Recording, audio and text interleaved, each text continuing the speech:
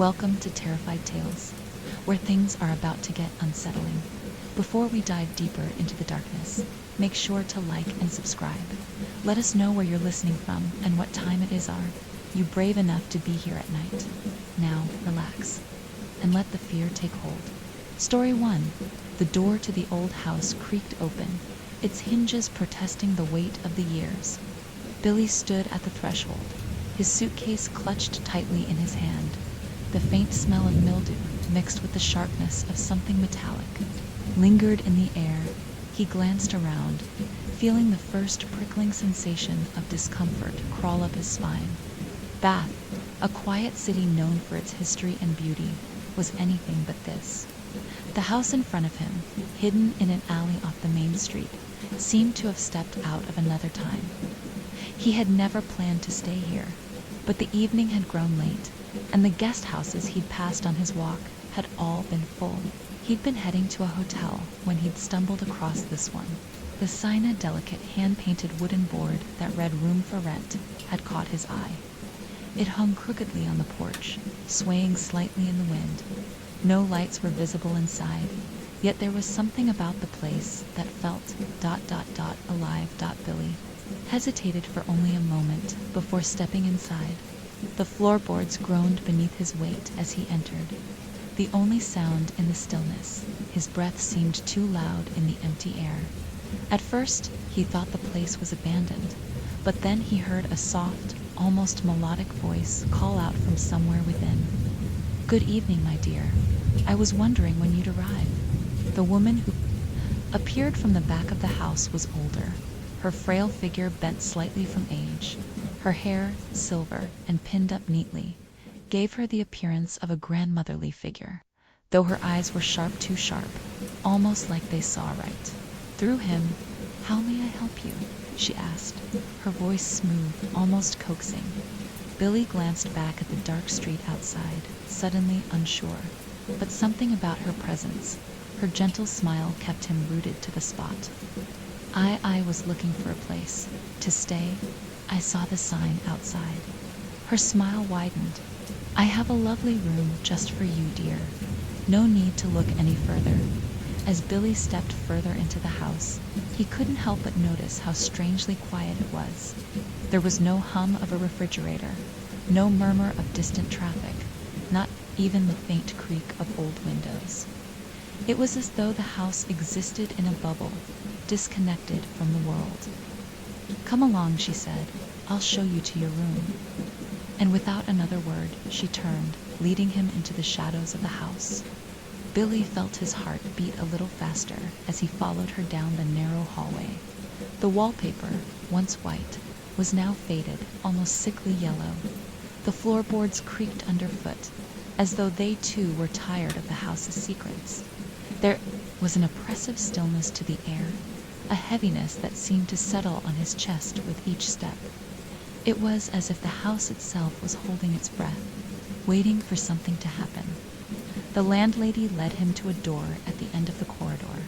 It was smaller than he had expected. A small bed covered in a faded floral quilt, a narrow dresser, and an armchair sat near a window that looked out into a darkened courtyard. The window panes were smeared with something burnt dust. Billy couldn't tell. "You'll find the bed very comfortable," she said, glancing over her shoulder with a smile that was warm but strained, as if she were trying a little too hard to be reassuring. Billy nodded, though he couldn't shake the feeling that something wasn't quite right. The house seemed to swallow every sound, the stillness so complete it was almost suffocating. It was like the walls themselves were watching him. He looked around, taking in the faded curtains that hung limply by the window, the old-fashioned lamp on the bedside table that cast a soft yellow light over the room. "You'll be quite comfortable here," she continued, stepping further into the room. "There's no need to worry about anything. I always make sure my guests have the best experience." Billy tried to smile politely, but it felt strained. He was still grateful for the room, of course. It was warm, and he had nowhere else to go. But there was a feeling deep inside of him, a nagging, unsettling sensation that refused to go away. The The way she spoke, the way she watched him with those piercing eyes, it made his skin prickle with discomfort. "I am sure it'll be fine." "Thank you," he said, forcing the words out, trying to hide his unease. The landlady stepped back, her eyes flickering to the small armchair in the corner. "Please make yourself at home. I'll bring you some tea shortly. I'm sure you must be tired after your journey.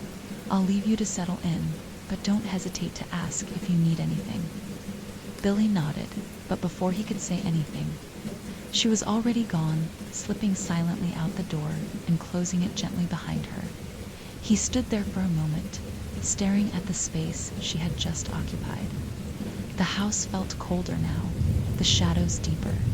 He tried to shake it off, telling himself it was just nerves. The place was old, yes, but it wasn't anything to be afraid of. Still, as he unpacked his suitcase, placing his clothes neatly in the drawer, he couldn't ignore the sense of unease creeping up on him. The air felt too still, too stagnant. It wasn't just the silence, it was the lack of anything. There were no photos on the walls, no knickknacks or decorations, no signs of life other than the landlady herself. It was as if the house had been frozen in time, a relic of a past long forgotten. Billy's thoughts drifted to his family, to his mother and father, whom he hadn't seen in months. He had been traveling so much for work lately, never staying in one place for too long. Sometimes he missed the simplicity of home. He missed the noise, the laughter, the feeling of being surrounded by the people he loved. But he also knew that the busyness of his life kept him from thinking too much about things like the loss he had suffered just over a year ago. His mother had passed away unexpectedly, and ever since then, Billy had found himself floating in a kind of emotional limbo, unsure of how to grieve or how to move forward. The pain was still fresh, even if he tried to bury it under layers of work and distractions. Every now and then, it crept back into his thoughts, uninvited and unwelcome. He shook his head, trying to push those feelings aside. He turned his attention back to the room, pulling open the drawer where he had placed his shirt. As his fingers brushed against the smooth fabric, he froze. Something had shifted in the air. There was a new sound, now distant, faint, but unmistakable. It was a soft thud, almost like the sound of someone walking upstairs, but it was too deliberate, too rhythmic to be a natural step. It was as if something was waiting, each footfall timed perfectly with the stillness. Billy held his breath, straining his ears. The house had seemed empty when he arrived, but now, with each passing second, it felt more alive, more ... aware. He moved toward the door, his hand hovering over the handle. There was a peculiar hesitation in the back of his mind, something that told him not to open it, not to venture into the house any further. But the thuds, the slow, measured steps, were growing louder, more insistent. He couldn't resist. Slowly he turned the handle and cracked the door open. Peeking out into the hallway, nothing. The corridor was empty, dimly lit by a faint light coming from one of the nearby rooms. There were no signs of movement, no shadowy figures lurking at the edge of his vision. Yet the sound continued. Thud, thud, thud. Billy stepped cautiously into the hall, his heart pounding in his chest. His eyes darted from one end of the hallway to the other. There was no one in sight, but the noise was unmistakable. It was coming from upstairs. He hesitated, wondering if it was the house settling, or perhaps the landlady moving around upstairs. But it was so regular, so purposeful, like someone pacing, waiting. Billy's mind raced. What was going on here? Why did this house feel so off? Thud, thud, the sound was unmistakable now. It was coming from the room at the top of the stairs. Billy's pulse quickened. He couldn't stay here. He needed to leave. His breath quickened, and he turned back to his room, ready to grab his suitcase and go. But as his hand reached for the door, it opened. The landlady stood in the doorway, her expression unreadable.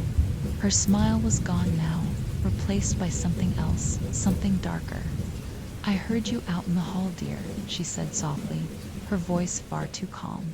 "Is everything all right?" Billy's mouth went dry. He tried to form words, but the sound of the footsteps upstairs seemed to echo in his mind, drowning out all reason. "Why, yes, Before he could finish, she stepped aside, gesturing for him to come in. Come, she said. "I'll make us some tea. You must be tired. Please do not worry about the noises upstairs. They're only ... memories." Her words hung in the air, far too heavy to be dismissed so easily. And then, as Billy's feet moved against his will, as if drawn into the room by an invisible force, he couldn't help but wonder, what kind of memories could create footsteps like that? Billy tried to clear the fog that had settled in his mind, forcing himself to breathe deeply as the landlady ushered him back into the room. The weight of the air in the hallway, the oppressive silence of the house, seemed to follow him like a shadow, closing in tighter with each step. But as he crossed the threshold into the room, that same uneasy feeling clung to him like damp clothes, too tight and uncomfortable to ignore. The landlady's soft voice, low and melodic, filled the silence between them as she moved about the room. "I'll make us some tea, dear," she murmured. She had already crossed the threshold to the small table by the window, a kettle of water in hand. "I do find it so lovely to have guests. The house gets so lonely sometimes, you know." Billy nodded, though he couldn't help but feel the words more as a warning than a casual remark. He found himself unable to meet her eyes, as if some invisible force held him in place. There was something disquieting in her presence, something almost predatory, though her appearance and demeanor were anything but threatening. She was a kindly, older woman, dressed in a simple floral dress with soft silver hair pulled back into a neat bun. And yet Billy couldn't shake the feeling that she was too kind, too accommodating, like an actor too perfectly playing their role. "Do you live alone?" Billy asked, the question escaping his mouth before he could stop it. He meant to make casual conversation, but the inquiry seemed to ring with an unspoken tension. Her hands froze over the kettle, her back to him. The air grew still for a moment. He thought, just for a split second, that she had not heard him. But then she turned, her smile fixed and unblinking, her eyes slightly narrowed, like a hawk surveying its prey. "Oh yes," she replied, her voice strained but sweet. "Just me and my memories. I'm quite content." Billy stiffened at the oddness of her response, but before he could say anything more, she swept past him and set the kettle on the small gas stove in the corner. He followed her movements, his gaze falling to the heavy curtains draped over the window. Outside, the courtyard was barely visible, the night so thick with fog it seemed to swallow the world whole. "Are you sure the kettle's not too hot?" he asked, more out of an instinct to fill the silence than anything else.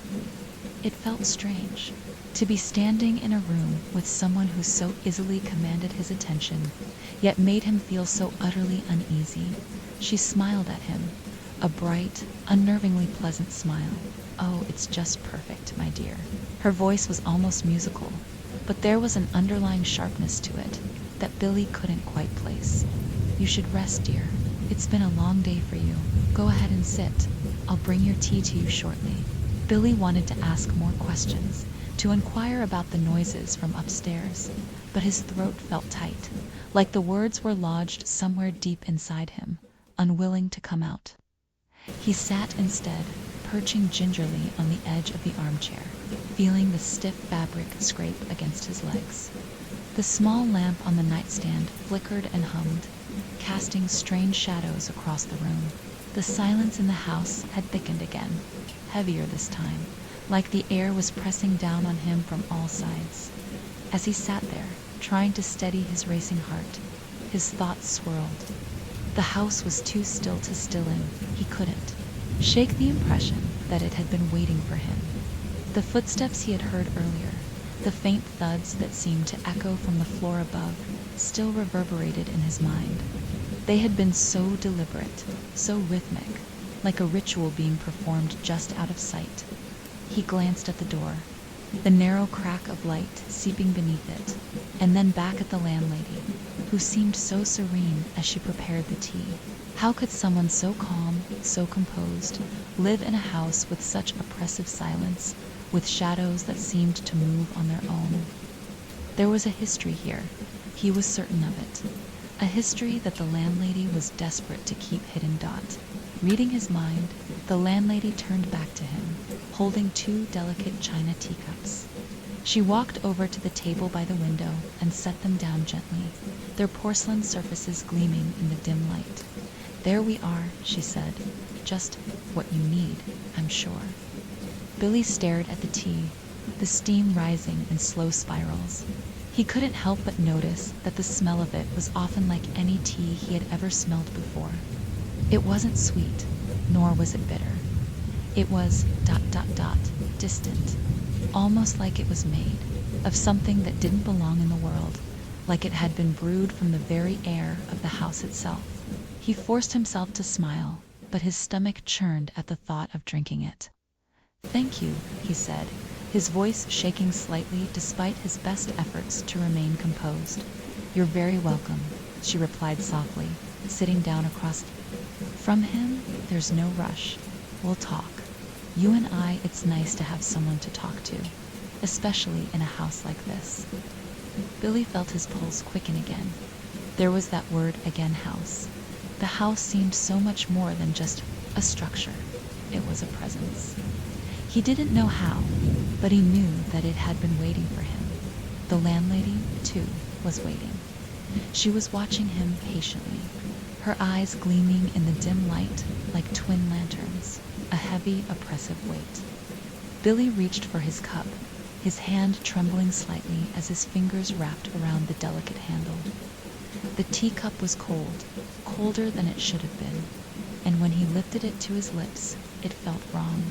The liquid inside shimmered, to still, like it wasn't truly liquid at all, but something else, something alive. A sudden, sharp noise shattered the silence. It was the distinct sound of something falling, something heavy hitting the ground. Upstairs, Billy jerked back, his eyes wide, and turned toward the ceiling, his heart pounding. The landlady didn't flinch. Double quotes, "Oh, don't mind that," she said, her voice light, dismissive. "It's just the house settling." Billy wanted to believe her, but the hairs on the back of his neck stood on end. He could feel the house moving, shifting beneath him, as if it had been disturbed by his presence. There was something darker. At work here, something beyond the normal, beyond the explanation of a creaking house. "The house is old," he said, more to himself than to her, trying to dismiss the sense of dread that had suddenly enveloped him. The landlady smiled again, her lips curling ever so slightly. "Oh yes, but it has its secrets. Every old house does." Billy's throat went dry. He couldn't ignore the gnawing feeling that had taken root in his chest. The gnawing feeling that told him he was far too deep into this house, far too deep into whatever was waiting for him here. And as he glanced back at the landlady, her smile widening just a fraction, he couldn't help but feel that she was far too familiar with those secrets, far too comfortable with them. Before he could respond, the room seemed to shift again, the shadows on the walls lengthening unnaturally. The soft creaks above had become more distinct now, more frantic. Footsteps, too many of them, moved above him. He stared at the ceiling, his pulse quickening as the shadows seemed to grow darker, thicker. The house seemed to be alive, breathing, with a life of its own. "I'm sorry," he muttered, his voice shaking as he placed the teacup down, standing abruptly. He couldn't stay here any longer. Something was wrong, so wrong, but as his hand grasped the door handle, ready to flee, he heard the softest whisper behind him, "Stay." And for the first time, he realized just how wrong it was to be alone in this house. Billy's breath hitched as he stood frozen in front of the door. The landlady's voice, so soft and delicate, whispered through the air like a thread woven into the very fabric of the house. It wasn't a command, but it felt like one. The word stay lingered in the air like a heavy perfume, a suggestion so potent that his limbs seemed to lock in place. He had to leave. He had to get out of there, but his body wouldn't move. His fingers curled around the doorknob, but they didn't turn it. It felt as though the house itself was holding him here, pressing against him with an invisible force. A low thud echoed from the ceiling above him. Then another, louder this time. It was almost as if something or someone was pacing overhead. The rhythmic sound was punctuated by the occasional creak of wood, the house settling under some invisible weight. The footsteps seemed deliberate, feeling for something hidden beneath. "Don't mind the noise, dear." The landlady's voice broke into his thoughts, her words like the touch of cold water. Splashing against his face, she had risen from her seat and was standing just a few feet away from him. "It's only the house. It's always done that." Billy swallowed, trying to steady his breathing. He had heard her before, the soft, soothing tones that had initially made him feel at ease. Now they only felt like the threads of a trap being pulled tighter around him. "Of course," he murmured, but his voice sounded hollow, weak, as though the words were escaping him without his permission. His eyes flicked back to the door, his heart thundering in his chest. But it was the shadows in the corners of the room that pulled at his attention, now shadows that seemed to shift and writhe, as though they had lives of their own. The landlady watched him closely, her lips curled. In that smile again, so placid, so unreadable. "I can see you're unsettled," she said, her voice gentle, as though she were speaking to a frightened child. "But you must understand, dear, that everything has its place in this world, even the house, especially the house." Billy's skin prickled at her words. There was something behind them, something that he couldn't quite grasp but felt deeply, as though she were telling him more than he wanted to know.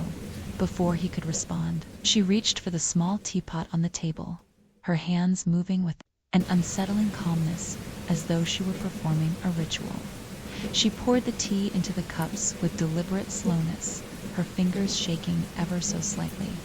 But it wasn't the shaking that unnerved Hemet, was the way her eyes never left him, her gaze steady, piercing.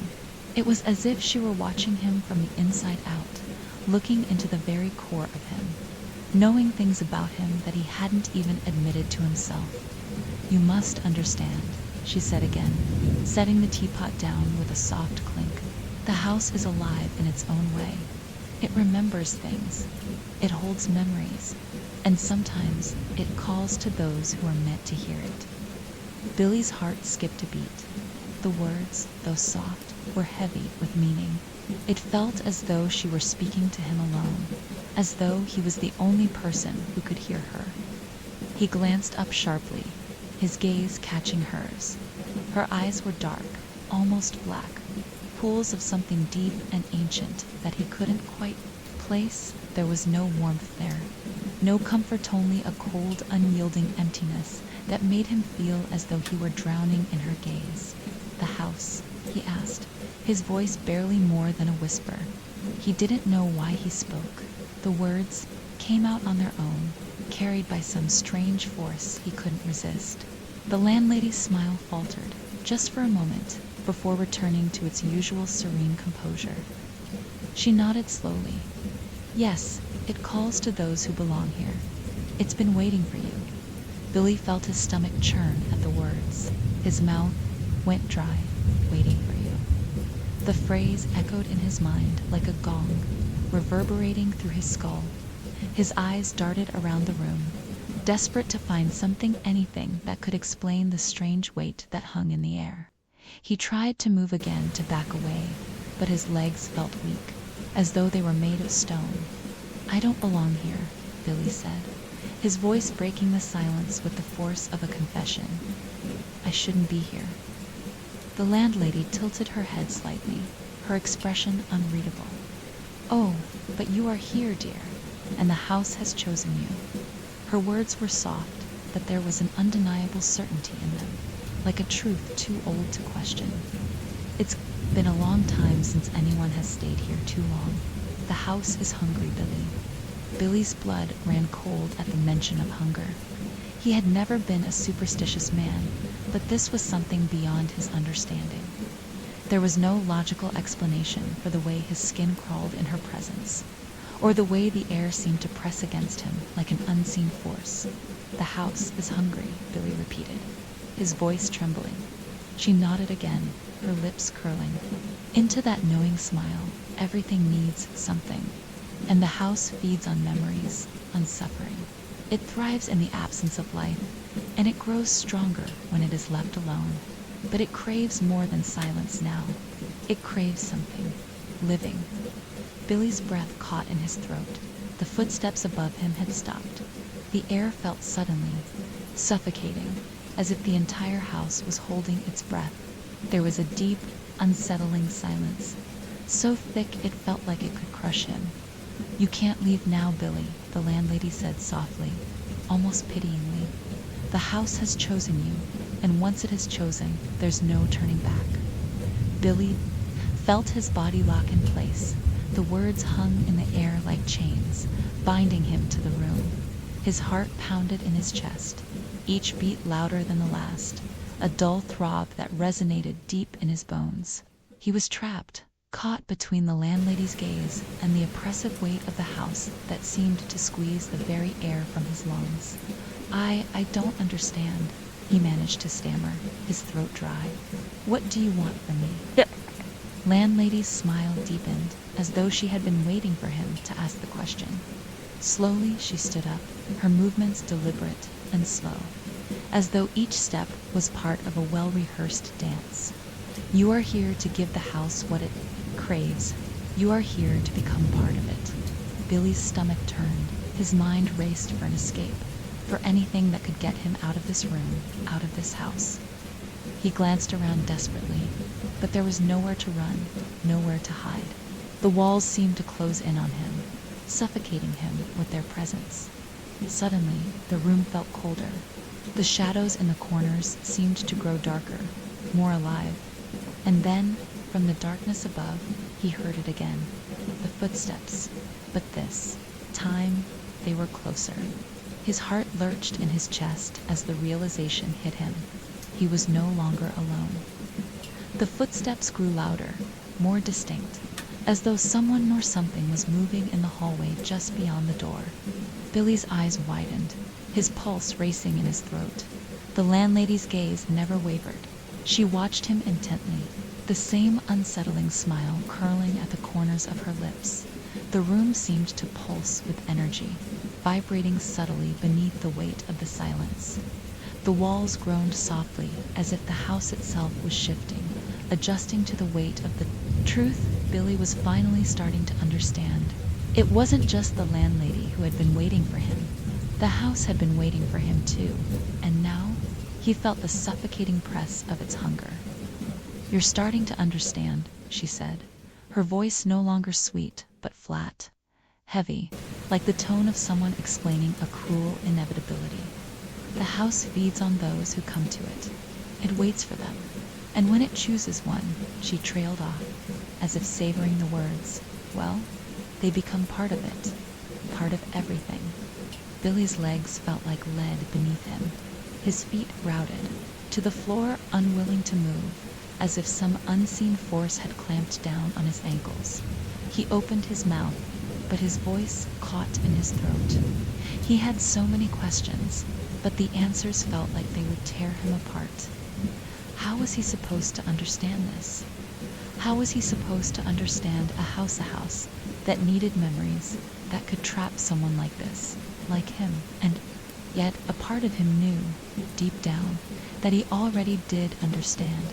He understood far more than he wanted to. He understood that the house had not just waited for him, it had invited him here. It had drawn him in like a moth to a flame, using the small, subtle disturbances, the fleeting oddities, the soft, persuasive voice of the landlady to lull him into a sense of false comfort. And now, here he was, caught in its grasp, His voice cracked, the words tasting foreign in his mouth. What do I have to do to leave? The landlady's smile deepened, and for the first time, her eyes flickered with something resembling pity. You already know, she said softly, as if trying to soothe a frightened child. It doesn't want you to leave. It needs you to stay. Billy's chest tightened. It was like the house itself was breathing now, as though it had become a living, sentient being, its very walls thick with a presence that pressed in from all sides. The air felt heavier, suffocating, and his heart pounded so violently in his chest that it nearly drowned out the footsteps above. He looked at the door, the space between him and his only escape, but the landlady moved to block it with an eerie calm. She stepped in front of him, her figure blocking his view of the dark hallway beyond. Don't be frightened, Billy, she whispered, her voice now gentle, coaxing, as though she were reassuring a child. There's no need to be afraid of what you can't understand. The house understands you. It knows you better than you know yourself. Billy's head was spinning. His mind screamed for him to run, to break free, but his limbs wouldn't respond. The house was too heavy on him too. Present, it pressed in on him from all sides, suffocating him with its vast, empty silence and the oppressive, pulsating hum that seemed to rise from beneath the floorboards. It was as though the house itself was alive, its pulse syncing with his own, feeding on his fear. The landlady leaned in closer, her breath cold against his ear. You see, dear, the house is a collector. It collects the stories of those who come to stay, their memories, their suffering. Billy shook his head in disbelief. Suffering? What do you mean? What's going to happen to me? The landlady's smile grew colder, her eyes narrowing as if seeing something he couldn't. It will take your memories, Billy, your pain. The words hit him like a punch to the gut. He staggered back, his knees buckling beneath him, but there was no escape. The air was thick, dense, and the shadows that filled the room seemed to stretch and pull at his limbs, weighing him down. His mind raced, trying to piece together the fragments of logic that remained intact, but nothing made sense. The house. The house was feeding on him, and the landlady, she was a part of it. I've been waiting so long, the landlady murmured softly, as though lost in some forgotten memory. It's been so long since anyone stayed. The house has been hungry for too long. It needs you, Billy. It needs what you have, ... The room felt colder now, impossibly cold. Billy's breath came in short gasps as his mind spun faster and faster, images flashing in front of his eyes. The photograph of the two men, the ones who had stayed before him, the ones who had never left. His stomach lurched as he remembered. The vague details of the landlady's story. They had disappeared, and now it was his turn. It was his turn to give the house what it wanted. He stumbled backwards, his fingers brushing against the wall as he tried to find purchase. The shadows in the room seemed to pulse, their dark tendrils reaching toward him, whispering things he couldn't understand, pulling him into the depths of the house's hunger. He could almost feel them closing in around him, the oppressive weight of time itself pressing against him, squeezing the air from his lungs. He had to leave. He had to fight back, but his feet wouldn't move. His body was paralyzed by the overwhelming sense of dread, the realization that he was already lost. Suddenly, a sound pierced the heavy silence loud, sharp, like something heavy being dragged. Across the floor above, the footsteps had stopped, replaced by a guttural scraping sound, followed by a slow, deliberate thud. The landlady's eyes flickered toward the ceiling. "Ah," she said, her voice soft and almost affectionate. "The house is calling to them. They're coming for you now, Billy. They've waited so long for you to arrive." Billy's pulse raced as he backed away from the door, his heart hammering in his chest.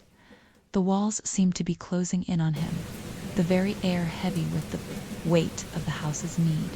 "No," he whispered, the word catching in his throat. I won't. Before he could finish, the door behind him opened with a sudden force, the wood groaning in protest as though it were alive. A cold draft rushed through the room, carrying with it a foul, decaying scented earth, rotting leaves, and the unmistakable temps of blood. The shadows swirled around him, and Billy could see figures emerging from the darkness, moving toward him with a slow, deliberate purpose. There were two of them, two pale, emaciated figures standing in the doorway. Their eyes were empty, sockets that seemed to stare right through him. They were dressed in tattered clothes, their skin drawn tight over their bones, their movements jerky and unnatural. Billy's breath caught in his throat as he realized who they were. The two young men, the ones who had stayed before him, the ones who had never left, and now they were here to take him. The landlady smiled, watching the scene unfold with an almost maternal satisfaction. They're here, Billy, just as they were meant to be. Billy's world tilted on its axis. The house had come alive in its hunger, and now it was taking what it wanted, what it needed, and there was no escape. Billy's legs trembled beneath him as he faced the two figures standing in the doorway. Their movements were slow, deliberate, like marionettes jerked by invisible strings, each step taken with a haunting precision. Their eyes, those hollow, empty sockets, locked onto him with a coldness. The air around him seemed to grow heavier, suffused with an unnatural chill, as though the very essence of the house had manifested in these two figures, drawn from its hunger, its dark need. He staggered backward, but his body refused to obey. The weight of the house, the oppressive force that filled every corner, every crevice, seemed to press down on him from all directions. His breath became shallow, ragged, as he tried to move but found himself stuck in place, trapped in this suffocating living nightmare. The landlady, standing behind him, watched the scene with an eerie satisfaction. Her eyes gleamed, her smile stretched wide, but it was a smile that held no kindness. It was a smile that spoke of something ancient, something insatiable, you see. Billy, she whispered, her voice soft, yet cutting through the suffocating air like a blade. The house needs its offering. It needs a new piece to complete. The cycle, to fill the hunger that never ends. Billy's mind raced, his pulse hammering in his chest. He had no words left, no strength to fight back. Everything in him screamed to run, to escape, but his body was paralyzed, frozen by fear, by the sheer weight of the house that held him captive. The figures, those two gaunt, lifeless shapes, moved closer. One of them reached out, its hand, skeletal, its fingers long and claw-like, with skin pulled tight over bones that looked as though they had been picked clean. The other one remained still, watching, its vacant eyes following every slight movement Billy made. "They're waiting for you, dear," the landlady said, her voice almost sing-song, as if she were talking to a child. "The house wants you. It has always wanted you. You've been a part of it from the very moment you stepped through that door." Billy's throat tightened. His gaze flicked from the landlady to the figures in the doorway. The air seemed to grow thick, too thick to breathe.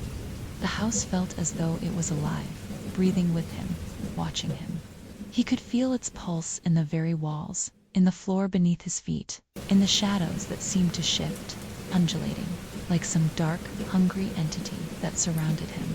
"You can't leave," the landlady whispered, almost lovingly, her voice barely audible.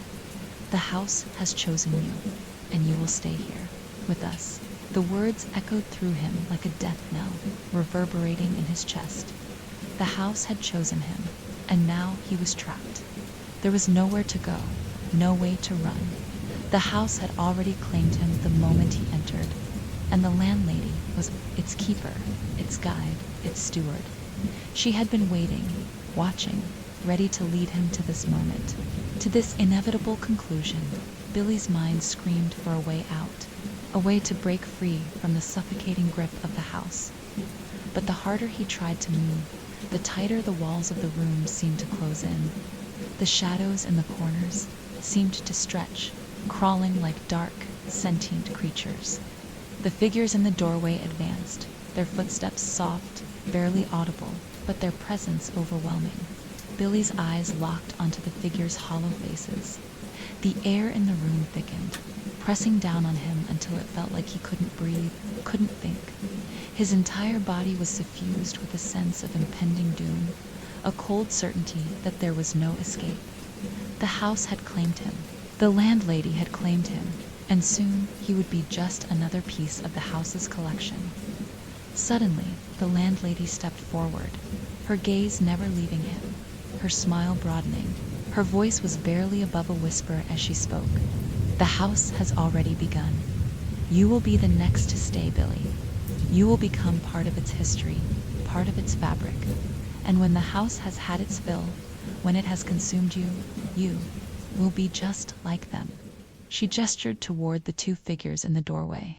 They had stopped moving, their attention focused solely on Billy. Their empty eyes bored into him, as though they were waiting for him to understand, waiting for him to make his choice. Billy's breath came in short, jagged gasps as the weight of the truth settled over him like a heavy shroud. They were waiting for him to join them, to become one of them, to be consumed by the house's hunger and lost in its labyrinth of memories. The house had already claimed the two men. It had taken their essence, their memories, their very lives, and now it was coming for him. The landlady was its keeper, its agent, the one who brought the offerings, who nurtured its hunger, who ensured that the house's appetite was always fed. Billy's body felt like lead, his limbs heavy and unresponsive. His mind screamed, his thoughts a jumbled mess of terror and disbelief. But all that came from his mouth was a strangled, incoherent gasp. The landlady smiled, her teeth sharp and glistening, like the edge of a blade. She stepped closer, her presence all-encompassing, suffocating. The two figures in the doorway moved forward again, their hands reaching out with cold, bone-dry fingers. Billy's pulse thundered in his ears as he realized, with a sinking dread, that there was no escape. He was already here. He had already entered the house, and now the house was taking him, pulling him into its depths, into its eternal hunger. The room seemed to spin around him, the walls closing in, the shadows, the figures, the landlady, they all blurred together into one dark, suffocating whole. He wanted to scream, but the sound was trapped in his throat. He wanted to move, but his body wouldn't obey.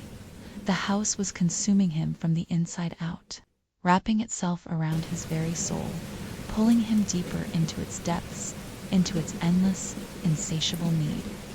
And then, just as the figures were nearly upon him, just as the landlady reached out to take him into her cold, grasping hands, Billy's mind flashed to the one thing that had been his anchor, his lifeline, the thing he had been trying to escape from all along.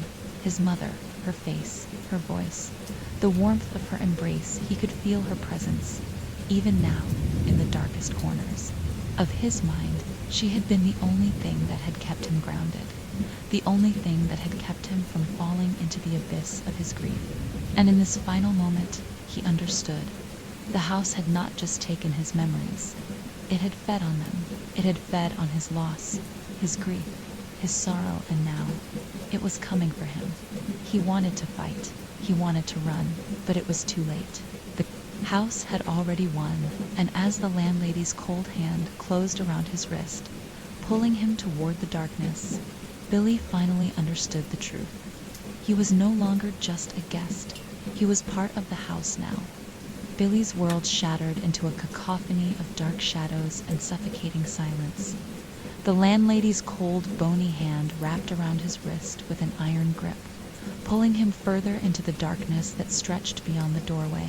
The two figures, their limbs impossibly long and jerky, were already at his side, their hollow eyes fixed on him with an almost predatory hunger. They moved with a grotesque grace, as if they had long forgotten how to be human. Billy struggled, his heart pounding in his chest, but it was as if his body no longer belonged to him. The house had claimed him, taken his very will, like it had taken so many others before him. Every part of him screamed to escape, to break free, but the house's presence was too heavy, too overwhelming. It pressed in on him from every angle, the walls growing closer, the shadows wrapping tighter around him like a suffocating embrace. His mind screamed for release, for the chance to flee, but there was no way out. The house had already woven its web around him, its walls pulsing with a dark energy that had existed long before his arrival. He was caught in its grip, as trapped as the two men standing at the threshold, their vacant eyes offering nothing but the reflection of his own terror. And then, in the deepest recesses of his mind, he heard it, the whisper of a memory, a fleeting voice from the past, his mother's voice, soft and comforting, calling out to him from the depths of the darkness. It was the only thing that had kept him anchored, the only thing that had kept him sane in the midst of his grief. But now even that was fading, slipping through his fingers like water. "No," he whispered, his voice weak, his breath coming in ragged gasps. "No, I won't let it take me. Not like this." But even as he spoke the words, he knew they were futile. The house had already taken so much from him. It had taken his will, his strength, his ability to fight back. It had fed on his grief, on the emptiness he felt inside after his mother's death, and now it was claiming him, piece by piece. The landlady's smile was cold, cruel. She stepped forward, her fingers tightening around his wrist. "You're a part of it now, Billy. There's no going back. The house has claimed you, just as it claimed the others." The figures in the doorway shuffled forward, their hands outstretched, their fingers like brittle twigs, ready to pull him into the same fate that had claimed them. Billy's pulse quickened, his heart thundering in his chest as he felt himself being dragged deeper into the heart of the house. The shadows seemed to come alive around him, closing in from all directions. The walls seemed to close in tighter, the very foundation of the house groaning under the strain. Billy's eyes darted around the room, searching for any escape, but there was nothing. The house had no windows, no doors, just endless, oppressive darkness, dark. And then, as if in response to his desperate thoughts, the landlady spoke again, her voice low and almost affectionate, like she were speaking to a lost child. "You see, dear, the house isn't just a house. It's a place of memories, a place where the past lives on. Every person who stays here becomes part of its story, part of its history. They leave behind their pain, their sorrow, their loss. The house keeps it all." Billy's breath hitched. He had heard her words, but they didn't make sense. "What are you talking about?" he gasped, his voice frantic. "What do you mean by history? What do you want from me?" The landlady's eyes gleamed with a cold, distant light. "The house wants everything, Billy. It wants your pain, your memories, your suffering. It wants to hold on to you, to keep you here, locked in its walls for eternity." She stepped closer, and Billy recoiled instinctively, his body moving without, thinking. But the figures in the doorway were already there, blocking his path, their skeletal hands reaching out to him, their empty eyes like black holes pulling him in. "They all come here, Billy. Everyone who stays in this house, they think. They're just passing through. They think they can leave when they want, but the house doesn't work that way." The landlady's voice dropped lower, darker. "The house chooses. It chooses its guests, and it feeds on their pain, on their memories. And when it has taken enough, it adds them to its collection." Billy's eyes darted between the landlady and the two figures standing in the doorway. He could feel his body shaking uncontrollably now, the terror threatening to overwhelm him. He had to get out of here. He had to break free. But there was no escape. The walls of the house were closing in on him, the shadows shifting and moving like living things. The house was alive. "What are you?" He managed to choke out, his voice barely audible as he fought to control the rising panic in his chest. "What are you?" The landlady's lips parted into a smile that was too wide, too sharp. "I am the keeper," she said, her voice almost reverent. "I make sure it gets what it needs." She turned to the two figures, and they moved forward in unison, their long, thin arms stretching toward Billy. Their skin was stretched tight over bone, their eyes empty, their mouths hanging open in silent screams. Billy's heart raced as he backed away, but the landlady's grip tightened on his wrist, holding him in place. "They've been here for so long, Billy. They've been waiting for you, just like the others. They belong to the house now, and so will you." Billy's stomach churned. The house? They were this place. They were part of its twisted history, part of the endless cycle of hunger that the house sustained itself on. The two figures reached out for him, their cold, dead fingers grazing his skin, and for the first time, Billy felt it. He felt the house, inside him, its hunger pulling at his very soul, its presence like a weight pressing down on his chest. It wasn't just taking his body, it was taking his self, his very essence. "Please," Billy gasped, his voice breaking. "Please, no. I don't want this. I don't want to be part of this place. I don't want to be here anymore." But the landlady's smile only grew wider. "You already are, Billy. There's no turning back now. You're already part of the house." With a sudden, wrenching motion, she pulled him forward. The two figures closed in, their hands grabbing.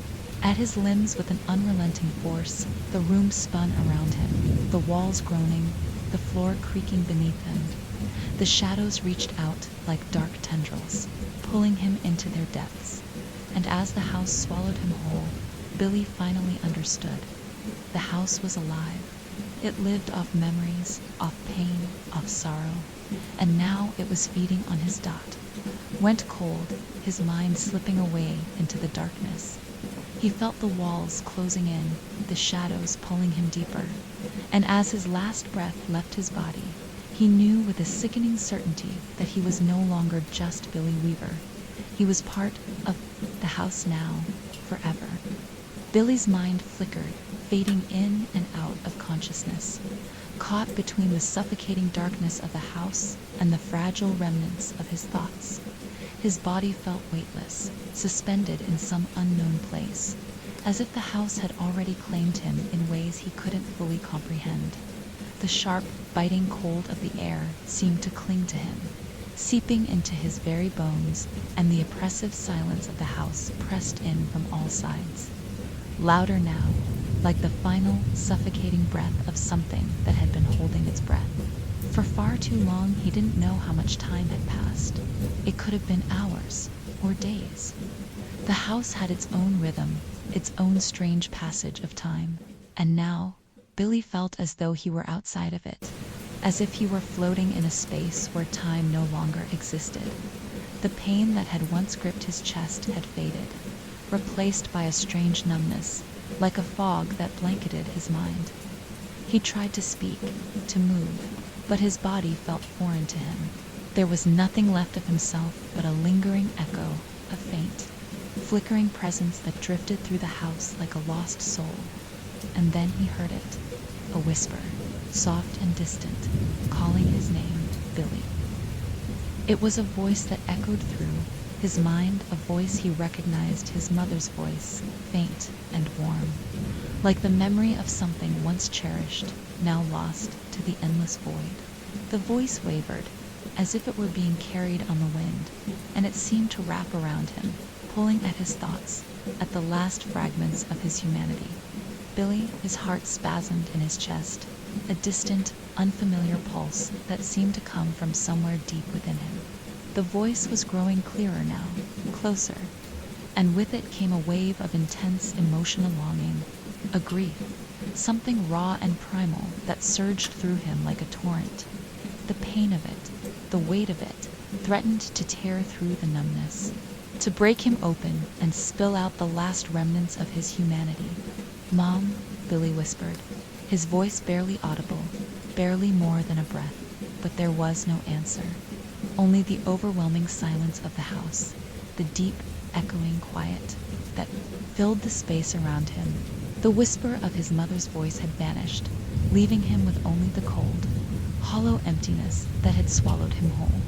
He tried to move, to push against the heavy weight of the house that pressed in on him from every side, but his limbs were useless. His body was no longer his own. It had been taken by the house, consumed by its hunger. The house which fed on the grief of its visitors had claimed him just as it had claimed the others before him. The figures, the two men, were still here, lurking in the corners of his mind, their empty, lifeless eyes watching him with an almost clinical detachment. They had long since ceased to be human, had long since become part of the house, part of the collection that it had accumulated over the years. Billy could feel them now, as if they were ghosts that lingered in the shadows, their presence haunting him like a constant reminder of what he had become. They were trapped here, just as he was, bound to the house by the same twisted, insatiable hunger that had claimed them. And now he too was a part of it. As the weight of the house pressed in on him, Billy felt something stirring inside him, a spark of awareness, a faint glimmer of the person he had once been. He had been a man, a son, a brother. He had had a life, a purpose. But all of that had been swallowed by the house. The memories of his past, the people he had loved, the future he had once dreamed of, all of it was gone. Consumed by the house's ravenous appetite, he could feel the echoes of his own grief now, the shadows of his past pulling at him from within. His mother's voice, once so familiar, now felt like a distant memory, a fleeting illusion that slipped through his fingers whenever he tried to grasp it. It was as if the house had taken everything from him, his family, his future, his very self, and replaced it with nothing but a hollow, empty shell. The darkness around him deepened, and for a moment Billy thought he might be losing himself completely. The house was taking him piece by piece, erasing him from existence, and soon he would be nothing more than another forgotten soul, another lost memory trapped within its walls. But then, just as the last vestiges of his consciousness began to fade, he felt something shift, something change. A pulse, faint but unmistakable, stirred within him. It was like a whisper from deep within his soul, a call to resist, to fight back against the house that had claimed him. It was a memory of his mother. Billy's eyes snapped open. For a brief, fleeting moment, he could see her face, hear her voice, feel her warmth. It was all so clear, so real, that he almost thought he could reach out and touch her. But as quickly as it had appeared, it vanished, leaving him with nothing but the hollow emptiness of the house once more. But that moment, that fleeting connection, was enough. Billy realized, with a sickening clarity, that the house did not just feed on memories. It fed on everything. It fed on grief, on loss, on fear, and it fed on the very essence of the people who had stayed within its walls. It consumed them, devoured their souls, until they were nothing more than shadows, echoes of who they once were. But the house, for all its power, could not erase everything. It could not erase the love that Billy had once felt for his mother, the memories of the life he had lived before he had been drawn into this place. It could not erase his humanity, his connection to the world outside the house. Billy's pulse quickened, and for the first time since he had entered the house, he felt the faintest spark of resistance within him. The house had taken so much, but it had not taken everything. It could not take his will. He had been a guest in the house, yes, but he did not have to become one of its pieces. He did not have to fade into its history. He would not become another forgotten memory, another lost soul trapped in the walls of the house. The figures that had surrounded him, the landlady, the house itself, they could not have all of him, not yet. Not if he could fight back, pushing against him, but he held on to that spark. He would not let it go. Billy closed his eyes, focused on the memory of his mother's voice, of her love, of everything that had once been. He could still feel it beneath the layers of grief, beneath the crushing weight of the house's hunger. And then, with a force he didn't know he had, He fought. Billy fought back, and as the darkness closed in, as the shadows rose to claim him, he knew one thing with undeniable certainty. The house might take everything else, but it would never take his memory of her. Billy's mind pulsed with the urgency of his realization, a flickering flame of defiance burning bright in the vast darkness of the house. The suffocating weight that had once seemed inescapable now felt like a challenge of battle to be fought, not just a nightmare to be endured. The house, with all its power, was not invincible. It had fed off his grief, his fear, his confusion, but it could not consume the love he held for his mother. That love was a thread, a connection to the world beyond, and if he could hold on to it, perhaps there was a chance to escape. Billy felt his chest tighten, the faint rhythm of his heart now the loudest sound in the oppressive silence of the house. The shadows that had once felt so alive now seemed to recoil, pulling back slightly, as if threatened by the resistance that had ignited within him. The two figures, those hollow, empty shells of people who had once been alive, hovered nearby, their eyes locked onto him with that same vacant stare. But now they seemed distant, less significant in the face of his growing determination. The landlady had stepped back, watching him with an expression that could only be described as clinical, almost amused, as if she were watching some experiment unfold before her eyes. Her smile was still there, twisted and cruel, but there was something else lurking behind it, something darker, perhaps a flicker of uncertainty. "You think you can resist, Billy?" Her voice was soft, almost tender, as if she were speaking to a child who didn't understand the true nature of the world. "You think that your memories and your love can save you. You have no idea what you're up against. The house feeds on what you've lost. It consumes it until there's nothing left but shadows." Billy took a shaky breath, the words of the landlady stinging as they hit him. But they weren't truths, they were lies. Distortions meant to weaken him, to convince him that escape wasn't possible. The house didn't just take memories, it twisted them, bent them into something it could consume, like a spider weaving its web to trap its prey. But his memories, his love, his pain, they were his. They were part of who he was, and no matter how much the house tried to claim them, it couldn't erase that. He reached deep inside himself, grasping for that flickering spark of resistance. His mother's voice echoed again, clearer now, even in the face of the house's oppressive force. The warmth of her love, the safety he had once known, flooded his thoughts, and with it came a surge of strength, of clarity. This was more than just a struggle for survival. It was a fight for his very soul, for his identity, for his humanity. And as his breath slowed, his pulse steadying, Billy realized something else. The house was anchored to the past, to the memories of those who had come before him. It thrived on the loss and suffering of those it claimed. But Billy wasn't like the others. He wasn't just a victim. He had something the house couldn't understand, something that transcended grief and fear. He had hope. He wasn't just Billy Weaver anymore. He was the sum of all the love he had known, all the moments of light, of joy, of connection that had defined him before he had ever stepped into this place. The house could feed on the memories of others, but it could never devour his capacity. To hope, the air around him began to shift, subtle at first. The pressure on his chest lightened, and the shadows in the corners of the room seemed to flinch, as though retreating from the strength that was gathering within him. For the first time, Billy could feel the weight of the house's presence faltering, as if it were not as invincible as it had seemed. The landlady's smile faltered, just for a moment, as she watched him, her eyes narrowing, unsure of the change. "In him you think you can break free?" she asked, her voice more harsh now, laced with a tinge of frustration. "You think you can will yourself out of here?" Billy's gaze met hers, steady, unwavering. He could feel the memories, love, the pain, the sacrifices rising to the surface of his mind. His mother, the life he had left behind, the world outside.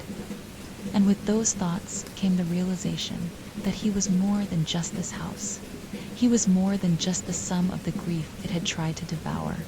He was a persona, living, breathing, individual, and he wasn't going to let the house take that from him. "No," Billy said, his voice rough but stronger now. "I'm not going to let you take me. Not like this." The landlady's expression twisted, the calm facade cracking. "You think you can escape? You think you can break the cycle?" Her voice raised, the gentleness gone, replaced by something darker, more desperate. "You can't. The house always wins. It always has." The shadows surged forward again, their dark tendrils wrapping around Billy, pulling at him, trying to drag him back into the suffocating depths of the house. But Billy stood firm, his feet planted, rooted to the ground by the power of his own will. The house could feed on his memories, could consume his grief, but it could never take his resolve. The figures in the doorway, those lifeless men who had once been trapped here, moved toward him, their limbs jerking in unnatural patterns, but they were slower now, less coordinated. Billy felt their presence like a cold, distant echo, a reminder of what he had almost become. They were part of the house, yes, but they had no power over him now. They were shadows of what they had once been, nothing more than echoes of a past that Billy was no longer bound to. The landlady screamed, a sharp, guttural sound that sent a chill down Billy's spine. "No," she howled. "You belong to the house. You all belong to the house." But Billy didn't flinch. He could feel the walls of the house shifting, the pressure around him loosening.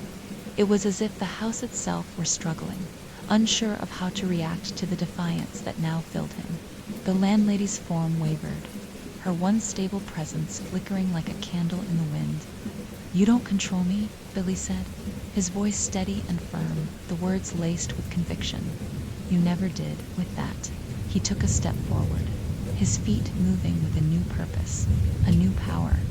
And as he did, the shadows seemed to recoil, pulling back as though afraid of his movement, afraid of his resistance. Billy moved past the landlady, the figures fading into the background. There, hollow gazes no longer enough to hold him in place. He wasn't the same man who had walked into this house. He wasn't a victim. He was a survivor, a person with a heart full of memories, and those memories were his to keep. No house, no entity, no shadow could take that from him. The house began to tremble, its foundation shaking as if it were in pain, as if it were resisting his every step. The walls groaned, the very structure of the building shifting, contorting, as if it were alive, writhing in agony at the loss of its newest victim. Billy didn't look back. He didn't need to, because for the first time since he had entered, the house no longer had a hold on him. It no longer controlled him. He was free. The front door, which had been locked for so long, creaked open before him, the darkness giving way to the faint light of the world outside. Billy took a deep breath, the air tasting sweet and unfamiliar, and with one final, defiant step, he crossed the threshold. And as he did, the house behind him let out a final, shuddering Mona sound of loss, of hunger, of something ancient and relentless that had finally been thwarted. Billy's heart raced, but there was no fear now. Only the strange, exhilarating rush of freedom. He had broken the cycle. He had escaped, and the house. The house was left to fade, to crumble, and on itself, its hunger left unsatisfied, forever trapped by the walls it had built. The world outside the house felt different to Billy, as though it had been waiting for him. The air was cleaner, the sky bluer, and the quiet of the night more welcoming. It was as though he had been born into it again, reborn, freed from the grip of the house that had tried to claim him. The ground beneath his feet felt solid, and the stars above shimmered like distant promises. The weight he had carried for so long, the crushing burden of grief and fear, seemed to lift with every step he took away from that cursed place. He stood at the edge of the yard, looking back at the house, its silhouette standing tall against the darkened sky. The door had closed behind him, but he could still feel its presence. The house had been a part of him, and though he had escaped physically, a part of it remained within him, an echo that would never truly fade. But the longer he stood outside, the less oppressive it felt. The air tasted fresher, the night no longer suffocating. Billy couldn't bring himself to look back at it for long.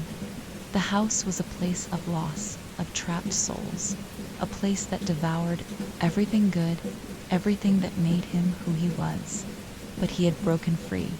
He had escaped the nightmare, not just in body, but in spirit. His mind, his heart, his memories, these were his own, and nothing could take that away from him. He took another step forward, moving away from the house. The weight in his chest lessened with each stride. He was free, truly free. Yet, as he moved further, something began to stir in his mind, a flicker, a hesitation, as if something wasn't right, a whisper. It was faint at first, a sound so soft that it might have been the wind, the rustling of trees. But no, it was unmistakable.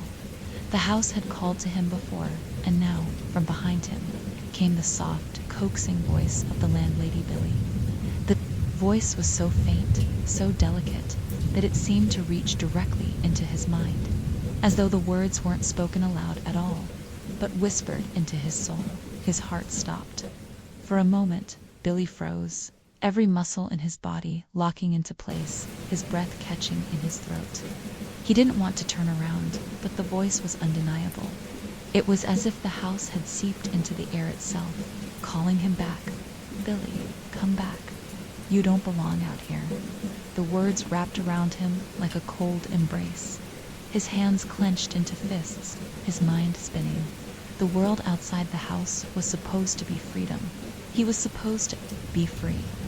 So why did he feel this pull, this weight, as though something was tugging him backward? His body trembled with the lingering fear that had been imprinted on him, the fear of the house's presence, the fear of its hunger, of its unrelenting claim on the souls it consumed.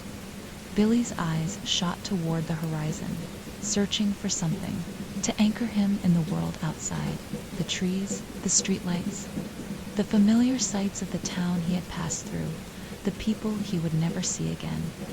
Everything outside the house was real. Everything here was his.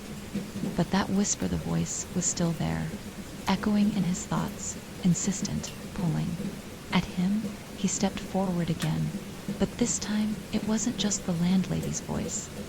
It was other voices, familiar voices, faint echoes of all those who had come before him, the previous guests, the ones who had become part of the house, part of its collection.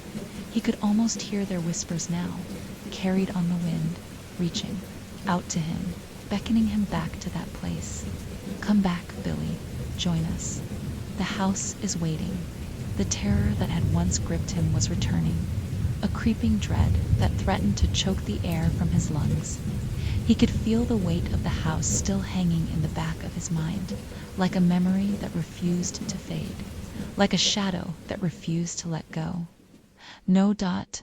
Billy's thoughts were sharp, desperate.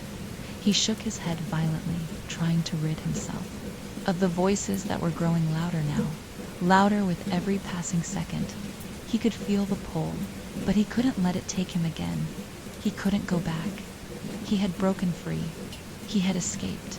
He wasn't going to give up now, not when he was so close, but the air around him seemed to shift.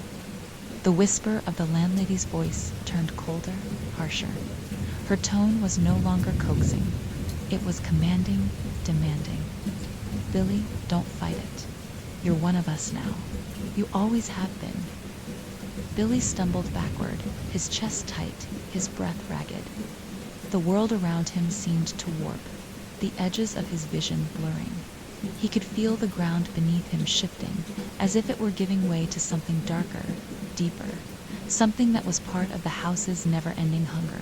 The shadows were growing, swirling around him like tendrils, reaching for him, pulling at him with the same force that had once trapped him inside those walls. Billy, come back, the voice whispered again. now sounding less like the landlady and more like the house itself. The walls, the floors, the very foundation of the building seemed to be reaching through the cracks in the air, its presence stretching across the distance. Pulling him back toward it, Billy's heart pounded in his chest, his mind racing. He couldn't go back. He couldn't let the house win. Not again.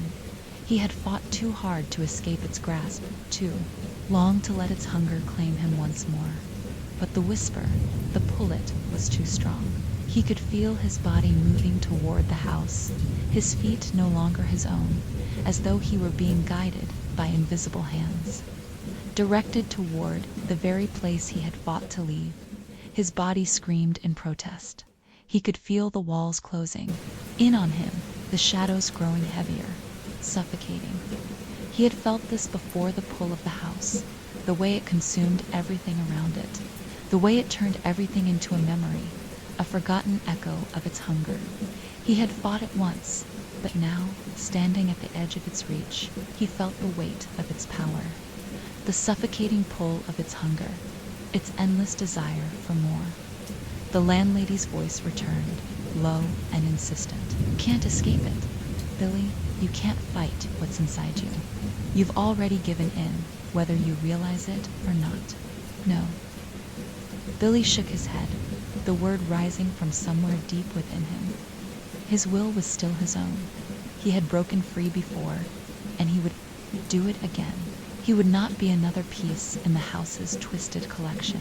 And then, as if summoned by the very force of his defiance, the door to the house slammed open behind him. A violent rush of cold air sweeping out, threatening to drag him back into the darkness. The house seemed to breathe around him, a living, hungry thing, its voice rising louder, its presence more oppressive than ever. But this time, Billy stood firm. With every ounce of his strength, every last bit of defiance that he had left, he pushed against the pull, stepping forward, not toward the house, but away from it. "I choose," he whispered, his voice trembling but resolute. "I choose my future. I choose my life, and I will not let you take it from me." The house screamed. The ground beneath him shook. The very sky seemed to darken, and for a moment it felt as if everything would collapse, as though the world itself might be torn asunder by the force of his defiance. But Billy didn't look back. He kept walking, and slowly. As the cries of the house faded into the distance, he knew that the final choice had been his. The house would not claim him. Not now, not ever. For in the end, the house was nothing more than a shadowland, echo of all that had been lost, all that had been consumed. But Billy was free, and in the silence that followed, he understood that no force, no darkness, no haunting whisper could ever take away what he had fought to keep. He was his own, and nothing could take that from him. The world was quiet again. The night air, though thick with a faint chill, felt fresher, now cleaner after the storm of darkness that had engulfed him. Billy didn't dare to look back at the house as he walked away, could feel the pull, the weight of its unrelenting hunger trying to drag him back, but he refused. He had escaped its grip once, and he would never let it claim him again. With each step he took away from it, the distance between him and the house seemed to stretch, the oppressive presence of the place receding into the background of his thoughts. The house was behind him now, in the past, where it belonged. And as the first hints of dawn began to rise on the horizon, Billy felt the sharp, refreshing bite of freedom sink into his bones. But even as the light began to paint the sky in shades of pink and orange, he couldn't shake the feeling that something was still watching him. The world around him felt still, too still. The whispers, the calls from the house, had faded for now. But they were there, lingering in the corners of his mind, just at the edge of his awareness. They were the echoes of the house's hunger, memories that clung to him, unwilling to fade. He had escaped its physical grasp, but part of him was still tethered to it. He had learned far too much about the house, what it was, how it thrived. how it fed on the grief and loss of those who stepped too close. It had claimed so many before him, and now he feared it would not let him go that easily. Billy's mind raced as he walked, his footsteps echoing in the emptiness of the street. The world around him was peaceful, serene even, as if nothing had changed, but he had changed. The house, the landlady, the figures, all of it had left a mark on him.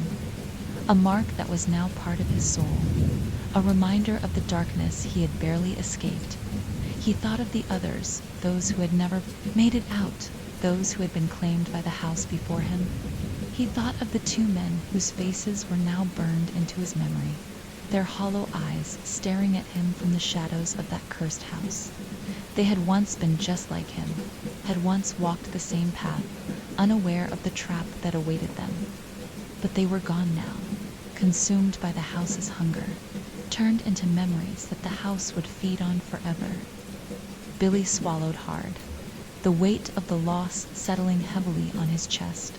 He wasn't sure what had made him different, what had allowed him to break free while the others had been swallowed up. Was it his love for his mother, his determination to live, or had the house just decided he wasn't worth keeping, him like an unwanted guest, ready to move on to its next victim? The thought made his stomach turn. He didn't know why he had been chosen, why the house had targeted him. He only knew that he had to leave it behind, to keep moving forward and never look back. He could not afford to let the house linger in his mind, to let its whispers take root in his heart as he walked through the quiet streets. He tried to focus on the present, on the world around him. The sound of his footsteps, the distant hum of a car engine, the first light of day creeping through the trees, it was all so ordinary, so real. He reached out to touch the bricks of a nearby building, as if to ground himself, as if to remind himself that the world he had left behind in that house was not his reality. But no matter how hard he tried, he couldn't escape the echoes of what had happened. They clung to him, like shadows he couldn't shake. And then it happened. Just as he reached the end of the street, a figure appeared before him. The sun had barely risen, casting long shadows across the pavement, but the figure seemed to stand in a patch of darkness, as if it were a part of the night itself. Billy's heart skipped a beat as he recognized her. The landlady. Her figure was, just as he remembered, fragile, bent with age, but her eyes were sharp, piercing, as if she could see straight through him. She smiled, and it was the same smile she had worn back at the house, wide, unsettling, like a mask she wore to hide something darker. "Billy," she said softly, her voice drifting on the air like smoke. "You thought you were free?" Billy's breath caught in his throat. His body tensed, his heart pounding in his chest. How could she be here? How could she have found him? He had escaped. He had broken free. He was free. But there she was, standing in front of him, a presence that chilled him to the bone. "I told you," she continued, her voice lilting, almost like a lullaby. "You can never escape, Billy. The house never lets go of its children, not truly. It's a part of you now, just as it is a part of me." Billy's legs felt weak, his mind spinning. He couldn't think, couldn't breathe. He wanted to scream, to run, but he couldn't. The house was reaching out again, stretching its influence over him, like an invisible hand tightening around his throat. "No," he whispered, his voice shaking. "No, you're wrong. I left it behind. I'm free." The landlady stepped closer, her smile never faltering. "You don't understand, dear. The house doesn't release its guests. It owns them. You're part of it now, Billy. You always will be." She raised her hand, and as if at her command, the air around them seemed to darken. The streets, the buildings, the world itself seemed to grow distant, as if the very fabric of reality was warping around them. The whispers returned, faint at first, but growing louder, crawling into Billy's mind. The house's presence, the dark, hungry force that had tried to claim him, was not gone. It was still here, still with him, always waiting for the moment when he would slip, when he would give in. "Please," Billy gasped, his voice cracking with desperation. "I've escaped. I fought back. I won't go back there."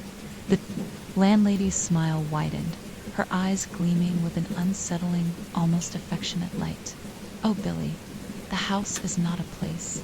It's a part of you. It lives within you now. You can't escape it. Not now, not ever." Billy felt the ground beneath him tremble. The air around him became heavy, suffocating.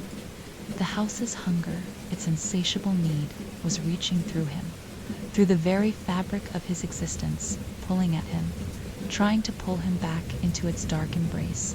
"No," Billy screamed, his voice rising in defiance. "I won't be a part of you. I won't let you consume me." But the landlady's smile only grew wider, colder, as she took another step forward. The whispers grew louder, like an endless tide, crashing over him, drowning him in their weight, the streets blurring, the buildings stretching and twisting, as though the very fabric of reality was He felt himself being pulled in, the house's power surging through him, filling his veins with darkness, with hunger. He could feel it, the house alive inside him, its presence seeping into every part of him. "You will return," the landlady whispered, her voice the last thing he heard before the darkness took him completely. "You are mine, Billy. You always have been." And then, as the darkness closed in, Billy understood. He had never escaped. The house had never let him go. Billy's world shifted. What had once been solid and real to familiar streets, the sharpness of the morning air began to dissolve. The landlady, still standing before him, her smile now unnervingly serene, was no longer just a person. She was an extension of the house, a manifestation of its will, its hunger. Her eyes, cold and predatory, held a strange warmth, now almost affectionate, as she watched him. Billy felt his breath grow shallow, his pulse quickening as the space around him seemed to bend and twist. The ground beneath his feet grew soft, like sand that shifted under his weight. The bright morning sky turned gray, as if the very light itself was being drawn away, consumed by something darker. Shadows seemed to lengthen unnaturally, creeping into the edges of his vision, filling the air with the dense, suffocating weight of the house's presence.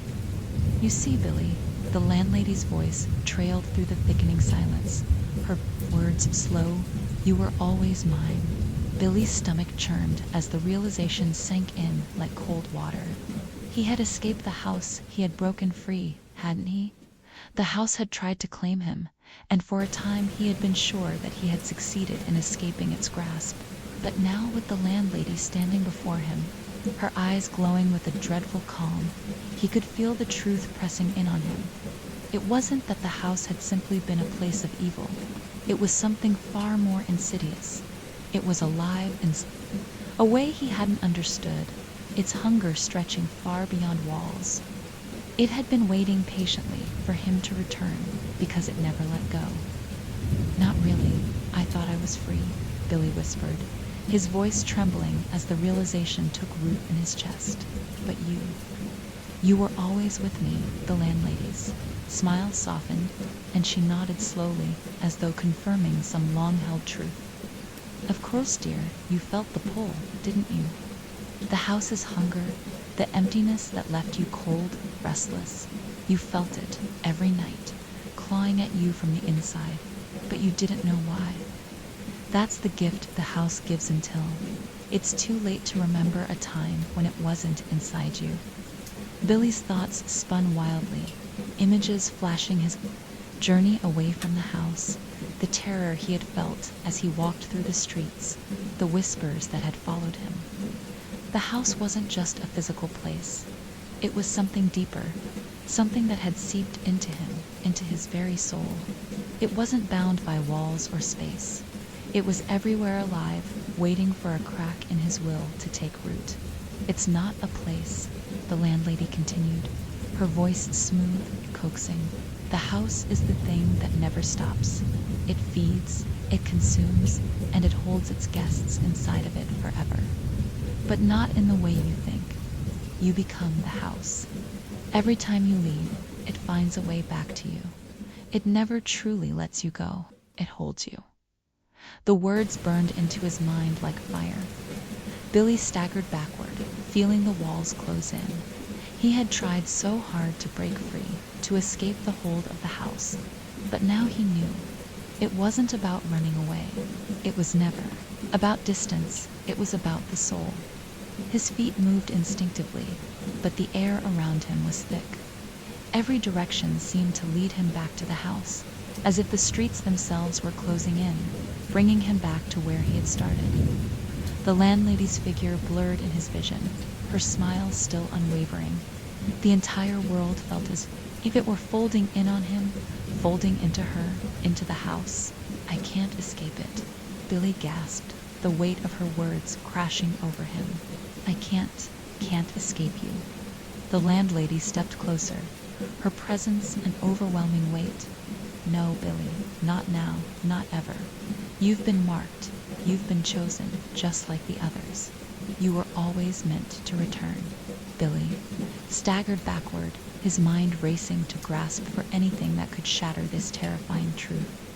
He thought of his mother, of the memories of her love that had once anchored him to life. But those memories, too, were slipping away. She was gone, her voice fading into the distance, as distant and unreachable as the world outside the house. But then something shifted. A distant thought, a fleeting spark. Billy closed his eyes for a moment, forcing his mind to quiet, forcing the house to fade, even if only for a second. He thought of the things he had held, the things that had kept him grounded before the darkness had crept into. His life, love, loss, yes, but also hope. The very thing the house fed on, hope, was the thread that had led him through his grief, and it could still lead him out of the darkness now. He wasn't a forgotten soul, a lost memory for the house to consume. He had more to live for. The landlady's voice grew quieter, more insistent. You can't fight it, Billy. You can't deny it. The house is your home now. You belong to it, just as I do. Billy opened his eyes, the world around him shifting again, but this time he stood tall. He refused to let the house consume his soul, not again. He couldn't deny the pull any longer, but he didn't have to give in. He had a choice. He always had a choice. The landlady's words rang in his mind, but they began to lose their weight, as if the meaning of them was shifting. Her presence was there, yes, strong, demanding, but it was no longer all-encompassing. It was fading. The walls around him were thinning, the shadows receding. For the first time, he felt a crack in the suffocating grip of the house, a small breath of air seeping through. Billy clenched his fists, the power of his defiance building. I refuse, he said, his voice low but firm. I won't be part of you. I won't let you own me. You can't take me. The landlady's face twitched, the calm smile faltering for a moment. Her eyes narrowed, and Billy could feel the house's rage rising from deep within, echoing through the air. But he didn't falter. He didn't waver. You are nothing but an echo of the house now, the landlady said, her voice darkening, no longer soft, but filled with venom. You'll never escape it. The house owns you. Billy's heart pounded. The landlady's words held no truth anymore. She was part of the house. He wasn't. The pulse of his own will surged forward, filling the space around him with light. With clarity, it was his soul, and it would not be consumed by shadows. The house might have marked him, but it did not own him. With one final forceful breath, Billy felt the weight of the house of the landlady crack, splinter, and break. The echoes of its hunger, of its whispering call, shattered like glass, leaving only the faintest remnants of its pull in the air. For the first time, Billy felt true freedom. His soul, his will, his memories were his own. The landlady faded. The house no longer a looming presence, but a fading memory. And Billy stepped forward out of the reach of its darkness, knowing with certainty that it could never claim him again. Billy stood at the edge of the world, not just physically, but spiritually, his mind and soul at a precipice. He could never have imagined before stepping into that cursed house. The landlady, a reflection of the house's insatiable hunger, had faded, her form unraveling like a dream, slipping away with the first light of dawn. The whispers that had once seemed to control him, to pull him into their grasp, were now silent, hushed, quiet, as though the house had exhaled, releasing its final breath, its last plea to drag him back into the shadows. The world around him had changed. The street was still there, the trees, the distant hum of traffic, the quiet of the morning creeping into every corner. But now, with the house's hold broken, everything felt sharper, more vivid. The air was cooler than it had been, crisp with the breath of the dawn. The horizon before him, once clouded by the suffocating grip of fear, was now clear, filled with the soft hues of early morning light. Everything was just as it should be, life, and he was free to live it. Yet, even with the house's hold slipping away, something inside Billy still trembled. The silence that surrounded him was unsettling, a reminder that what had happened was not easily undone. There was a weight inside him now, a pressure that was more than just the lingering presence of the house, more than just the fear that had once threatened to overtake him. It was the absence of the house, the emptiness left behind in its wake, its hunger, its darkness. Its pool had been part of him for so long that he wasn't sure what he was without it. He took a step forward, unsure where he was going, but knowing he had to move. He had to keep walking. The lingering uncertainty inside him grew with each passing second, gnawing at his thoughts like a wound that refused to heal. What had he really escaped? Had he left the house, or had it just changed form? What would he do now? Where could he go? The thought of returning to his old life seemed impossible. His life had been consumed by grief, by the endless search for escape from a place he hadn't understood. He remembered his mother again, the love she had given him, the warmth of her voice, the light in her eyes before everything had slipped away. She had been his anchor, but the house had twisted even those memories, had taken them and made them part of its hunger. For so long, he had been consumed by that loss, trying to outrun it. Now, in the aftermath, that loss still clung to him, but it wasn't the same. It wasn't the raw grief that had once defined him. It was more like a scar, an old wound, but one that could still ache if he let it.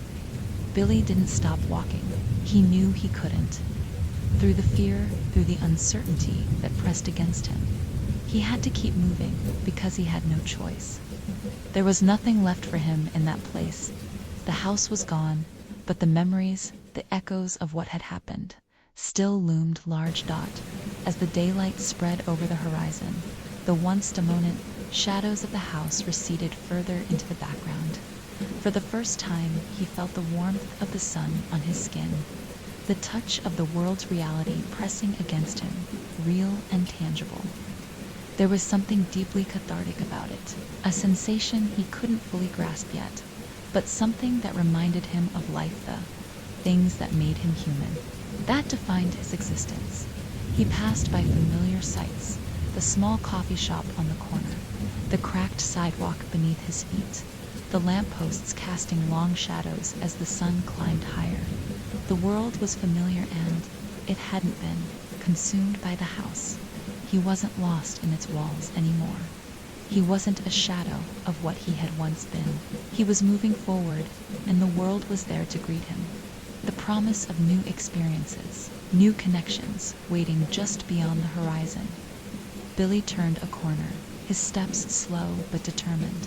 And there, just ahead of him, he saw someone. A woman, standing outside the small market, her face partially obscured by a scarf. She didn't seem to notice him at first, but as he approached, she looked up, and her eyes met his. There was a flicker of recognition, a flash of something warm, something human, but it quickly passed as she looked away. Resuming her tasks, Billy stopped for a moment, staring at her, a sense of familiarity rising in his chest. Was she someone he had known before? A passing acquaintance? Someone from his old life? Or was it just the effect of his mind, clouded with the weight of everything he had experienced, drawing connections where there were none? His heart raced as he took another step toward her, but the world around him seemed to blur for just a moment, as though reality itself were slipping out of focus. The woman glanced back, this time her eyes meeting his for a longer moment. There was a deep, unspoken connection between them.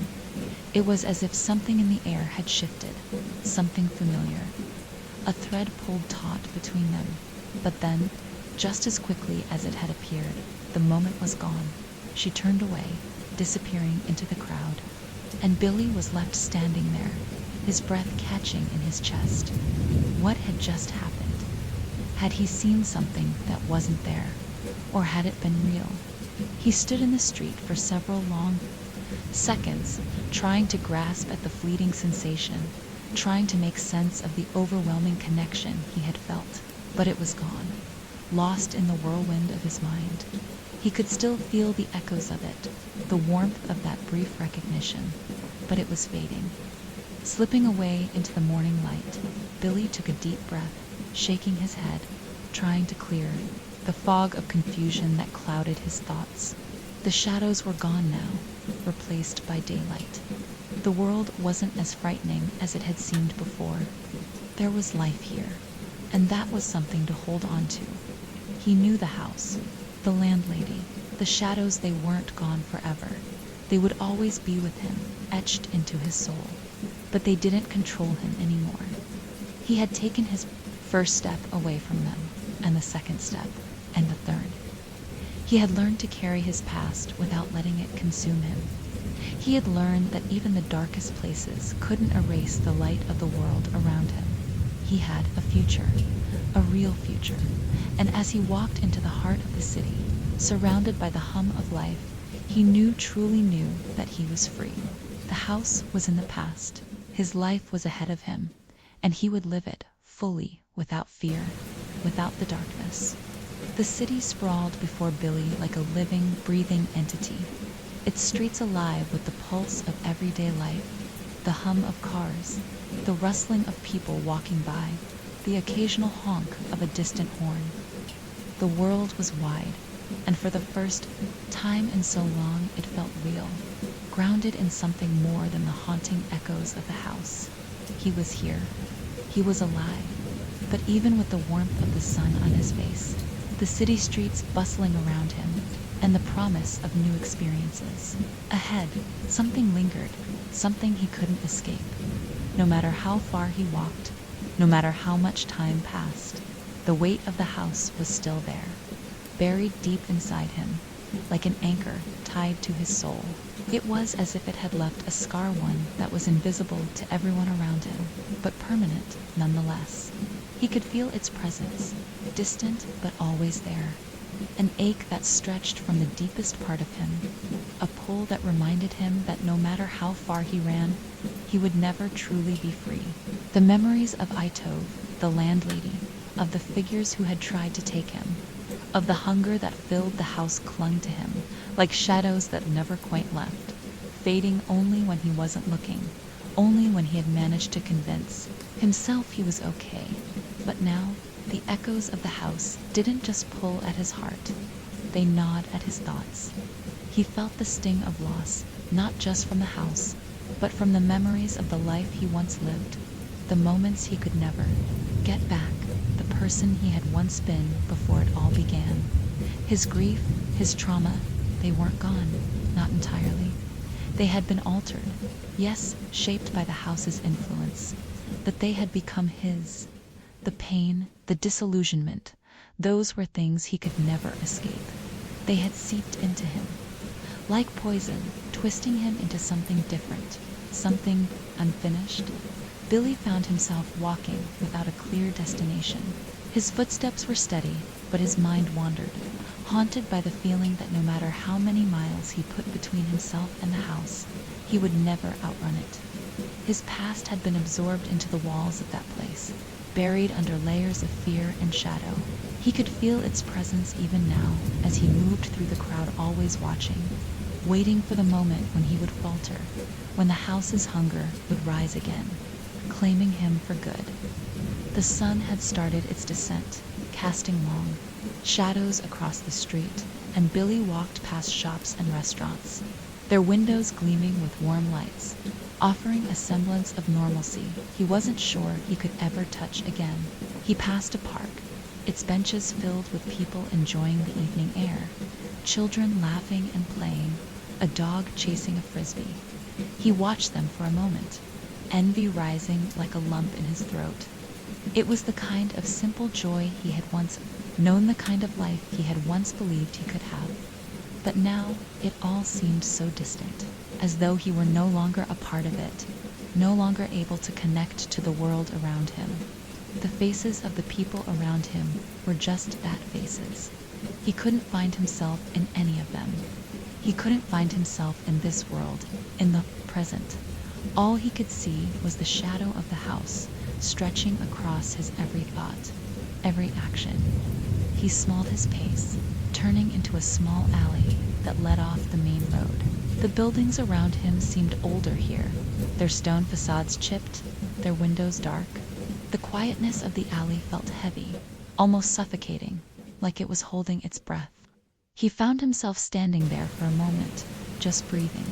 In the stale air, the coolness that seemed to rise from the cracks in the pavement.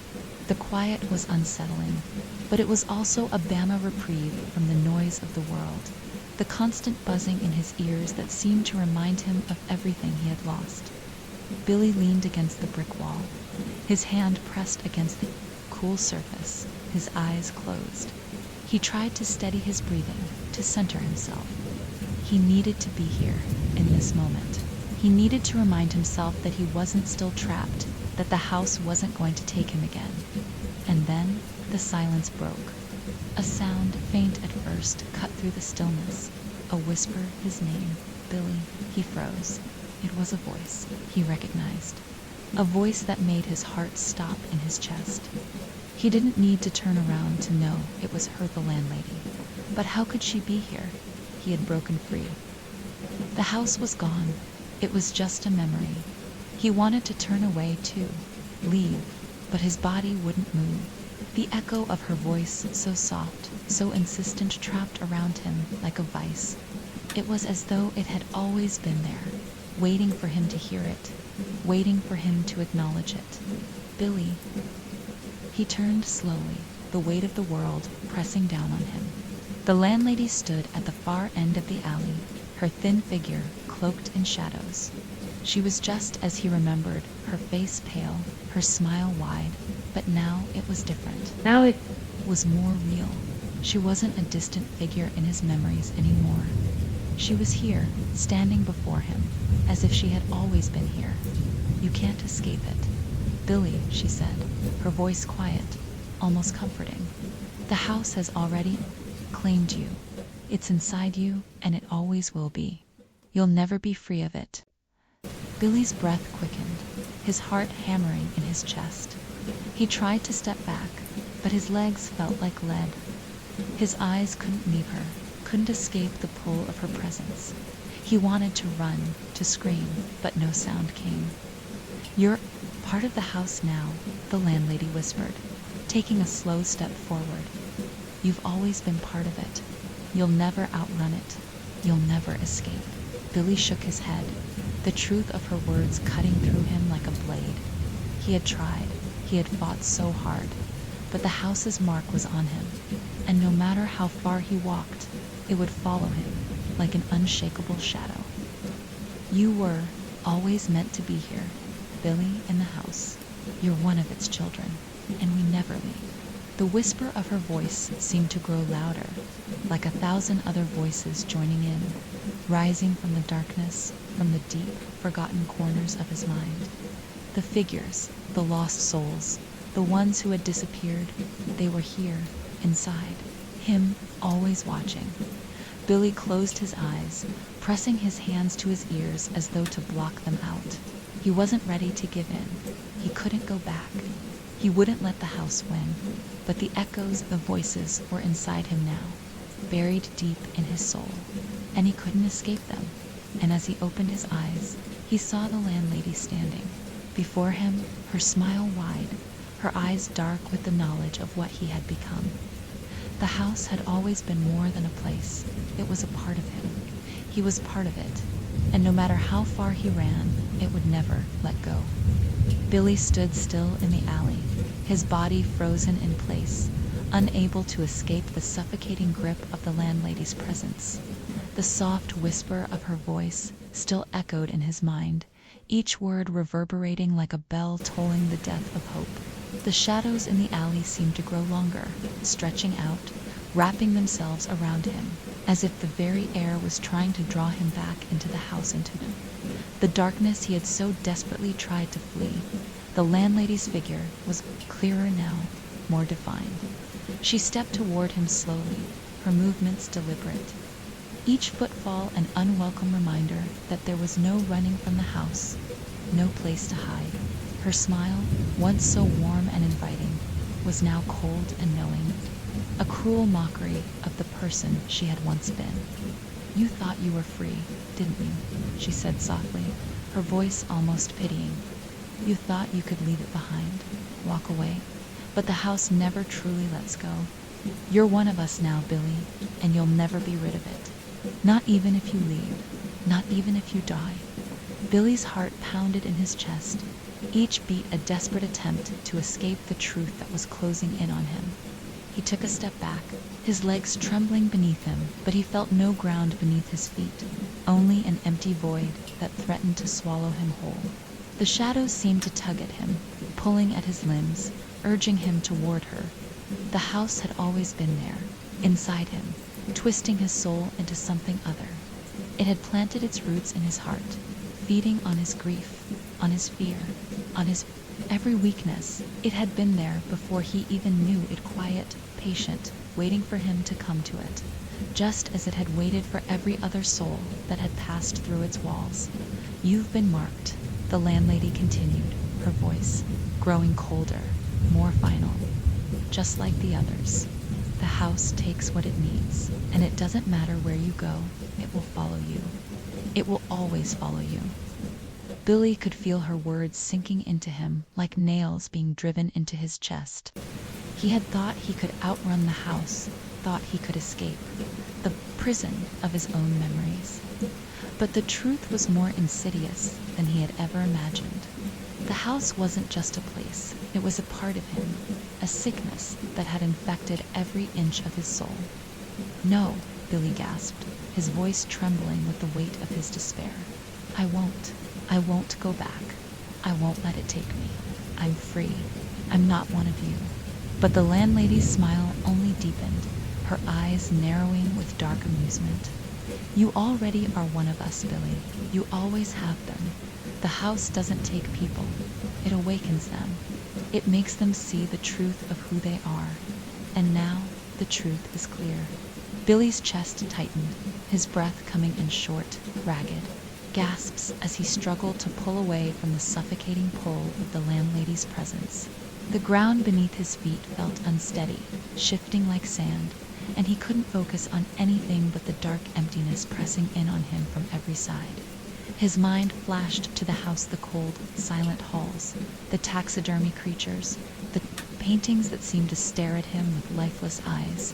He saw the figures who had disappeared, those two men who had been trapped within its walls, their souls devoured by the house's endless hunger. And then he saw her, his mother, her face soft and kind, the warmth of her smile flooding his heart with a rush of longing. He saw her eyes filled with love, the memories of her warmth the only thing that had kept him going when the darkness tried to take him. She had been his anchor, she had been the one thing that had kept him tethered to the world outside the house. And in that moment he knew he was no longer just fighting the house. He wasn't just fighting the landlady, he was fighting himself. The house had fed on his grief, on the loss of his mother, on his pain and his guilt for not having done more to save her. The house had fed on his weakness, and now it sought to claim him for good. It was not just a physical place that could be escaped. It was inside him, part of him, because it had always been inside him. But Billy refused to be consumed by it. He had a choice. He could not erase the past. He could not bring his mother back. He could not undo the grief and the loss that had marked him for so long. But he could choose to live. He could choose to move forward. "I am not part of you," Billy said, his voice shaking but stronger now, the weight of the house's grip faltering with every word. "I choose to live. I choose my own life, no matter what you do to me." The landlady's eyes flickered, something like irritation flashing across her face. She took a step forward, her hand outstretched, as if to seize him, to pull him into the shadows once and for all. But Billy did not move. He stood his ground, his eyes locked on her, his heart pounding in his chest, the weight of every decision, every moment, hanging in the balance. The house had wanted him to forget, to give in, to become another lost soul, trapped in its walls. But he would not let it happen. With a final breath, letting the memories of his mother flood his mind, the love she had given him, the warmth of her embrace, the lessons she had taught him, he clung to them as if they were a lifeline, and with a force of will he never knew he had, he let go. He let the house slip from his mind, let the shadows fall away. And as he did, the landlady's smile faltered, her figure beginning to waver, fading at the edges as the darkness of the alley seemed to recede. The air around him felt lighter now, the weight lifting with each passing second. The house had no hold on him anymore. Billy opened his eyes to find the alley empty, the landlady gone, the shadows dissipating into the soft morning light. The world around him seemed to breathe again, as if the very air had been held in a vice and was now free to flow once more. He stood there for a long time, breathing deeply, his body still trembling from the force of the battle he had just fought. It had broken free. The house, the landlady, the darkness, they were no longer his. Billy had reclaimed his life, and in that quiet moment, as the sun rose higher in the sky, Billy understood something he had never truly grasped before. The house wasn't just a prison, was the reflection of everything he feared, everything he had tried to escape, but it could not define him. The past, no matter how heavy, no matter how dark, would not be the thing that shaped his future. He turned, stepping forward once more, his heart light for the first time in a long time. And this time, there was nothing left behind him but the promise of you're deep into the story now, and the horrors are only escalating. If you're still with us, don't forget to like and subscribe. Tell us where you're listening from in the comments who else is staying up late to face this nightmare. Settle in. The terror continues. Story 2. The house was far from anything resembling comfort. A dilapidated old mansion perched at the edge of town, surrounded by dense, twisted trees whose limbs groaned under the weight of the wind. Julia had never intended to stay here, at least not for long. Her uncle's death had been sudden, an unexpected tragedy that left her standing in the cold, drafty hallway of his estate, staring at the faded wallpaper and the grand staircase that seemed to lead nowhere. There was something unsettling about the place. It wasn't just the lack of warmth, though the house had a chill to it that never seemed to dissipate.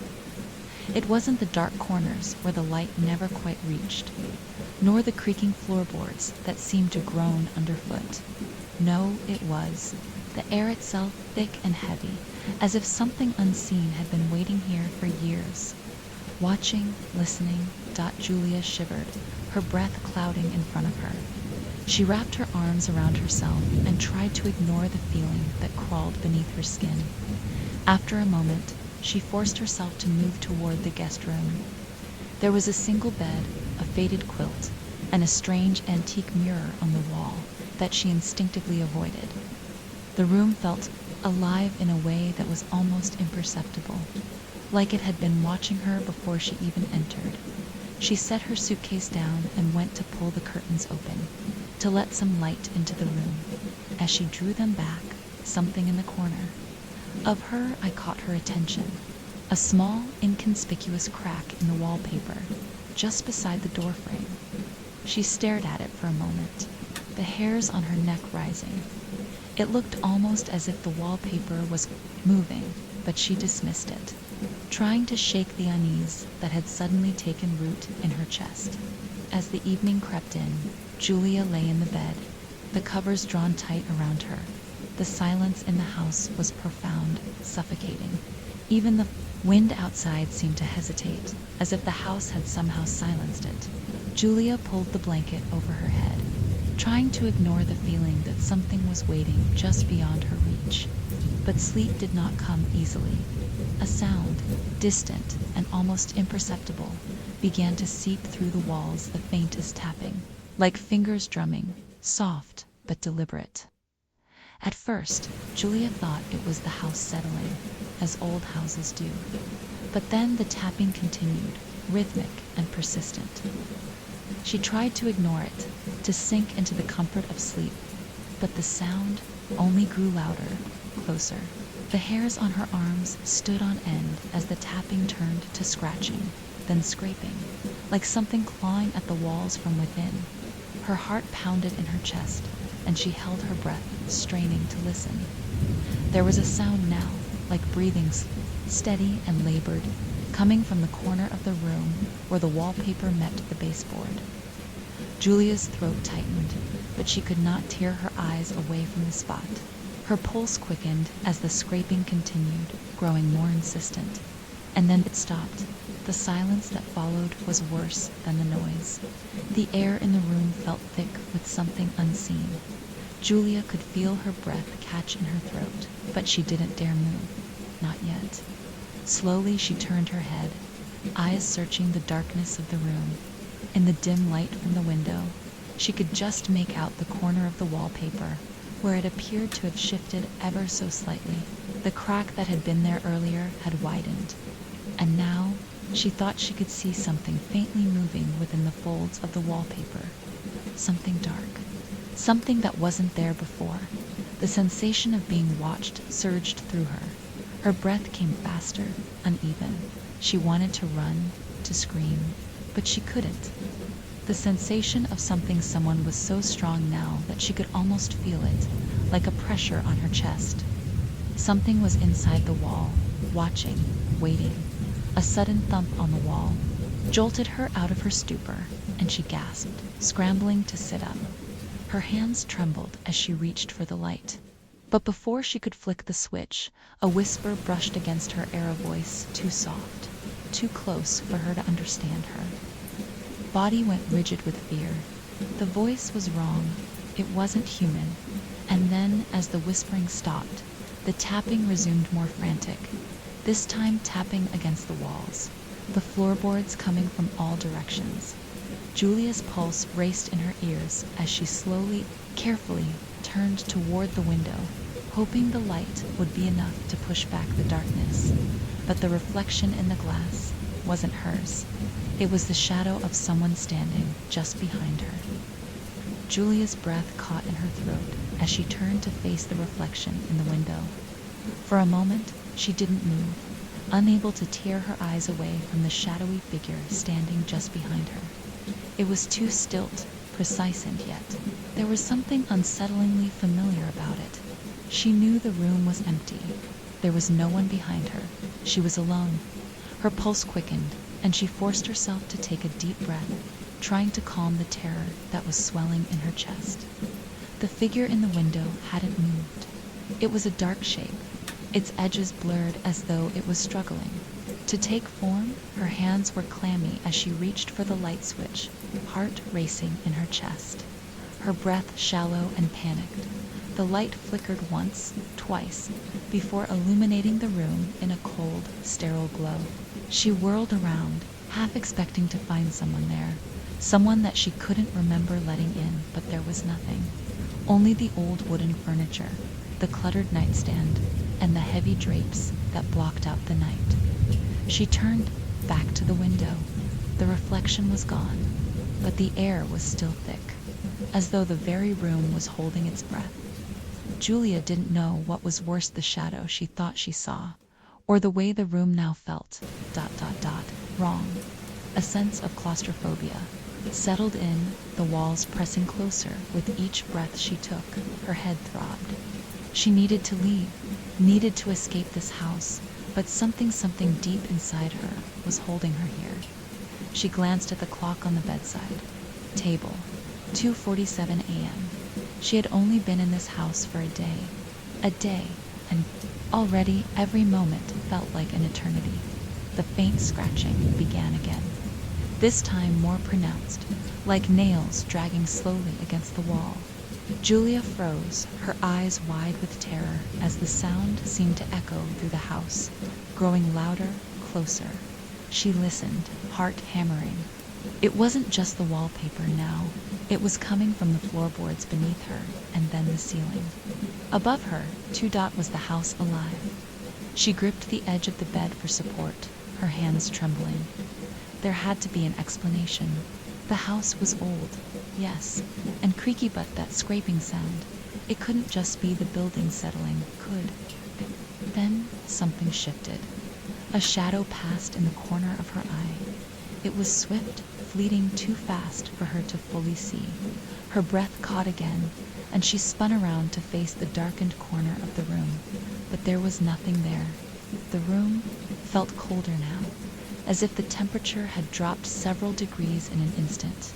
Julia wrapped her arms around herself for warmth, her teeth chattering. She couldn't explain why, but she felt like she wasn't alone. She could feel the weight of someone pressing in from every corner of the room, like a presence. Just beyond her vision, just out of reach. She fought the urge to scream. This was insane. She had to pull herself together. She glanced back at the window. The reflection was there again this time. It was clearer. The figure was still blurred, but it was definitely a person, and the shape was no longer standing perfectly. Still, it shifted. The reflection wasn't just mimicking her, was doing something else, something that didn't belong in the room. Julia's breath hitched as she saw the reflection's hands, long and unnaturally slender, twitching in the darkness. The figure's fingers were scraping against the glass from the inside, as though trying to get out. She stumbled backward, falling against the wall. Her mind was spiraling. This couldn't be real. She wasn't imagining things she wasn't. She grabbed her phone from the bedside table and called her sister, Claire, her fingers slipping on the screen. The line rang once, twice, and then nothing. Her stomach dropped as the call went straight to voicemail. She tried again and again. No answer. The silence stretched, heavy and suffocating. Finally, with trembling hands, she hung up the phone, the unease settling deeper in her chest. Her heart was pounding too loudly in her ears, and the air felt suffocating, thick with something she couldn't name. Suddenly, there was a sharp, audible knock at the door. Julia's eyes snapped toward it, and for a long moment, she couldn't bring herself to move. The knock came again, louder this time, as if demanding an answer. Was it someone else in the house? Had she missed a guest arriving? But the only person she knew to be here, her late uncle, was gone. She slowly approached the door, her hand trembling as she reached for the handle. With a sharp breath, she turned at nothing. The hallway outside was empty, dark, and cold. Her mind raced as she stepped out into the corridor, glancing both ways. Nothing moved, and the house was silent once again. But then, her eyes flicked down to the floor there. Just beneath her feet was a trail of faint, damp footprints leading down the hallway toward the stairs. The door slammed shut behind her with a sudden gust of air, and she jumped. Her breath caught in her throat as she stared at the footprints, unsure whether to follow them or run in the opposite direction. But there was something compelling her forward, something whispering in her ear, urging her to follow. The scratching noise had stopped for now, but it was replaced by a low, muffled sound, almost like whispering, just beneath the floorboards. With every step she took toward the footprints, the whispers grew louder, Julia's mind screamed at her to turn back, but her legs moved of their own accord, her heart racing in her chest. The whispers were calling her, and something in the house, something in the dark was waiting. The darkness pressed in on Julia as she followed the trail of footprints down the hallway. Every step felt heavy, the old floorboards groaning beneath her feet, the air around her thick and cold. She could barely make out the faint dampness. On the floor, barely visible under the dim light cast by the hallway lamp. Each footprint was wet, and yet somehow indistinct, too faint to be natural. It was as though they were part of the house itself, somehow imprinted into the floorboards, not a trace left by any living person. She stopped at the top of the staircase. The footprints continued downward, fading with each step into the darkness below. Her breath came in shallow bursts, her chest tight with both anticipation and terror. Something was down there, something that had been waiting for her. The house was too quiet. No wind, no creaking floorboards, no other sounds. Julia could hear only her own heartbeat, pounding loudly in her ears. It was the kind of silence that felt like it was waiting for something to happen, waiting for her to act. The whispers had intensified, now rising in a soft, almost musical cadence, like voices singing from below the floor. She stood motionless, not sure whether to descend or to run. The air was thick, heavy with an oppressive weight, as though the house was holding its breath. She closed her eyes for a brief moment, trying to gather her strength, to push away the growing panic. When she opened her eyes again, the darkness in the hallway seemed deeper, thicker, almost alive. The shadows shifted at the edges of her vision, as though they were moving just out of the corner of her gaze.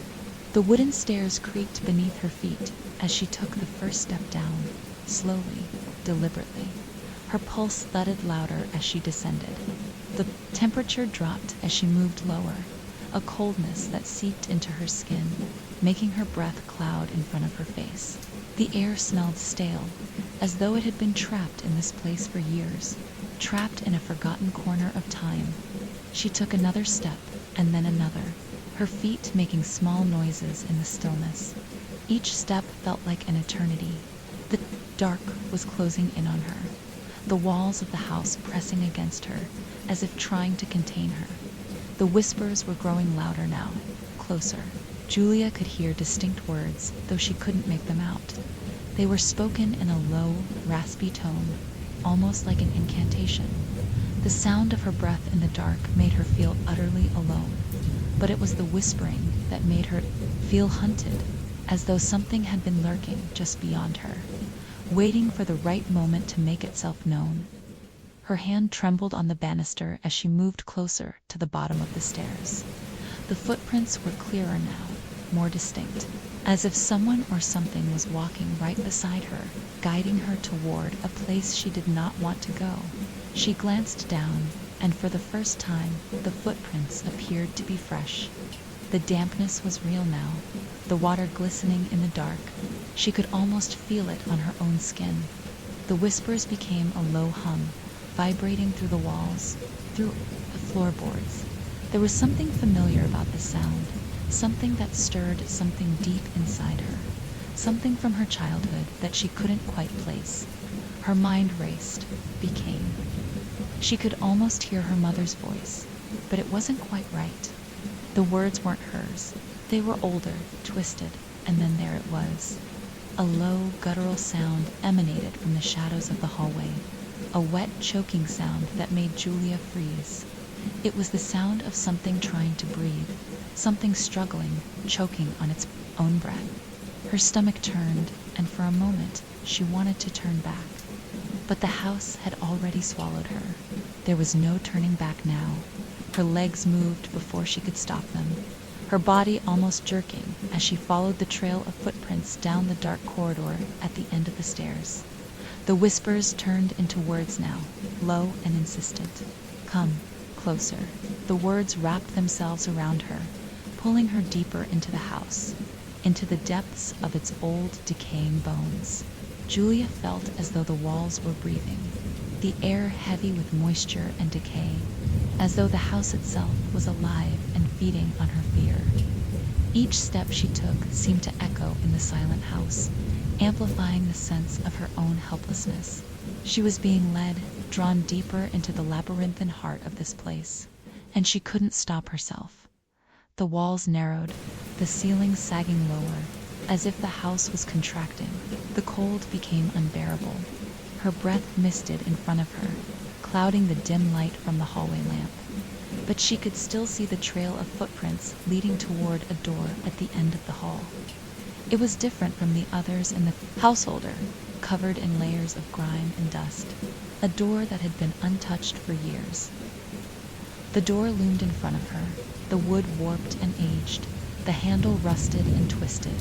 As she reached for it, she felt an odd sensation run through her fingers, a shock, a jolt of ice. She recoiled, but the door remained. The whispers rose, again, louder now, frenzied. It's waiting for you. Open it. Her heart thudded in her chest, her palms slick with sweat. She reached for the door handle again, this time with more purpose, as though something inside her was urging her to act, to open the door and face whatever lay beyond. The coldness that had settled around her seemed to pulse with the rhythm of her own heartbeat, each beat echoing in the space around her. With a deep breath, she twisted the handle. The door creaked open, and Julia stepped into the room. It was darker than the hallway, almost suffocating in its pitch blackness.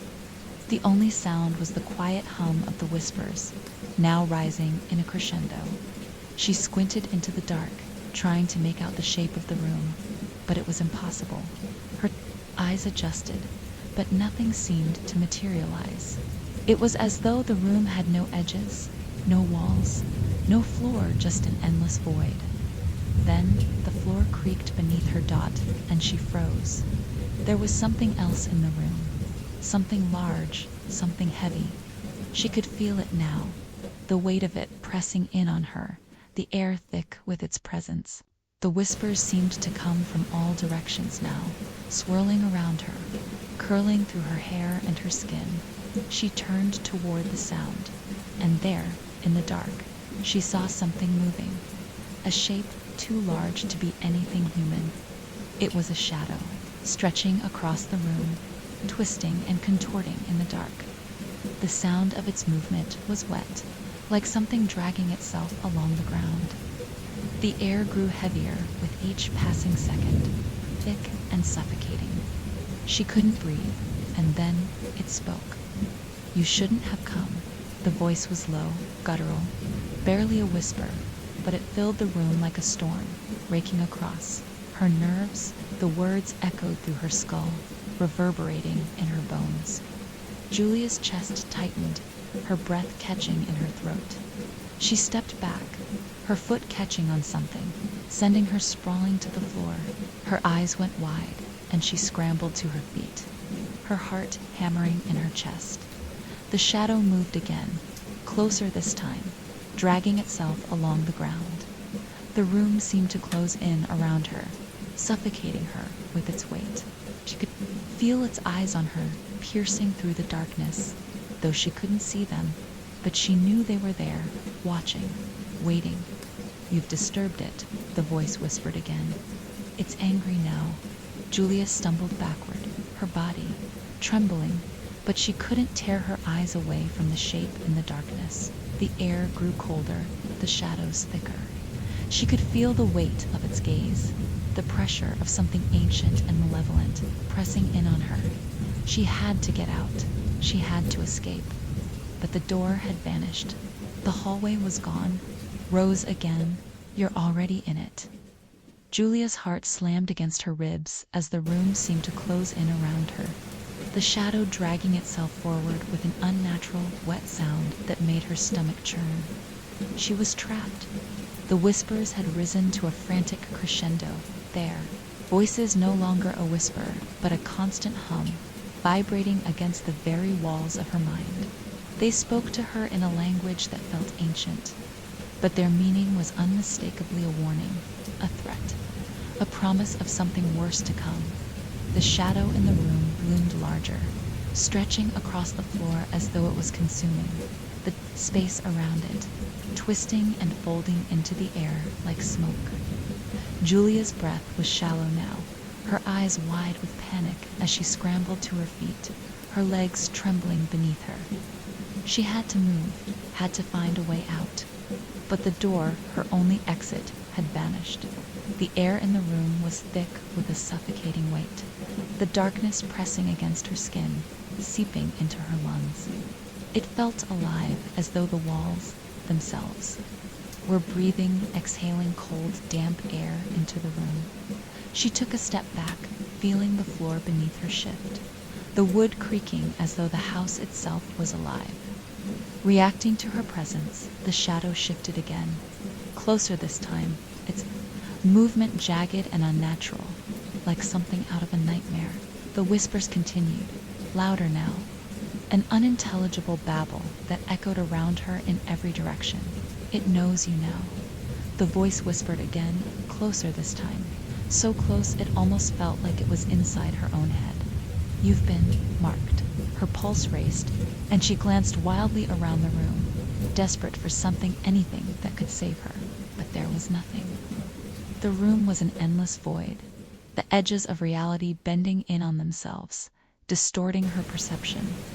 It was as if the house had no corners, no ceiling, no floor, just an infinite stretch of oppressive darkness that seemed to swallow her whole. The whispering was no longer just words. It was a presence, an entity that had been waiting for her, calling her. She could feel its grip tightening around her chest, constricting her lungs, suffocating her. Her body trembled violently, and her mind screamed for her to run, to escape. But there was nowhere to go. The shadow was inches away now. She could feel its cold presence wrapping around her, its weight pressing against her. Its form was still undefined, but she could make out the faintest outline of what looked like a face, its features twisted and warped, as if it had never been human to begin with. Its eyes were black holes, hollow and empty, pulling at her very soul. "You should not have come here," the voice growled, its tone low and guttural, like a predator cornering its prey. "You should not have disturbed the house." Julia's body went rigid with fear, her breath coming in quick, shallow gasps. She wanted to scream, to cry for help, but the words wouldn't come. She was paralyzed, caught between the suffocating darkness and the malevolent force that loomed before her. The room seemed to pulse with an eerie energy, vibrating beneath her feet. The floorboards creaked and groaned, and the walls shuddered as though they were alive, reacting to the presence of the shadow. Julia stumbled backward, her feet slipping on the damp floor, her hands pressed against the walls, searching for something solid to ground herself. But the stone walls felt slick and cold, as though they were made of nothing more than mist. The shadow drew closer, its shape finally becoming more defined. It had no real form, no physical body, just a mass of writhing tendrils and darkness, an amalgamation of fears and nightmares twisted into something tangible. The whispers grew louder, becoming almost deafening, and Julia's head began to spin, her vision blurring at the edges. "You cannot leave," the voice said again, each word sharp and filled with malice. "You belong here now. You are part of this place, part of its hunger." The words felt like they were ripping at her soul, tearing through her thoughts, shredding the last remnants of her sanity. Julia clutched at her chest, her heartbeat erratic, her hands shaking uncontrollably. She had to get out. She had to escape this nightmare before it consumed her entirely. Her legs gave out beneath her, and she collapsed onto the floor. The coldness of the room seeped into her bones, her body trembling violently as though the very marrow in her bones was freezing. She had no strength left, no will to fight. The shadow was all around her now, its presence so overwhelming that it felt like it was suffocating her, pulling her into the abyss. But then there was a shift. The whispers stopped.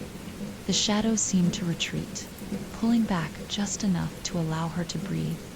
The pressure on her chest lessened, the suffocating weight of the room lifting slightly.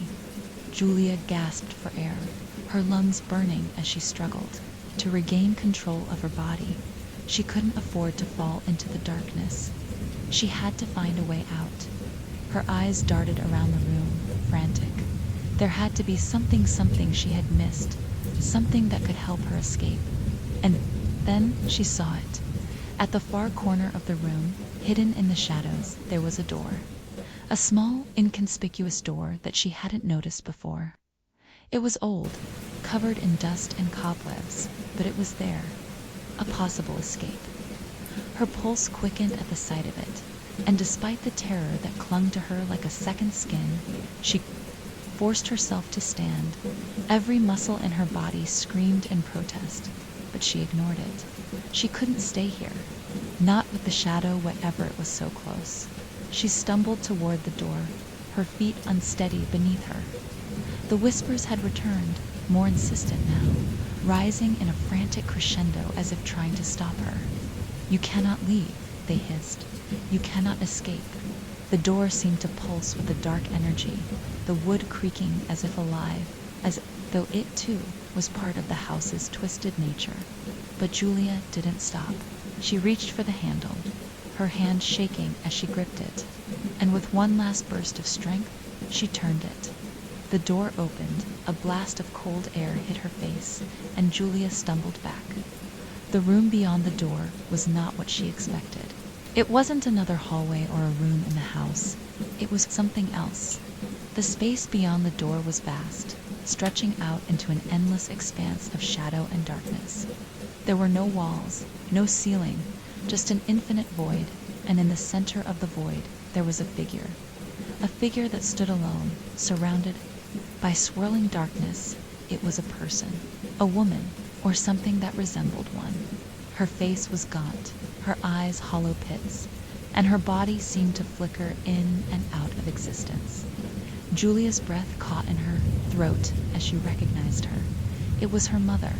The woman's lips twisted into a smile that wasn't quite right, and the darkness around her seemed to swirl and shift as if reacting to her presence. The figure raised a hand, pointing directly at Julia. "It's too late," the woman's voice rasped, her words carrying an eerie echo. "You've already made your choice." The door slammed shut behind Julia, trapping her once again in the darkness, and then everything went silent. The silence that followed was suffocating, pressing down on Julia like the weight of the entire house, suffocating her lungs, her thoughts. She could still feel the cold, unnatural chill of the air around her, but the darkness was deeper now, more oppressive. The door had slammed shut behind her with a force that made the walls tremble, and the room, this vast empty space, seemed to close in on her from all sides. The figure, her mother's face, twisted and unfamiliar, lingered in the distance. The only thing in the void that seemed tangible. Julia's heart pounded in her chest as she tried to make sense of what she was seeing. The figure had raised a hand, a skeletal, pale hand that flickered in and out of existence as if it was struggling to hold its form in the void. The woman's eyes were empty holes, and her smilet wasn't a smile at all. It was a grotesque mockery of one, too wide, too sharp. A grin that stretched unnaturally across her face. The words that had come from her were barely a whisper, a raspy, broken sound, but they had carried such weight. "It's too late. You've already made your choice." The words reverberated in Julia's mind, echoing in the emptiness of the room, swirling around her like a gust of cold wind. What choice, she thought, her mind racing. She had made no choice. She hadn't chosen this nightmare, this house, this presence that had been stalking her from the moment she arrived. Her legs felt weak, her body trembling with exhaustion and fear, but she couldn't stand still. She couldn't let herself freeze in place, unable to breathe, unable to move. She had to escape. Somehow, the woman her mother's twisted, hollow image didn't move, but Julia could feel her presence pressing against her, pulling her in. like a magnet, like gravity itself. She was being drawn toward her, drawn toward the darkness. But every step she took felt wrong. Every movement felt like an unnatural force was pushing back, trying to stop her, trying to keep her from getting any closer. The whispers started again, softer this time, but just as insistent. They seemed to come from every direction, all around her, swirling in the air like an unseen storm. "You're not supposed to be here," one voice whispered. "This place belongs to us now. It's waiting for you," another hissed, its tone low and guttural, vibrating in her chest. Julia's skin prickled as the voices seemed to crawl under her skin, burrowing into her mind. The air was thick with their presence, oppressive and heavy, and she could feel the weight of it pressing down on her chest, constricting her lungs, making it harder to breathe. She swallowed, her mouth dry, her throat tight. She had to keep moving, but when she looked back, the door, the one she had just entered through, was gone. It had disappeared, leaving her standing in the void with the woman, the twisted version of her mother, and the suffocating darkness. "You've crossed the threshold," the voice rasped, its tone sickly sweet, almost mocking. "Now you're ours." Julia recoiled, her mind scrambling for an explanation, anything to pull her back to reality. But the more she struggled to find a foothold, the more everything around her seemed to shift, to bend, as if the very fabric of space was warping and twisting in on itself. She closed her eyes tightly, trying to block out the image of her mother's face. But it was still there, burned into her mind. She could still hear the woman's voice echoing through her head, those hollow words that had sent a chill through her soul. "You've made your choice." But Julia hadn't made any choice. She hadn't chosen to come here. She hadn't chosen this house. She hadn't chosen the darkness that surrounded her, that had slowly infiltrated her mind and soul. The room seemed to stretch out in front of her, endless and desolate. There were no corners, no walls. It was as though she was suspended in the middle of an abyss. She could feel herself slipping, her thoughts becoming harder to hold onto, like the edges of her consciousness were fraying, unraveling. She wanted to scream, to claw at the air, to run, but her body was frozen. There was no escape. The voice whispered again, this time directly in her ear, a breath so cold it made her skin crawl. "You can't leave, not now." Julia stumbled back, her breath quick and shallow. She could feel it now, the pressure, the weight of the house itself pressing in on her, holding her in place. She couldn't escape. She couldn't run. The walls were closing in. The darkness was swallowing her whole. The woman in the distance, her twisted, empty face watching her, didn't move, but Julia could feel her gaze. It was like the woman was pulling her in, like she was drowning in those empty, hollow eyes. She wanted to look away, to break free, but it was as though her body was no longer under her control. The whispers had stopped. The air had gone still. Then, suddenly, she heard it, a creaking sound, soft at first, but growing louder. A slow, deliberate noise, like the turning of a door handle. Julia's pulse quickened, her eyes snapping to the sound, and there, at the edge of the void, was a door. Another door. She hadn't seen it before, but it was there now, as though it had materialized out of nowhere, as though it had always been there. Waiting for her, her heart pounded in her chest as she staggered toward it. She wasn't sure why, but she knew deep down that this door would be her way out. It had to be. She had no other choice. She had to open it. But when she reached for the door handle, it was cold, colder than anything she had ever felt. It burned her skin, a deep, biting cold that made her recoil. She hesitated, her breath catching in her throat. The whispers rose again, this time louder, more frantic, swirling around her like a storm. "Can't escape. You belong here. It's too late." She gripped the handle again, forcing herself to turn it. Her fingers felt numb, like the cold had seeped into her bones. But she couldn't stop now. She couldn't turn back. Not when the darkness was closing in around her. Not when she could still hear the woman's voice in her mind, whispering those terrible words. The door creaked open with a groan, and Julia gasped as a flood of light poured out from the other side. It wasn't like any light she had ever seen before. It was bright, almost blinding, but it felt wrong. It felt unnatural, like it was pulling at the very essence of her being, drawing her in, demanding that she cross the threshold.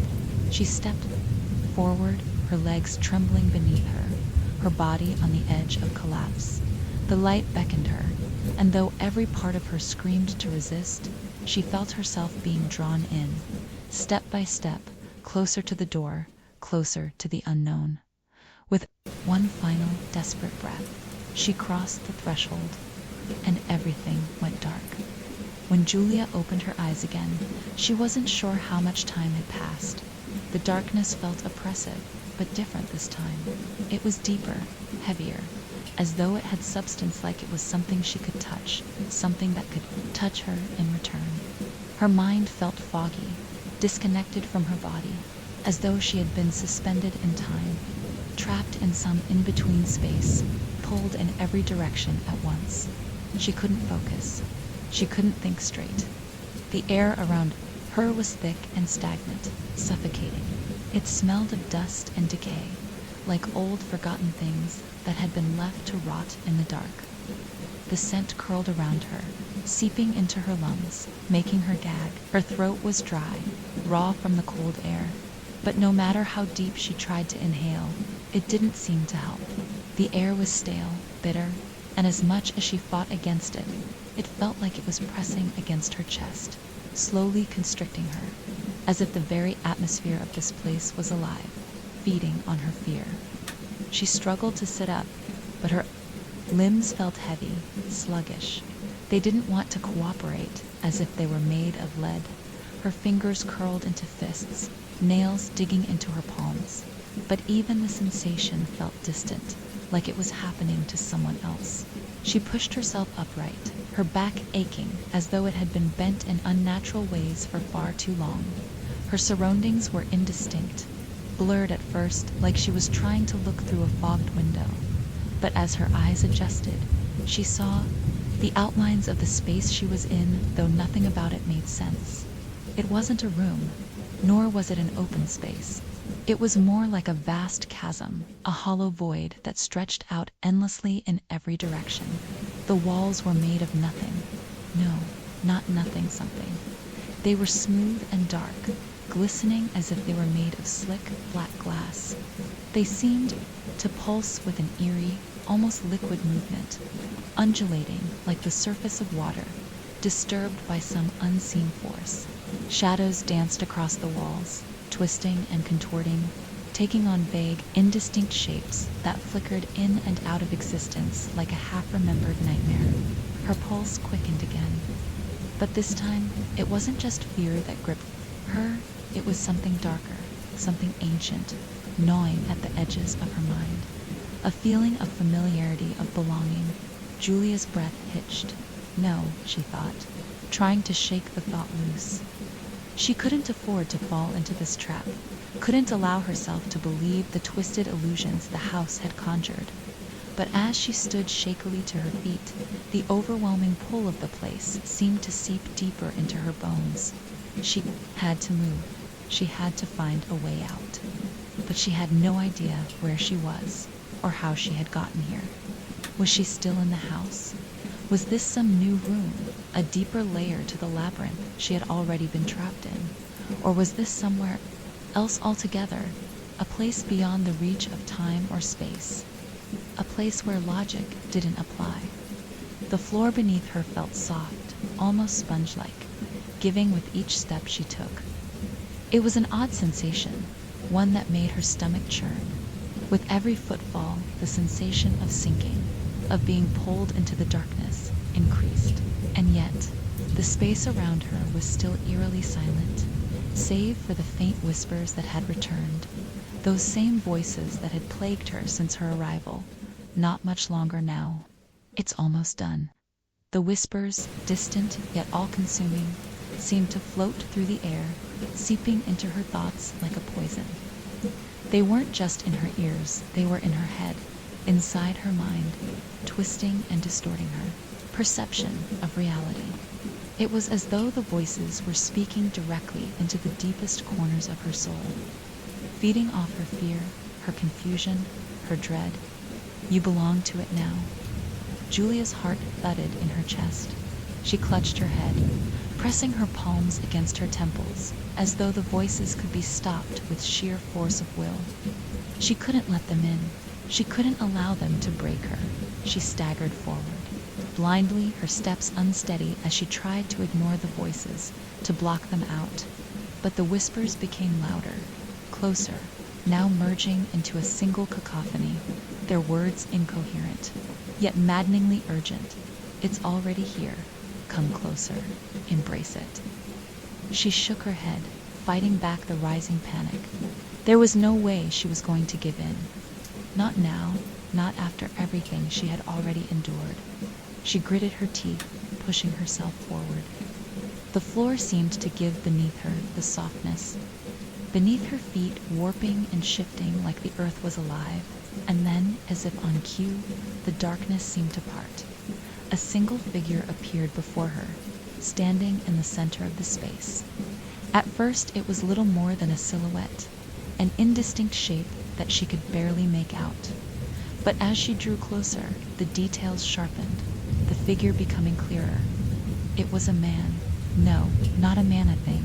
The creature standing before her was like no human being she had ever seen, or could even imagine. Its body was long, too long, its limbs impossibly thin, stretched out at unnatural angles. Its face, if it could even be called a face, was a featureless mask, a smooth surface of pale, rubbery flesh. But even without eyes, she could feel its gaze, its unblinking stare, boring into her with an intensity that made her skin crawl. Its mouth, a jagged slit that stretched too wide, split open, revealing rows of sharp, needle-like teeth that glistened. In the dim light, the thing didn't speak, but its presence was enough. Julia's entire body tensed, every instinct screaming at her to run, to flee from this nightmare. But her legs refused to move. It was as if the air around her had thickened into something heavy and suffocating, rooting her to the spot. The creature tilted its head, its neck elongating in a grotesque, jerking motion, as though it were studying her, evaluating her. Do you understand now? The voice came from within her mind, soft yet unmistakable. Julia tried to shake it off. She clenched her fists, trying to focus on something, anything that would keep her grounded, keep her from losing herself to this insanity. But the darkness seemed to seep deeper into her, swallowing her thoughts whole. It's too late to fight, the creature continued, its voice now a chorus of whispers, distorting in her head. You can't escape, not anymore. The words wrapped around her like a coil, tightening, squeezing her chest. She couldn't breathe. She was suffocating. She could feel her mind unraveling, her sense of self slipping away. The creature stepped forward, its long limbs moving with an unsettling, unnatural grace. It reached toward her, and in that moment, Julia was hit with the overwhelming sense that it was offering her something she already knew. Her vision blurred, her surroundings spinning, and she fell to her knees, gasping for air. The thing loomed over her, its mouth opening wider, the teeth gleaming like shards of broken glass. She felt its presence in every fiber of her being. It was inside her now, pushing into her thoughts, dragging her under. She could feel herself, slipping, her grasp on reality weakening. She had always felt something pulling at her, something dark that had been waiting in the corners of her mind. Now it was here, and there was no turning back. Julia's breath came in ragged gasps as the creature loomed over her, its presence suffocating, pulling at the very core of her being. The darkness around her seemed to thicken, swirling like smoke, pressing in from every side. The soft, sponge-like floor beneath her shifted again, making her feel as though she were sinking deeper into the very ground itself, as though she were no longer standing on solid earth, but on something alive, something unnatural that wanted to pull her down into its depths. The creature's breath was wet and heavy, a low, growling sound that vibrated through her chest, reverberating against the walls of her mind. She could feel it in her bones, this deep, gnawing terror that surged from the very core of her being, threatening to swallow her whole. Her heart pounded in her ears, the sound deafening, drowning out everything but the creature's looming presence. "Do you understand?" The voice echoed in her mind, distorted and warped by the creature's jagged, toothy grin. It wasn't just one voice anymore. It was a chorus, dozens, hundreds of whispers, all melding into a single unholy sound. "It's too late to resist."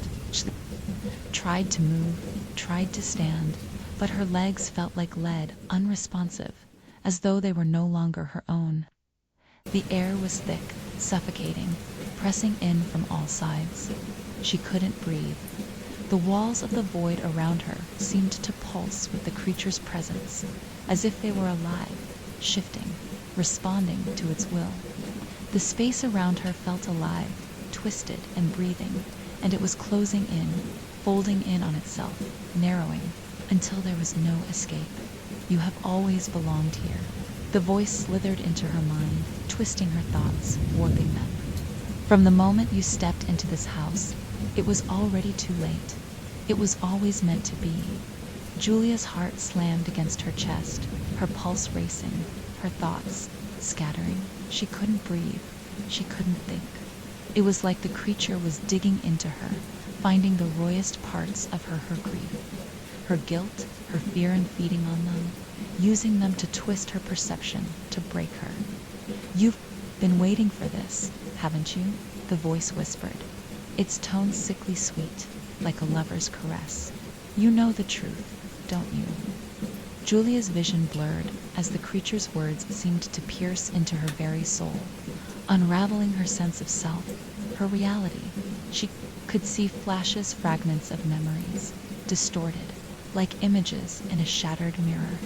Her mother's face, twisted and empty, her smile wide and full of malice. The sensation of suffocating, trapped in a room she couldn't escape.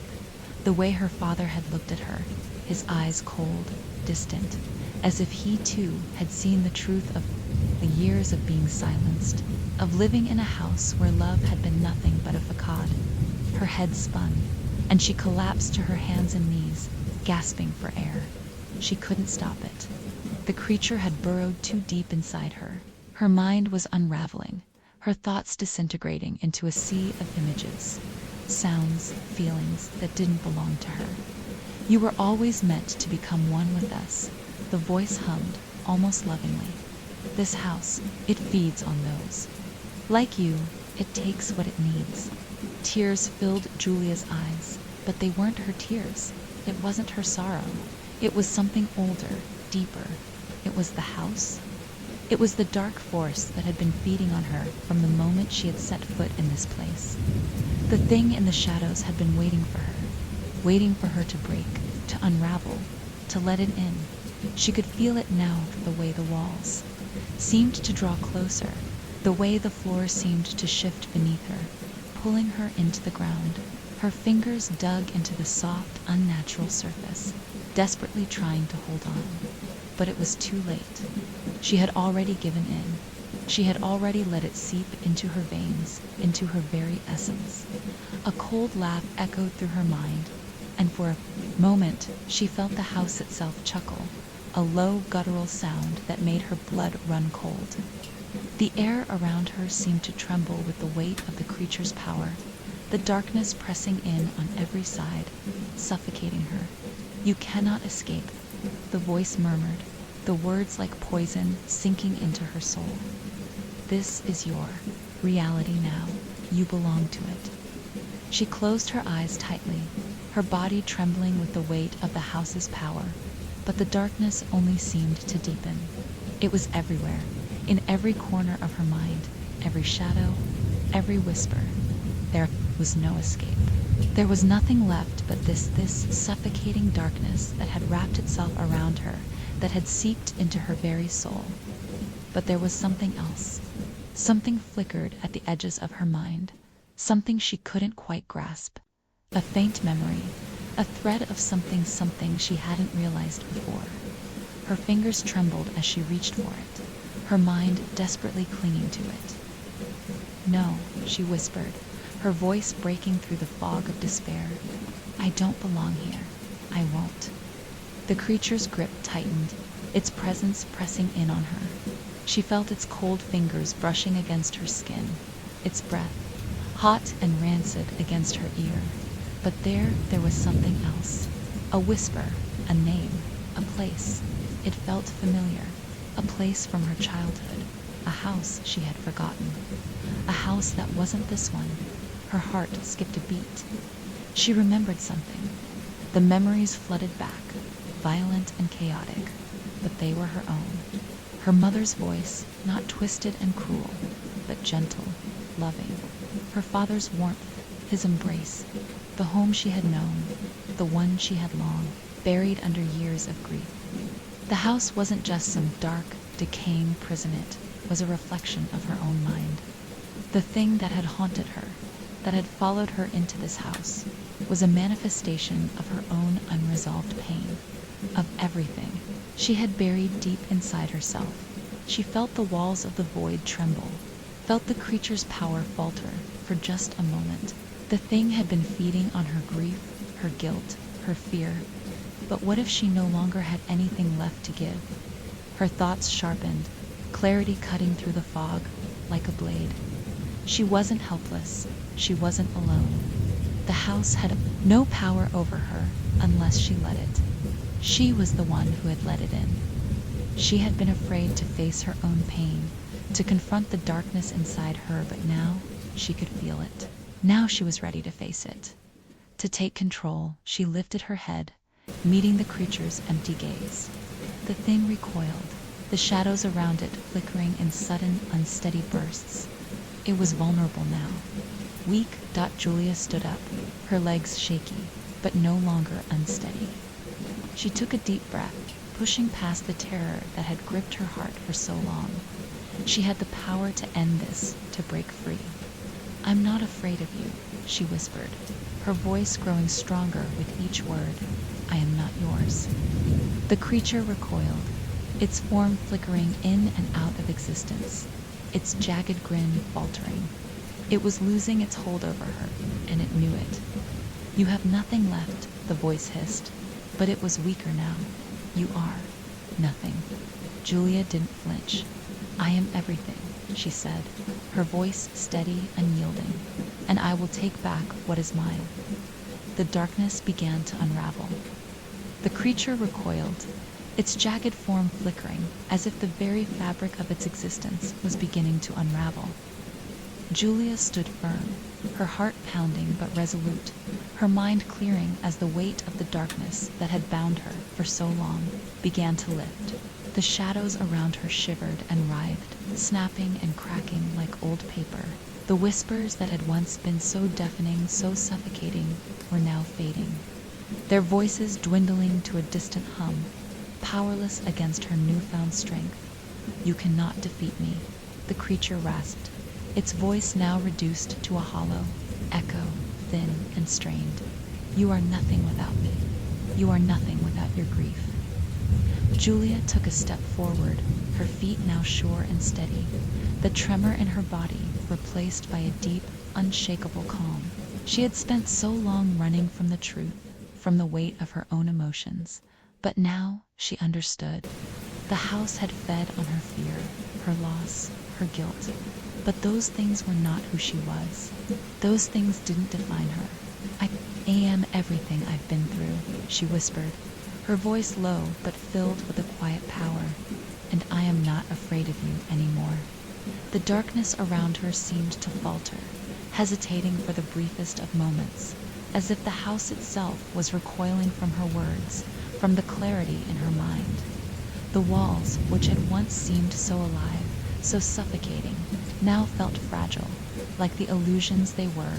Julia felt the weight of the house's grip on her slowly loosen, the pressure in her chest easing with every breath. The creature snarled, its form beginning to distort, as though it was struggling to hold itself together. The shadows swirled and spun, turning from oppressive black to a sickly gray. "You cannot escape your past," it hissed, its voice dripping with venom. "You are still trapped in it. You can never leave." Julia didn't falter. She had been trapped in her own past for so long, buried in the memories of her mother's twisted smile, her father's silence, the empty spaces where love had once been. But that wasn't all of her. That wasn't everything she was. She had learned to face those ghosts, to confront the things she had been too afraid to acknowledge. "I have already left," she said, the words stronger now, her resolve unwavering. "You can no longer hold me here." The creature let out a wailing screech, a sound so sharp and agonizing that it seemed to shake the very ground beneath her. The shadows twisted violently, but Julia held her ground, her eyes focused on the shifting form of the thing before her. She felt it now, the creature's fear. It had fed on her for so long, devoured her memories, her pain, her deepest fears, but it was weaker now. It could no longer sustain itself on her. It was no longer in control. The air around her began to shift, to ripple like water disturbed by a stone. The walls, once so oppressive, seemed to dissolve, their substance breaking apart, leaving nothing but a void. She could feel the coldness in the air, the lingering remnants of the creature's presence, but it was fading, retreating, unable to survive in the face of her strength. With a final anguished scream, the creature's form exploded into nothingness, dissolving into the air like smoke, its essence scattering into the void. The sound of its wailing echoing in the distance was the last trace of its existence. And then there was nothing. The space around Julia shifted again, the air clearing, the oppressive weight lifting entirely. She took a deep breath, and for the first time in what felt like forever, it didn't burn her lungs. It was just air, cool and steady, filling her chest with life, with clarity. She looked around, her surroundings now transformed. No longer was she trapped in that cold, empty void. Instead, she was standing in a room, the one from her memories, the one she had tried so desperately to forget. It was her childhood home. The walls were covered in peeling wallpaper, the once bright floral patterns now faded and worn with age. The old wooden furniture was in place, the chairs and tables stacked neatly in corners, covered with dust. But it was the feel of the room that hit her, the familiarity of it, the warmth that she had once known but had long since buried under layers of grief and loss. She could smell the faint scent of jasmine, the flower her mother had always loved. It was a smell that had faded from her memory, hidden away with all the other things she had tried to forget. Julia's heart ached as she stepped further into the room, her footsteps muffled by the thick carpet beneath her feet. The memories came flooding back, slow at first, but then faster and faster, each one crashing over her like a wave. She remembered the laughter that used to fill the air, her mother's soft, melodic voice as she hummed in the kitchen. She remembered her father sitting at the table, his eyes kind, his smile warm. This had been a place of love, of family, before it had all broken apart. But there was something else now, something different. The house, though still familiar, had changed. The light that streamed in through the windows was different, brighter, clearer, as if the darkness that had plagued her was no longer a part of it. The shadows that had once seemed so alive now felt distant, insignificant. Julia moved slowly, her fingers trailing over the furniture, over the familiar objects that had once been so dear to her. She stopped at the old mirror on the wall, one of the last things her mother had bought before everything had started to fall apart. She studied her reflection, seeing herself as she was, not the broken, haunted woman she had been when she had arrived in this house. She was different now. She was whole. I am not what you made me." The words echoed in the stillness of the room, and as she said them, she could feel the weight of her own past, the sorrow, the guilt, the fear beginning to lift from her shoulders. She wasn't that scared girl anymore. She wasn't the woman who had been trapped by the house and by her own memories. She had faced it all, fought through it, and now she was free. For the first time in years, Julia smiled a genuine, open smile that radiated warmth and peace. Feeling the love that had once been a part of this place flood back into her heart. The memories were still there, but they no longer held power over her. She had taken back control. She had reclaimed the parts of herself she had lost. The room began to change again, the edges of the walls starting to fade, the light growing brighter, filling the space with warmth and peace. The air was no longer thick and suffocating. It was calm, gentle. She could hear birds singing outside, the sound of the wind rustling the leaves in the trees. The house had been restored, not to what it once was, but to something new, something that had been waiting for her to find Dot. And as the last remnants of the darkness dissolved, Julia knew that the house and everything it had once represented was no longer a prison. It was a place of healing, a place where she could move forward, where she could finally let go of the past. Her heart was light, her soul free. She stepped forward, her footsteps sure and steady, toward the doorway that would lead her out of this place, out into the world beyond. And for the first time in years, Julia felt ready to live again. The doorway ahead of Julia beckoned, its frame bathed in the soft golden glow of the light beyond. For the first time in so long, she felt the pull of freedom, the weight of the house and its memories no longer chaining her. The room that had once been suffocating was now filled with warmth, the air light and fresh.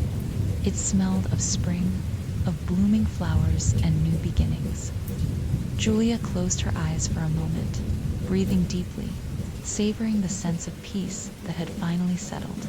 Over her, the past had shaped her, twisted her, and haunted her every step. But now she was ready to leave it behind. The house that had once held her prisoner had finally released its grip.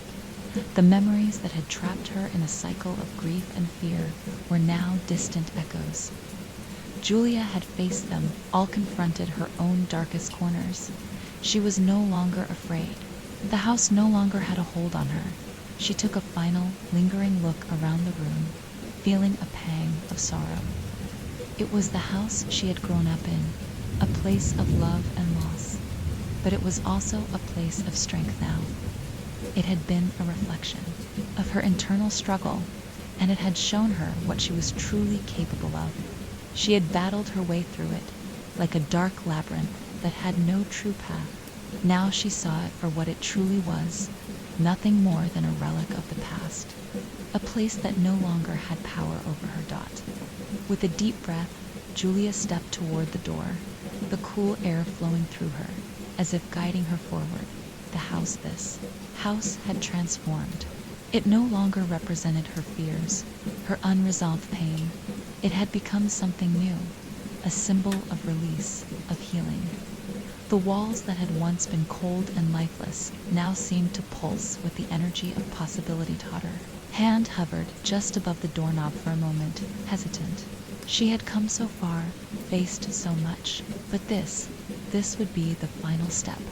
Once she opened that door, there would be no turning back. The path ahead was unknown, but that was the way it had to be. She had already made her peace with the past. Now it was time to step into the future. With a soft exhale, she grasped the knob and turned it. The door creaked open, and a flood of light poured through, brighter than anything she had seen in this house before. She stepped into the light, her body enveloped by its warmth, and for a moment the world seemed to stand still.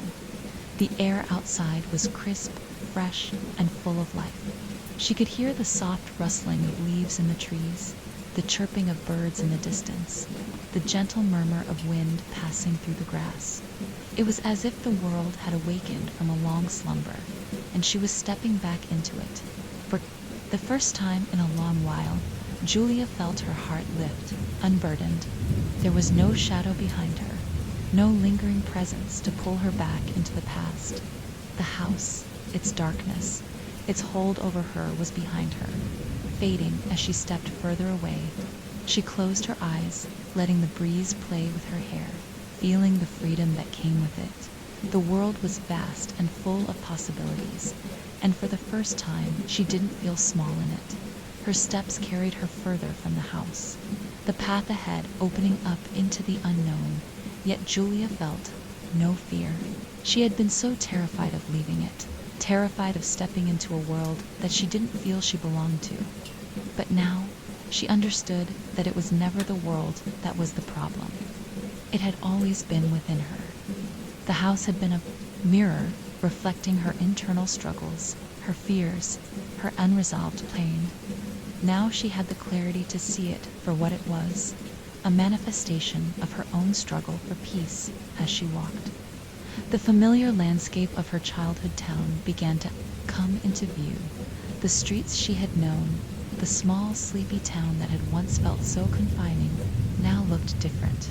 The trees seemed taller, the sky brighter. It was as if the entire world was bathed in a new light, a light she had found within herself. Her hand subconsciously touched the locket around her neck, a gift from her mother, the last thing that connected her to the past. The chain was warm against her skin, a comforting reminder of where she had come from. But she knew now that it was no longer the chain that held her. It was her own will, her own strength. As she moved through the town, she saw faces she hadn't seen in years, old friends, distant relatives, people who had once been a part of her life before the darkness had descended. They passed by her, unaware of the journey she had taken, unaware of the battle she had fought. They smiled at her, and she smiled back, a genuine, heartfelt smile. There was no bitterness in her heart anymore, no resentment. She had let go of those things, just as she had let go of the house. The past was no longer an anchor, it was a part of her, but it no longer defined her. Julia turned a corner and stopped, gazing out at the horizon. The sun was beginning to set, painting the sky in hues of orange, pink, and gold. It was the kind of sunset that made you pause, made you take a deep breath and appreciate the beauty of the moment. She felt at peace, but something else was there, something that had been missing for so long. Hope for the first time. She felt as though the future was hers to create, her own story to write. She wasn't defined by the things that had happened. To her, she was defined by the choices she made now. The house no longer had a hold on her. The darkness no longer controlled her fate. It was her life, and she could shape it however she wanted. The wind picked up, rustling the leaves of the trees, and Julia closed her eyes, breathing deeply, allowing herself to feel the fullness of this moment. She wasn't running anymore. She wasn't hiding. She was standing tall, stepping forward into the unknown with the strength of someone who had finally found their way out of the shadows. And as she opened her eyes, watching the sun dip below the horizon, Julia knew without a doubt that she had finally escaped the house. The journey was just beginning. Julia's steps had taken her far from the house now. The familiar sights of the town were beginning to fade behind her. As she ventured further into the unknown, she could feel the evening settling in around her, an evening that seemed more real, more vivid than any she had experienced before. The air was fresh, cool but not cold, and the sky above stretched out into a vast sea of stars. She paused for a moment, looking up, letting the beauty of the night sky fill her with a deep sense of peace. It was a stark contrast to the suffocating darkness she had left behind. The house, its haunting presence, had slipped away with every step she took. But even though it was no longer physically in her sight, Julia could still feel the weight of its memory tugging at her, lurking at the edges of her thoughts. It was a quiet pull now, not a force, but a reminder. a reminder that the journey wasn't over not yet. She had faced the darkness within herself, but there was still work to do. The freedom she felt was hard-earned, but it was real, and it was hers. The road before her, twisted and wound, leading her past fields and forests she remembered from her childhood. But they were no longer just symbols of a place she had once known. They were alive now, filled with potential, brimming with opportunities that stretched out before her like a canvas she was about to paint. There was something deeply satisfying about this, about leaving behind the remnants of a painful past. The shadows that had been so suffocating, so inescapable, had now dissolved into the ether, no longer able to shape her every move. As she moved through the familiar terrain, Julia realized she was no longer walking through a landscape that once felt like a prison, but through a world she could reshape with her own hands, with her own choices. Her heart beat steady, no longer weighed down by the burdens that had followed her for so long, but the echoes of her past lingered, like quiet whispers just out of reach. She could feel them in her chest, but they didn't hold the same power over her anymore. They were part of her, yes, but no longer in control. She thought of the locket around her neck, the one her mother had given her years ago. It was the one tangible link she had to her mother, to her past life. Julia had worn it for as long as she could remember, but it had once been a reminder of everything she had lost. Now the locket was different. It wasn't just a token of loss, it had become something else. It had become a symbol of strength, a reminder of her ability to endure, to heal, and to grow beyond the pain. The wind had picked up and the trees along the path rustled softly, their branches swaying. Julia drew her jacket tighter around her shoulders, appreciating the cool evening air that seemed to refresh her spirit, as though the earth itself were encouraging her forward. The night had come alive with the sounds of crickets and distant owls, and for the first time in so long, Julia felt at peace. She could hear the world around her really hear it without the muffling weight of fear, of sorrow, of everything that had once clouded her thoughts. But even as the serenity of the night embraced her, a part of Julia couldn't help but feel a lingering sense of uncertainty, like a shadow still clinging to the edges of her mind. She had spent so long in the house, so long buried under the weight of her memories and the darkness that had consumed her, that stepping into the unknown felt strange. The world outside of the house was bright and alive, but she had spent years hiding from it, and now that she had broken free, there was still a part of her that wondered what if. What if the darkness followed her, like a whisper, like a shadow in the corner of her eye? What if it returned when she least expected? She paused for a moment, her hand resting on the gate of a small field that stretched before her. She could hear the rustling of the wind through the long grass, the gentle hum of nature all around her. She closed her eyes for a moment, grounding herself in the sounds, in the feeling of her own heartbeat. She was no longer running from anything. The darkness could no longer take root in her. She had faced it, and she had won. But the feeling of uncertainty remained a feeling that she knew would always be there, like a scar that could never quite heal. It wasn't a feeling of dread, though. It was the recognition that the road ahead wouldn't be easy.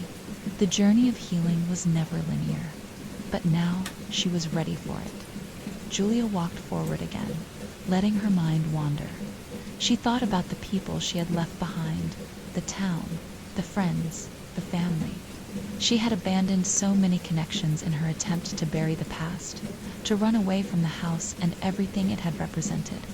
But now, she wondered if she could rebuild those relationships, not to erase the past, but to move forward in a way that honored who she was, now stronger, more aware, more alive. In the distance, the lights of the town began to glow, signaling her return. The road ahead seemed to narrow, the path she had chosen now leading her back to the place she had once been so terrified of. But this time, it didn't feel like a trap. It didn't feel like a place she would get lost in again. This time, it was just the beginning of a new chapter. The closer she got, the more she felt a quiet sense of anticipation, of hope for what lay ahead.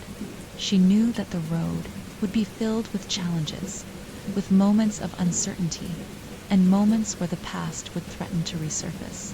But she also knew that she had the strength to face it. She had found a new kind of courage, one born not of fear, but of choice. As she reached the edge of town, she stopped.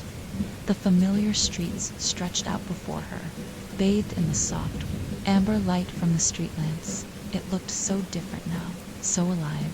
The houses, the trees, the sidewalks, everything was familiar, but it no longer felt like a cage. It felt like home, but not the kind of home that had once trapped her in. Memories of pain and loss? No, this was a new home, one that she could create for herself. A light breeze swept past her, and Julia closed her eyes, letting the sensation wash over her. She could feel the weight of her journey, the weight of everything she had overcome. But it wasn't a burden anymore. It was her strength. It was the foundation she could build on as she moved forward into a future that was wide open. She could hear footsteps behind her, the soft shuffle of someone approaching, but it didn't make her heart race like it once had. She didn't freeze or turn to run. Instead, she simply stood, waiting for them to catch up. Whoever it was, whoever had followed her along the way, didn't matter. She knew now that her path was her own, and when she turned, she found herself, smiling not in fear, not in sadness, but in quiet peace. Because whatever came next, Julia knew one thing for sure: she was ready. Julia stood there for a moment, taking in the town she had once known so well, her heart a whirlwind of emotions. The streets before her seemed unchanged. The familiar sights of the park, the local bakery, and the small, worn houses all around her were exactly as she remembered. Yet they felt different now, more distant, less personal. The town was no longer a place that held her past captive. Instead, it was a canvas waiting to be painted anew. The footsteps behind her grew louder, and for the first time in what felt like forever, she didn't panic. Her body didn't stiffen with the instinct to flee, nor did her heart race with dread.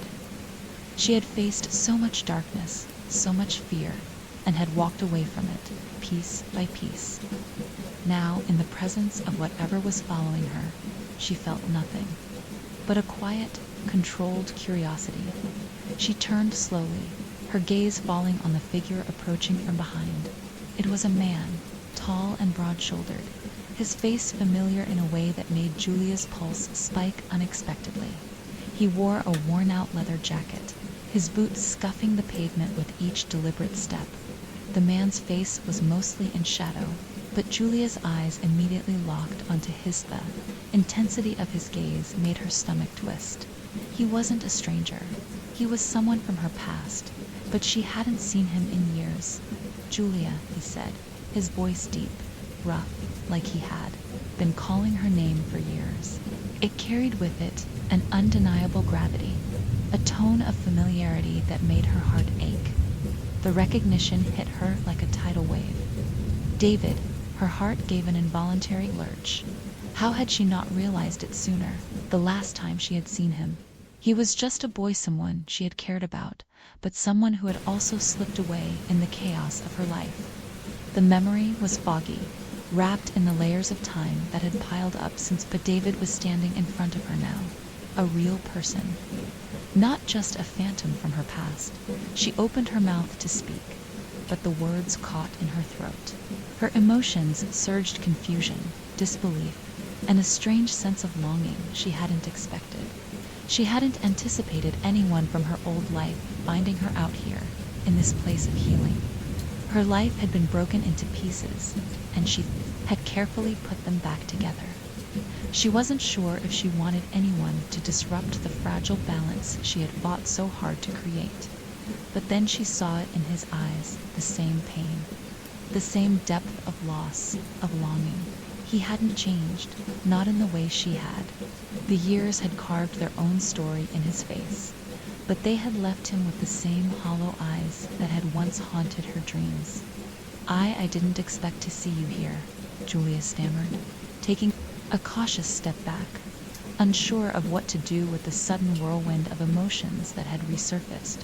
She had spent so long fleeing from her past, from the things she had lost, and now here he was, a reminder of everything she had left behind. David didn't answer immediately. Instead, he closed the gap between them, his presence looming larger as he reached out. His hand brushed lightly against hers, his fingers warm, the contact like an anchor that held her steady, despite the whirlwind inside her. She looked up into his face again, searching for something, anything that would help her make sense of this. Different. His thumb brushed over the back of her hand, and Julia shivered at the simple touch. She couldn't remember the last time anyone had touched her like this gently, without any sense of urgency. She hadn't allowed anyone close in so long, had built walls so high that she had almost forgotten how it felt to have someone just be there. She shook her head slightly, trying to gather her thoughts. "I am not the same person I was when we last saw each other," she said, her voice barely above a whisper. Her heart hammered in her chest. "I've changed." David's eyes softened, his lips pressing into a thin line. He didn't seem to be rejecting the change she had gone through. If anything, he looked almost relieved, as if he had been waiting for this moment, for the Julia he knew to emerge again. "You're stronger now," he said. It wasn't a question. He seemed certain of it. "I can feel it. I can see it in your eyes." Julia felt a wave of gratitude wash over her. It was strange, almost disorienting, to hear someone acknowledge the journey she had been on, to see someone who hadn't been there for all the darkness and the struggle, yet still recognized the strength she had built in silence. "Why are you here?" she asked, her voice trembling with both curiosity and fear. "What are you doing here in this town, after all this time?" David looked away for a moment, his eyes clouded with memories he didn't share. He sighed heavily, a deep, hollow sound that seemed to come from a place of profound sorrow. "I never stopped looking for you," he said quietly. His voice was thick with emotion, but he didn't seem ashamed of it. "I knew something happened to you, something that pulled you away from everything, from everyone. And I couldn't just forget about you. I couldn't let it go." Julia felt a pang deep in her chest. She hadn't known it at the time, but she had needed someone to care, someone to remember. She had thought at some point that she was better off alone, that it was safer that way. But standing here now, hearing his words, she realized how wrong she had been. She wasn't meant to carry her burdens alone. And David, for all his imperfections, had been trying to be there for her in his own way, even when she had shut him out. She swallowed hard, fighting the wave of emotion, threatened to consume her. "I've been running from all of this, from everyone. I thought I had to leave it all behind to heal." Her voice faltered, and she looked away from him, ashamed of the tears that had begun to well up in her eyes. David reached for her, his hands gentle but firm, as if grounding her back to the present, back to the reality of the moment. "You don't have to do it alone anymore, Julia. You never did." Her breath caught in her throat as she met his gaze, the warmth in his eyes making her chest ache. The years, the pain, the distance, all of it had seemed so insurmountable, so final. But standing here now, in the fading light of the evening, she began to understand. Healing wasn't something that could be done in isolation. It wasn't a solitary journey. It was a path that could be shared, a story that could be written together. The town around her, the world beyond the house, began to take on a new meaning. This wasn't just a place she had run away from. It was the place where her life could start again, and with David, and with the choices she would make from this moment forward, Julia knew that she had the strength to forge a new path. One that didn't erase the past, but one that embraced it, learned from it, and moved beyond it. "I've missed you," Julia whispered, her voice thick with emotion. The words felt like they had been buried for too long, and now they came pouring out, raw and unrestrained. David's smile was soft, tender. "I'm right here," he said simply. "Always have been." As the sun dipped below the horizon, casting a soft orange glow across the town, Julia finally felt something she hadn't allowed herself to feel in years. Hope, real, tangible hope, laced with the promise of new beginnings. And for the first time in what felt like forever, she knew that no matter what came next, she wouldn't face it alone. The quiet warmth of the evening wrapped around Julia and David like a soft, protective blanket, the final remnants of the day's light slipping away in a slow cascade of orange and gold. They stood there for a while, side by side, their proximity somehow grounding Julia, making her realize just how much she had longed for this connection, this unspoken understanding. The world around them seemed to grow quieter as the darkness deepened, as if it were waiting for them, holding its breath in anticipation. Julia finally broke the silence, her voice barely above a whisper. "I don't know where to start," she admitted, her words tinged with uncertainty. "There's so much. I don't even know how to explain it." David turned slightly toward her, his expression softening. He reached out, his hand brushing against her arm, a reassuring gesture that sent a warm shiver down her spine. "You don't have to explain it all at once," he said gently. "You don't have to carry everything on your own anymore. I'm here. We can take it one step at a time, together." Her heart squeezed, but this time it was with something lighter, something that hadn't been there before. The weight of her past was still heavy. But David's words, his presence, made it feel like it was no longer impossible to lift. She had spent so much of her life thinking she had to be strong alone. But in this moment, surrounded by the quiet of the town and the steady pulse of the night, Julia realized that she didn't have to keep everything buried inside her. She nodded, her throat tight. "It's just ... I've been so afraid of facing it, of looking back and dealing with everything. I thought if I ran, if I left it all behind, maybe I could escape it. But now," she paused, her mind spiraling into the vast sea of memories she'd pushed away for so long. "Now, I don't know if running away was the answer. I don't know if anything I did to escape really worked. It only ... made things worse." David nodded in understanding. "Running only works for so long. Eventually, you have to face it. But you don't have to do it all at once. The past is part of you, but it doesn't have to define you.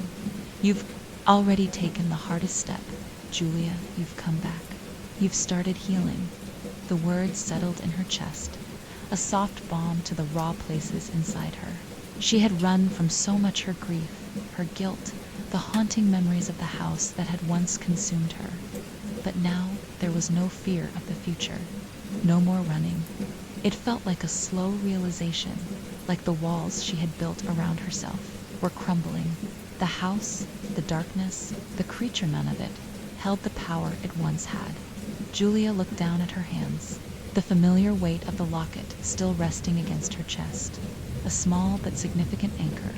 She touched it, tracing her fingers over its cool surface, as if it were a lifeline, a tether between the person she had been and the one she was becoming. The past had been so tangled with the house, with memories of things lost. But David was here now, and the town she had fled from wasn't the same place. It felt like she was reclaiming her life, not running from it, but standing in it, facing it. "I never stopped thinking about you, David," she said quietly, her voice raw with emotion. "I've thought about you all this time, and I didn't know if I was supposed to go back, if it was too late to fix anything.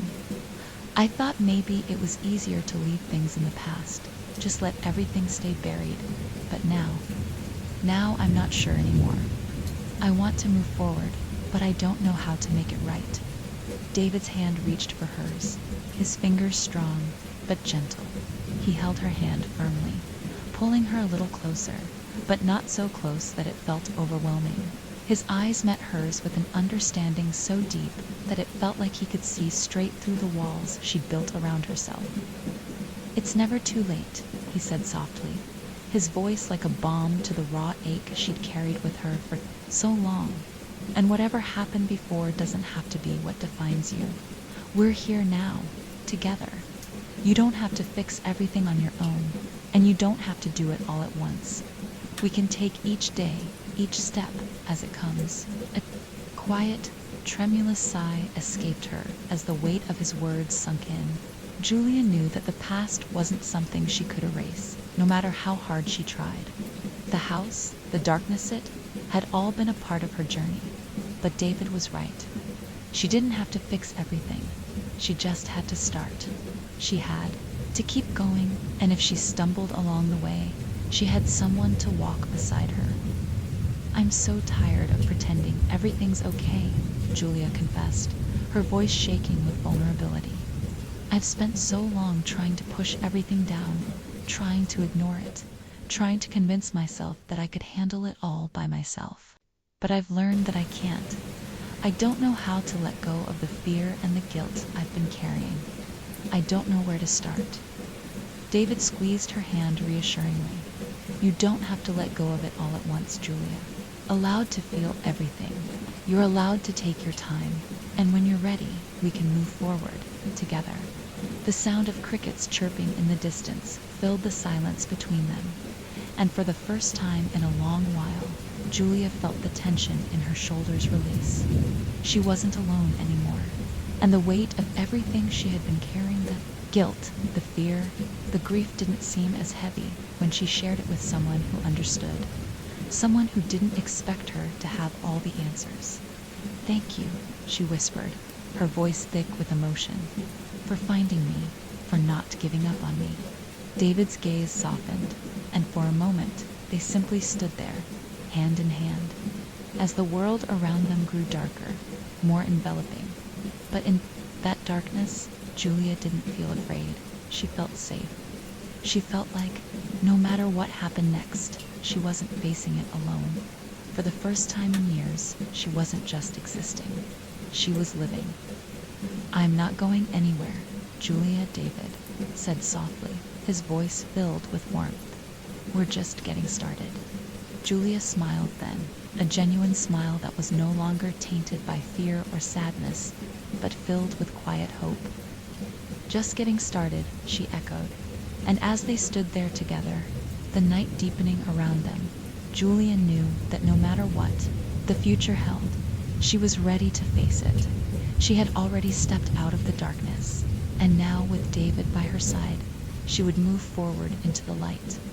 The night stretched on, the sky above them a velvet expanse of stars and moonlight. The crisp air carried the distant hum of the town, a soft murmur of life continuing on. Even as Julia stood on the edge of her past, staring into the unknown, David hadn't let go of her hand. His grip was steady and strong, but gentle, a reminder that she wasn't alone, that they weren't alone. She stood there, letting the night settle into her bones, feeling the pull of time and space. Her breath came slow, even as she took it all in. The quiet stillness of the world around them, the comforting presence of David at her side, and the gentle weight of her past lifting, bit by bit, like an old coat being peeled off to reveal something lighter underneath, something she hadn't allowed herself to feel in years. Hope. "I'm not sure where to go from here," Julia admitted, her voice almost a whisper, as if speaking louder might shatter the delicate tranquility around them. "I don't know how to take that next step, the one that leads me out of this place I've been stuck in for so long." David squeezed her hand again, his voice low but full of warmth. "We don't have to figure it all out right now, Julia. The road ahead doesn't need to be clear for us to walk it.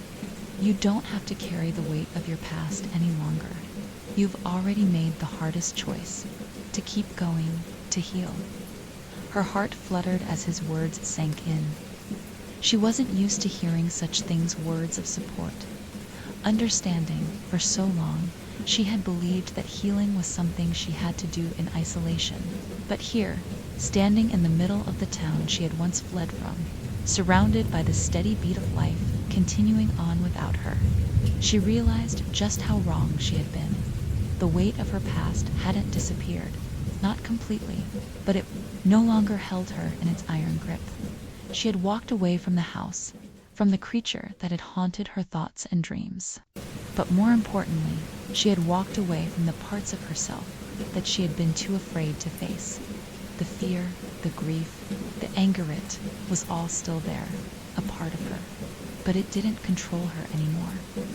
She turned her gaze to the town's horizon, where the dim glow of streetlights flickered like fireflies in the distance. The path in front of her seemed to stretch on endlessly, but it wasn't an unknown road anymore. It was a road she had already started walking, one step at a time. With each breath she took, she felt herself growing stronger. She was ready to face whatever came next, more confident as she spoke. For so long, I thought if I could just outrun everything, maybe I'd be free of it. Free of the darkness that kept following me, the memories I couldn't escape. But it's not about running away, it's about facing it. All of it. I can't outrun my past anymore, and I'm tired of trying. David's smile was soft, but full of recognition. You don't have to outrun it, Julia. You never had to. All you had to do was face it. And you're doing that right now. You've already started. The weight of his words hung in the air between them, a quiet truth that resonated deeply within her. She hadn't been running away. She had been running toward something. Toward the possibility of healing. Toward understanding. Toward a new chapter in her life that had once felt impossible, but now it was right in front of her, waiting to be written. I don't think I'll ever fully be rid of the pain, Julia said, her voice softer now as she reflected on the years she had spent trying to forget the past. But maybe that's okay.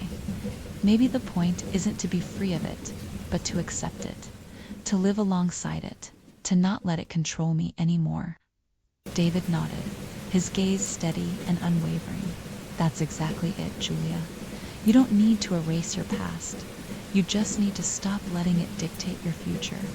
The pain doesn't go away completely, but it doesn't have to be the thing that defines you.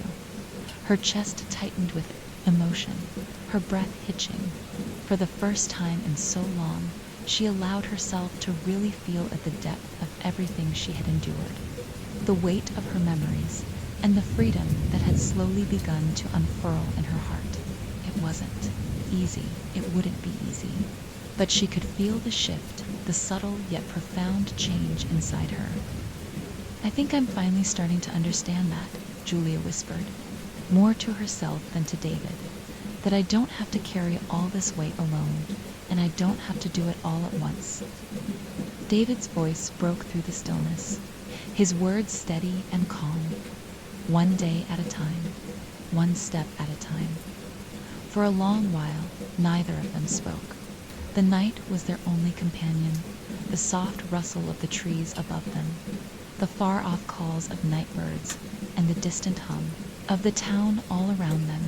The stillness was peaceful, but it wasn't empty. There was something profoundly comforting about the silence between them, something that didn't need words to be understood. Julia finally exhaled, the breath leaving her lungs as if a weight had been lifted from her chest. She turned to face David, her heart full, her mind clearer than it had ever been. I'm scared, she admitted softly, but there was no shame in her voice. It wasn't a weakness anymore, but I'm also ready for whatever comes next. David stepped closer, his presence warm, solid, unwavering. You're not alone in this, Julia. You don't have to face the unknown by yourself anymore. She smiled at him then, a true smile, one that came from a place of hope rather than fear. Thank you, she whispered, the gratitude swelling in her chest. I don't think I could have done it without you. David's smile was small, but genuine. You've always had it in you, Julia. You just needed to remember that. The moment hung between them like the evening air itself, full of quiet promise. And Julia, standing there on the edge of her past, could finally feel it, the promise of something new, something beautiful. She didn't have all the answers. She didn't know where this path would lead, but for the first time in so long, she felt like she could breathe, and she didn't have to fear the next chapter of her life. Not anymore. As the night deepened, she let go of the past she had been running from, and let herself step into the future she had always dreamed of, one step at a time. The days had passed in a blur, each one a quiet testament to Julia's resilience. The weight that had once crushed her spirit, that had lingered in the depths of her chest, was slowly beginning to lift. She could feel it with each breath she took. It wasn't gone, not entirely, but it was lighter. And with that lightness came the slow, steady return of hope, the hope she hadn't known she could have again. David stayed close by her side, not as a crutch, but as a steady presence, a quiet reminder that she wasn't alone. He didn't rush her, didn't pressure her to face the world or the past all at once. He simply let her be, giving her the space to heal, but always there when she needed him. The silence between them was comfortable, no longer filled with awkwardness or tension. They had fallen into an unspoken rhythm, one that felt natural, like the quiet ebb and flow of the ocean dot. But Julia knew that her journey wasn't over. Not by a long shot. The past she had run from still lurked at the edges of her thoughts, and while she could feel herself growing stronger each day, she understood that healing wasn't linear. Some days would be harder than others. There would still be moments where the weight of everything she had endured would feel too heavy, but those moments were becoming fewer. She was learning to live with the things she couldn't change, to face the memories with courage rather than fear. And in those quiet moments, when she allowed herself to rest and simply be, she could feel the slow, steady growth of something she hadn't known she could have. Peace. It was a crisp evening, the kind where the air seemed to hum with the promise of something new. The town was quieter than usual, the streets empty, as most of the residents had retreated into their homes for the night. The stars were clear above, a scattering of diamonds against the velvet sky. Julia stood at the edge of the park, just outside her childhood home, staring into the dark expanse that stretched out before her. The park was still familiar, the swings that creaked in the wind, the old oak tree at the far end where she used to sit and daydream as a child. She hadn't been back here much since returning to town. It was a place heavy with memories, but tonight she could see the small, faint glow of the lights from the houses surrounding. The park, a reminder of the life that had continued while she had been away. The town wasn't what she had remembered. It wasn't just a place of ghosts. It was a place of living, of breathing, of change. She turned slightly, her gaze falling on David, who had been walking beside her. He had always been there, a quiet support, a companion on this journey she had not expected to take. He wasn't her savior, but his presence had made the journey feel possible. He had shown her that she could heal, that she could rebuild what had been broken. David smiled at her, a small, knowing smile that didn't need words to explain the unspoken bond that had formed between them. "You're quiet tonight," he said softly, his voice carrying the warmth of the moment. Julia turned to him, meeting his gaze, and for the first time, she didn't look away, didn't feel the urge to hide behind her walls. Instead, she stood tall, facing the person she had once been and the person she was becoming. "I'm thinking," she said, her voice steady, "thinking about all of it." David nodded, his expression gentle, understanding. "It's a lot to think about, isn't it? But you're not in this alone anymore. We'll figure it out, one step at a time." "I've spent so much of my life thinking I had to do it alone," Julia replied, her voice reflecting the quiet realization that had been settling in for weeks. "But I'm realizing that I don't have to hide from everything. I don't have to keep running away from who I was or who I'm becoming." David's smile widened, his eyes bright with something more than just the satisfaction of seeing Julia begin to heal. It was the quiet pride of someone who had watched her grow, who had seen her struggle and come out the other side, stronger and more whole than she had been before. "You've come a long way," he said simply, but the weight of his words hung in the air, a quiet acknowledgement of the journey they had both shared. Julia took a deep breath, the air cool and crisp as it filled her lungs, clearing her mind. The sound of the wind through the trees, the rustle of leaves beneath their feet, and the soft hum of the town around them, everything seemed to wrap around her like a promise. A promise that the past was a part of her, yes, but it didn't have to be everything.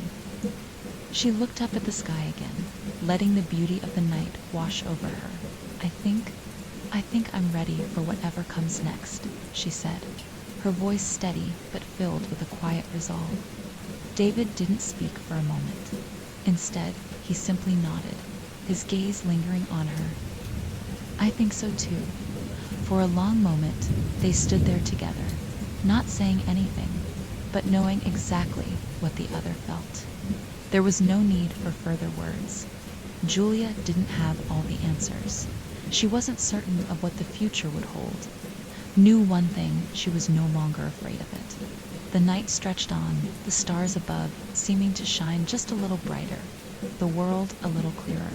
Julia had faced her past, had fought her way through the darkness that had once consumed her, and now, standing in the quiet of the park, in the soft glow of the evening, she knew that the darkness would never again have the hold it once did. It would always be a part of her, but it was no longer in control. And with David by her side, she knew that whatever came next, whatever challenges, whatever joys, she would face them with the strength she had found within herself.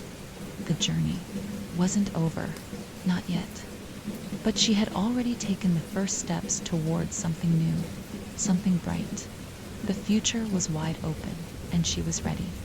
The town had settled into a calm that felt almost timeless, as though the world had taken a collective breath and was holding it in a peaceful pause.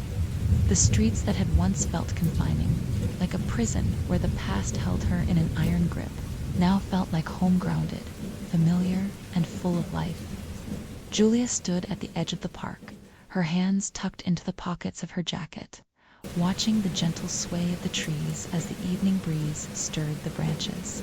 The air smelled sweet with the faint scent of earth and growing things, and for the first time in years, she felt rooted to the earth beneath her feet. David stood beside her, his presence quiet but steady, like the rhythm of a heartbeat. You don't have to think about, but know is always there. He didn't say anything, didn't ask her if she was ready for the next step, because he knew she had already taken it. They had walked this path together, sometimes in silence, sometimes in shared words, sometimes in the soft understanding of shared glances. But no matter what, he had been there, a constant reminder that she wasn't alone. Julia had learned so much in the months that had passed since she first returned to this place, to this town, to herself. She had learned to sit with the pain, to feel it, and to let it pass without letting it define her. The house, the memories, the fears, they were all still a part of her, but they no longer had the same power. They no longer consumed her. Instead, she had learned to hold them gently, as one holds a book of stories that shape you, but don't have to control the narrative anymore. "I think I'm ready," Julia said, her voice quiet but filled. With conviction, David turned to look at her, his brow furrowed in a question. Ready for what? She smiled, the first real smile that had come so naturally in what felt like forever.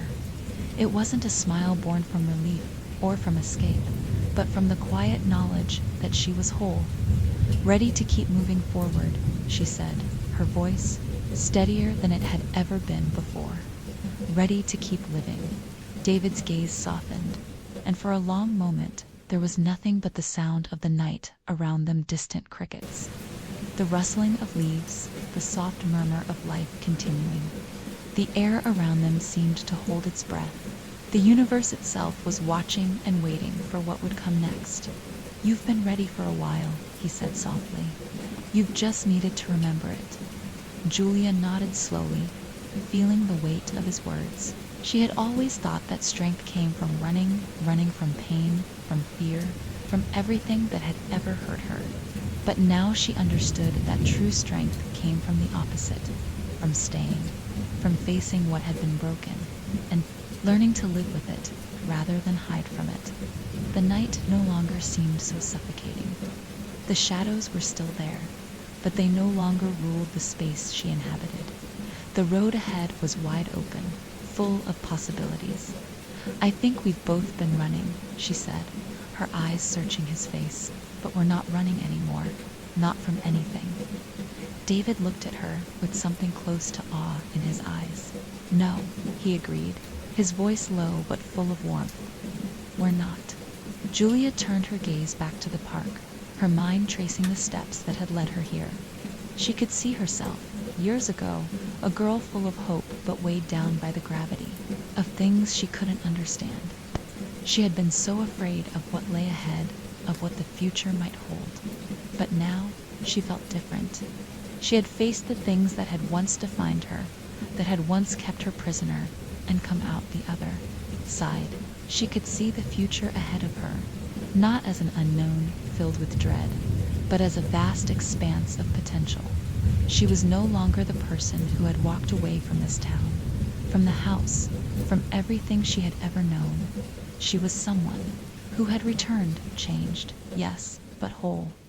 The fears that had once kept her captive no longer controlled her steps. She had learned that healing wasn't about erasing the past.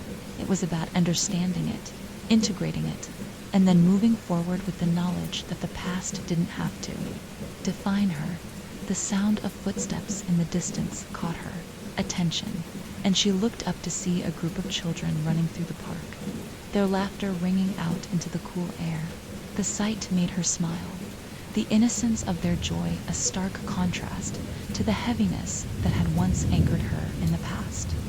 She knew now that she could experience joy again, that she could take the pieces of her life, even the broken ones, and build something beautiful, something that would carry her forward, but not leave her anchored in the past. I know the road ahead isn't going to be perfect, Julia said, her voice soft as she turned back to David. I know there will be days when the past tries to creep in, but I'm not afraid of it anymore. I can't control what happens, but I can choose how to live, and that's enough. It's always been enough. Julia squeezed his hand gently, the weight of his words sinking deep into her heart. She wasn't alone in this anymore. The road ahead would be filled with ups and downs, moments of clarity and moments of doubt, but she was ready for it. She was ready to face whatever came next, not with fear, but with a quiet strength that had been born from her struggles. She had fought the darkness, and now she was ready to embrace the light. For the first time in a long while, Julia felt like she was standing at the threshold of something new. It wasn't a grand, sweeping change.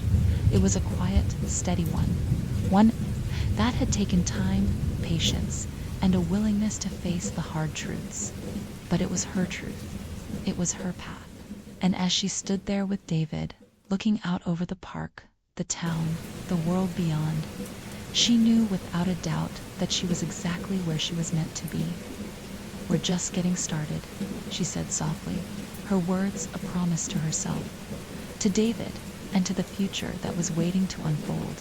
And with that promise, Julia took her first step into the unknown, not with fear, but with the quiet confidence of someone who had already faced her demons and emerged stronger for it. The future was waiting wide open, and for the first time in a long while, she felt ready to. You're deep into the story now, and the horrors are only escalating. If you're still with us, don't forget to like and subscribe. Tell us where you're listening from in the comments who else is staying up late to face this nightmare. Settle in. The terror continues. Story 3. The house had always been too quiet, its silence thick enough to taste. It was the kind of quiet that gnawed at you when you tried to sleep, when you tried to think. After everything that had happened, after the loss every corner, of the old house seemed to weigh down on its inhabitants. Alice, sitting alone in the parlor with the soft, moth-eaten curtains swaying lazily in the breeze, had learned to fill the space with thoughts. But even her thoughts felt heavy now, like they belonged to someone else. She had moved here, to this isolated house on the edge of town, to escape what? The memories. The whispers of a past she couldn't shake off. It didn't matter. The house had been a gift, or rather, a grim necessity. A place to restart. But the stillness, that silence, wrapped itself around her like a blanket of ice. Alice shifted uneasily on the threadbare sofa, her fingers tracing the grain of the wood on the coffee table. She glanced at the mantelpiece, where photographs of her family stood, her husband, her child, smiling as though they could not know how quickly their lives would change. The edges of the photos were beginning to curl, fading with time, and the smell of mildew was starting to sink into the corners of the room. She hadn't realized how much it disturbed her until now. A faint sound crept into the room, a faint rustling like paper brushing against paper. But there was nothing on the floor, no breeze from the open window. She shook her head, laughed lightly to herself. You're hearing things, she thought. You're tired, that's all. But then there was another sound, this time clearer. A faint, almost imperceptible voice. It wasn't human. No, it was something else, something old, something not of this world. It seemed to come from behind her, from the shadowed hallway leading deeper into the house. Alice froze. She knew the house was empty. She'd locked all the doors herself. Before sitting down, and the wind outside had fallen silent, the voice, if you could even call it a voice, was soft, but it carried a weight that tugged at her insides. The name hung in the air like a poisoned breath. A shiver skittered up her spine, and Alice slowly turned her head, her eyes tracing the darkened hallway behind her. Nothing. The shadows were only shadows, stretching long and thin across the old wooden floor. But that sound, that whisper lingered, still vibrating in her chest. Her pulse quickened. It was impossible. She had been here for days and hadn't heard a single sound, and yet now it was unmistakable. The air seemed to thicken, pulling tighter around her like a rope, as though the house itself was breathing in rhythm with her. Do you want to see it? The voice whispered again, this time from just beyond the edge of her vision. She couldn't breathe. The air felt cold now, colder than the autumn chill that had started creeping in from outside. Her hand, trembling, reached for the photograph of her daughter on the mantelpiece.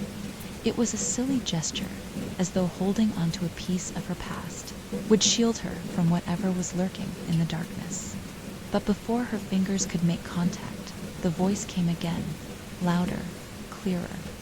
Alice, and then, as if the house itself had been waiting for this moment, the shadows in the hallway shifted. Alice's heart pounded in her chest, her breath caught in her throat. Something was moving, something large, but it wasn't a person. It was something else. Do you want to see it? A soft click echoed from the hallway, the distinct sound of something or someone approaching. Alice's hand tightened around the photograph, its edges frayed from years of being handled, its corners curling with age. Her fingers pressed into the worn surface, as though the act itself could shield her from whatever was approaching.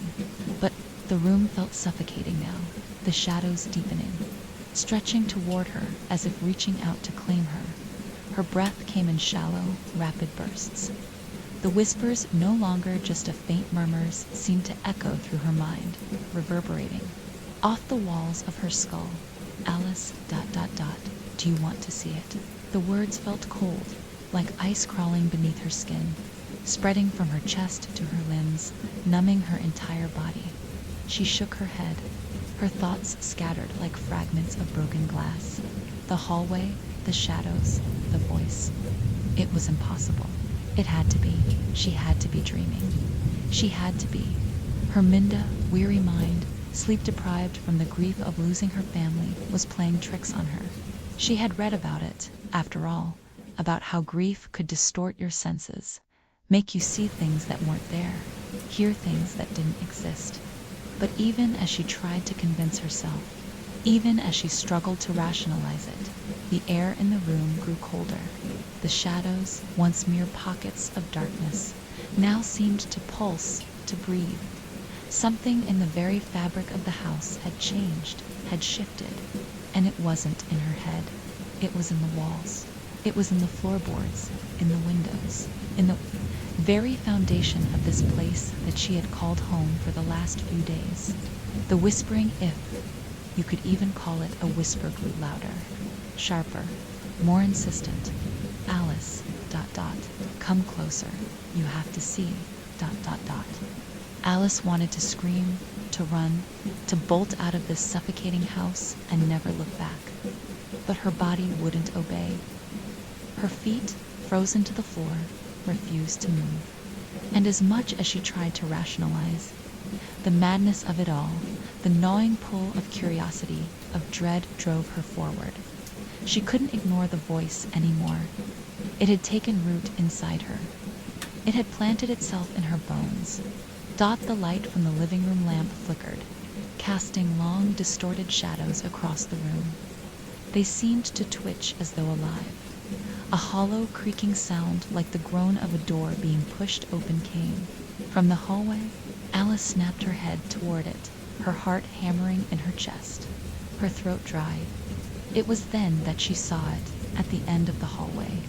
Just beyond the edge of the darkened room, a door one she had never noticed before appeared.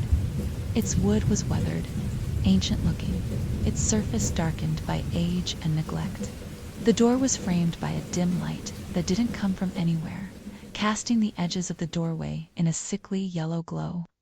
The hinges were rusted, as if they hadn't been turned in years, but the door was slowly creaking open nonetheless. Her mind screamed at her to turn away, to run, but her legs felt like lead, her body unwilling to obey the instinct to flee. The house, the oppressive weight of it seemed to hold her in place. It was as though the very air had thickened, turned to molasses, and now she was caught in its grip. The whispering voice seemed to grow louder, more desperate. Alice, ... come closer. You must see. It's waiting for you. She had no choice. She didn't want to face whatever lay beyond that door, but the pull was undeniable. It was as though the house itself was calling to her, urging her to enter. The shadows seemed to move, to shift, to reach for her with an almost sentient hunger. Alice took a hesitant step forward, then another, and then before she could even fully process it, she was standing at the threshold of the darkened hallway, her hand trembling on the edge of the doorframe. The house was alive with sound now. The creaking of floorboards, the faint rattle of the window panes. The world outside, where the sun had once set just hours before, felt impossibly distant. Here, in the oppressive gloom of this strange place, nothing felt real anymore. Alice pushed the door open. It groaned, the sound jagged and rough, like an animal in pain. The room beyond was dark, so dark that it felt as though the very air within it was being sucked into a void. There was no warmth, no light, just cold, suffocating blackness. Pulse was a constant drum in her ears as she peered into the void, unable to look away. But then, in the center of the room, something moved. It was slow at first, just a subtle shifting, like the air had taken shape. Or maybe something beneath the floorboards was beginning to stir. Her breath caught in her throat as a figure. Not a figure, but something much more amorphous, shifting, emerged from the shadows. It was taller than any human should have been, hunched over in a way that defied natural movement. Its form was a swirl of black and gray, indistinct, like it was never meant to be seen by human eyes. Alice stumbled backward, her heart thudding in her chest as her legs finally seemed to regain control. She wanted to scream, to run, but her mouth was dry, her voice lost to the air around her. The shape, if it could even be called, that seemed to float toward her, Not walking, but gliding, as though it was not entirely bound by the laws of the physical world. You have seen it now, Alice. The voice was no longer a whisper. It was a booming presence, filling her mind, her entire being. It was everywhere. It was inside her.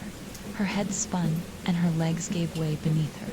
She collapsed to the floor with a thud, but she couldn't take her eyes off the doorway.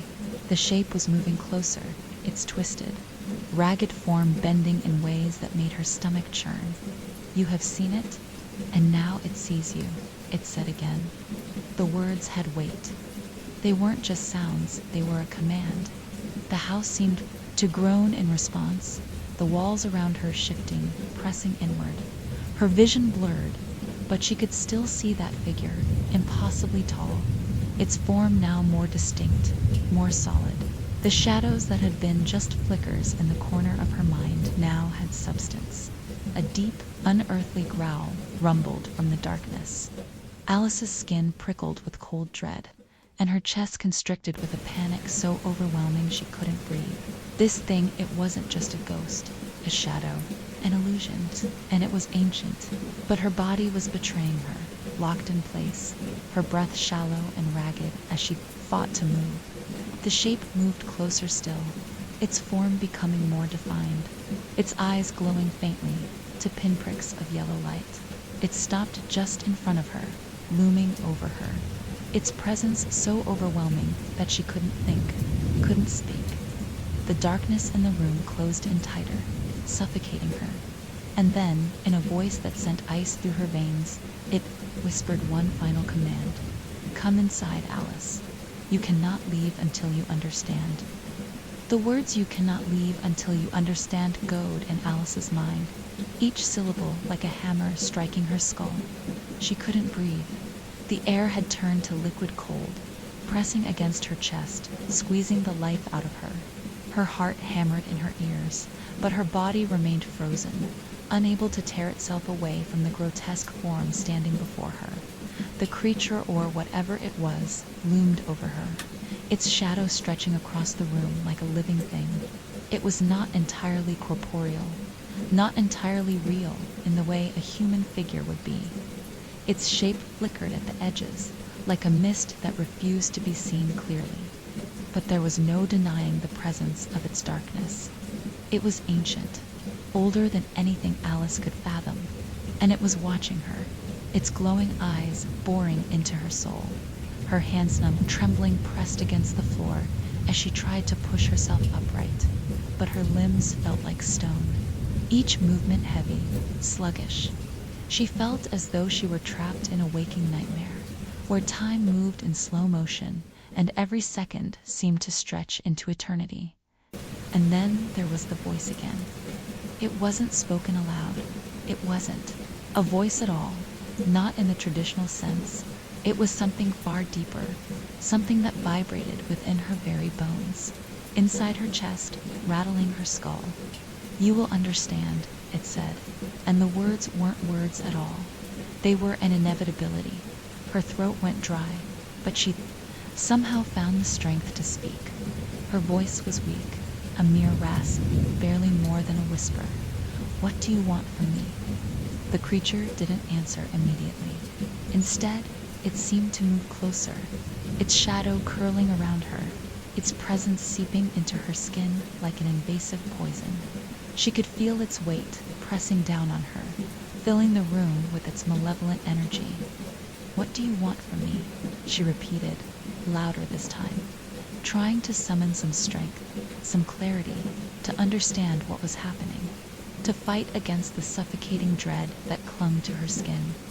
The creature's glowing eyes flickered, and for a moment, Alice thought, she saw something else, something deeper, something that belonged to the very walls of this house. There was a flicker of recognition, a glimmer of some forgotten memory that danced just beyond her reach. She knew it had to be connected to her, to this house, to the things she had tried so desperately to forget. I am what you have forgotten, the creature said, its voice like the rumble of distant thunder, low and powerful. I am the echo of your grief, the manifestation of your loss. You have summoned me, and now you will understand the price of your forgetting. Alice's breath caught in her throat. No, she whispered, the word of fragile breath escaping her lips. Her mind began to spiral, memories from years ago flashing before her eyes in rapid succession, and for a brief moment, she forgot where she was, who she was, everything that had brought her to this place. Her husband's face, his warm smile, his laughter, the way he held her hand as they walked down the street together, as if they were the only two people in the world. Her daughter, so small and full of life, running through the garden, her giggles echoing in the air. And then, the crash, the silence, the emptiness that had settled in the wake of their loss, the guilt, the ache, the endless nights spent staring into the darkness, wondering how it had all gone so wrong. The memories flooded her, sharp and painful, slicing through the haze of the present. And in that moment, she realized something terrifying. The creature, the thing standing before her, its eyes glowing with an unnatural light, was a part of her. It was the thing she had tried to bury, the thing she had refused to face. It was her grief. It was the broken pieces of her heart, the fragments of her past that she had shoved into the corners of her mind, hoping they would stay hidden. But they hadn't stayed hidden. They had come back. They had followed her here, to this house, to this place of isolation, to this place of nothingness. I am the one you abandoned, the creature whispered, the one you refused to remember, and now you will face me. The words hit Alice like a blow, and for a moment she thought she might collapse, but she didn't. She had to understand what this was, what it wanted, and how she could escape it. The house, this place of desolation, had been pulling her in from the moment she stepped inside.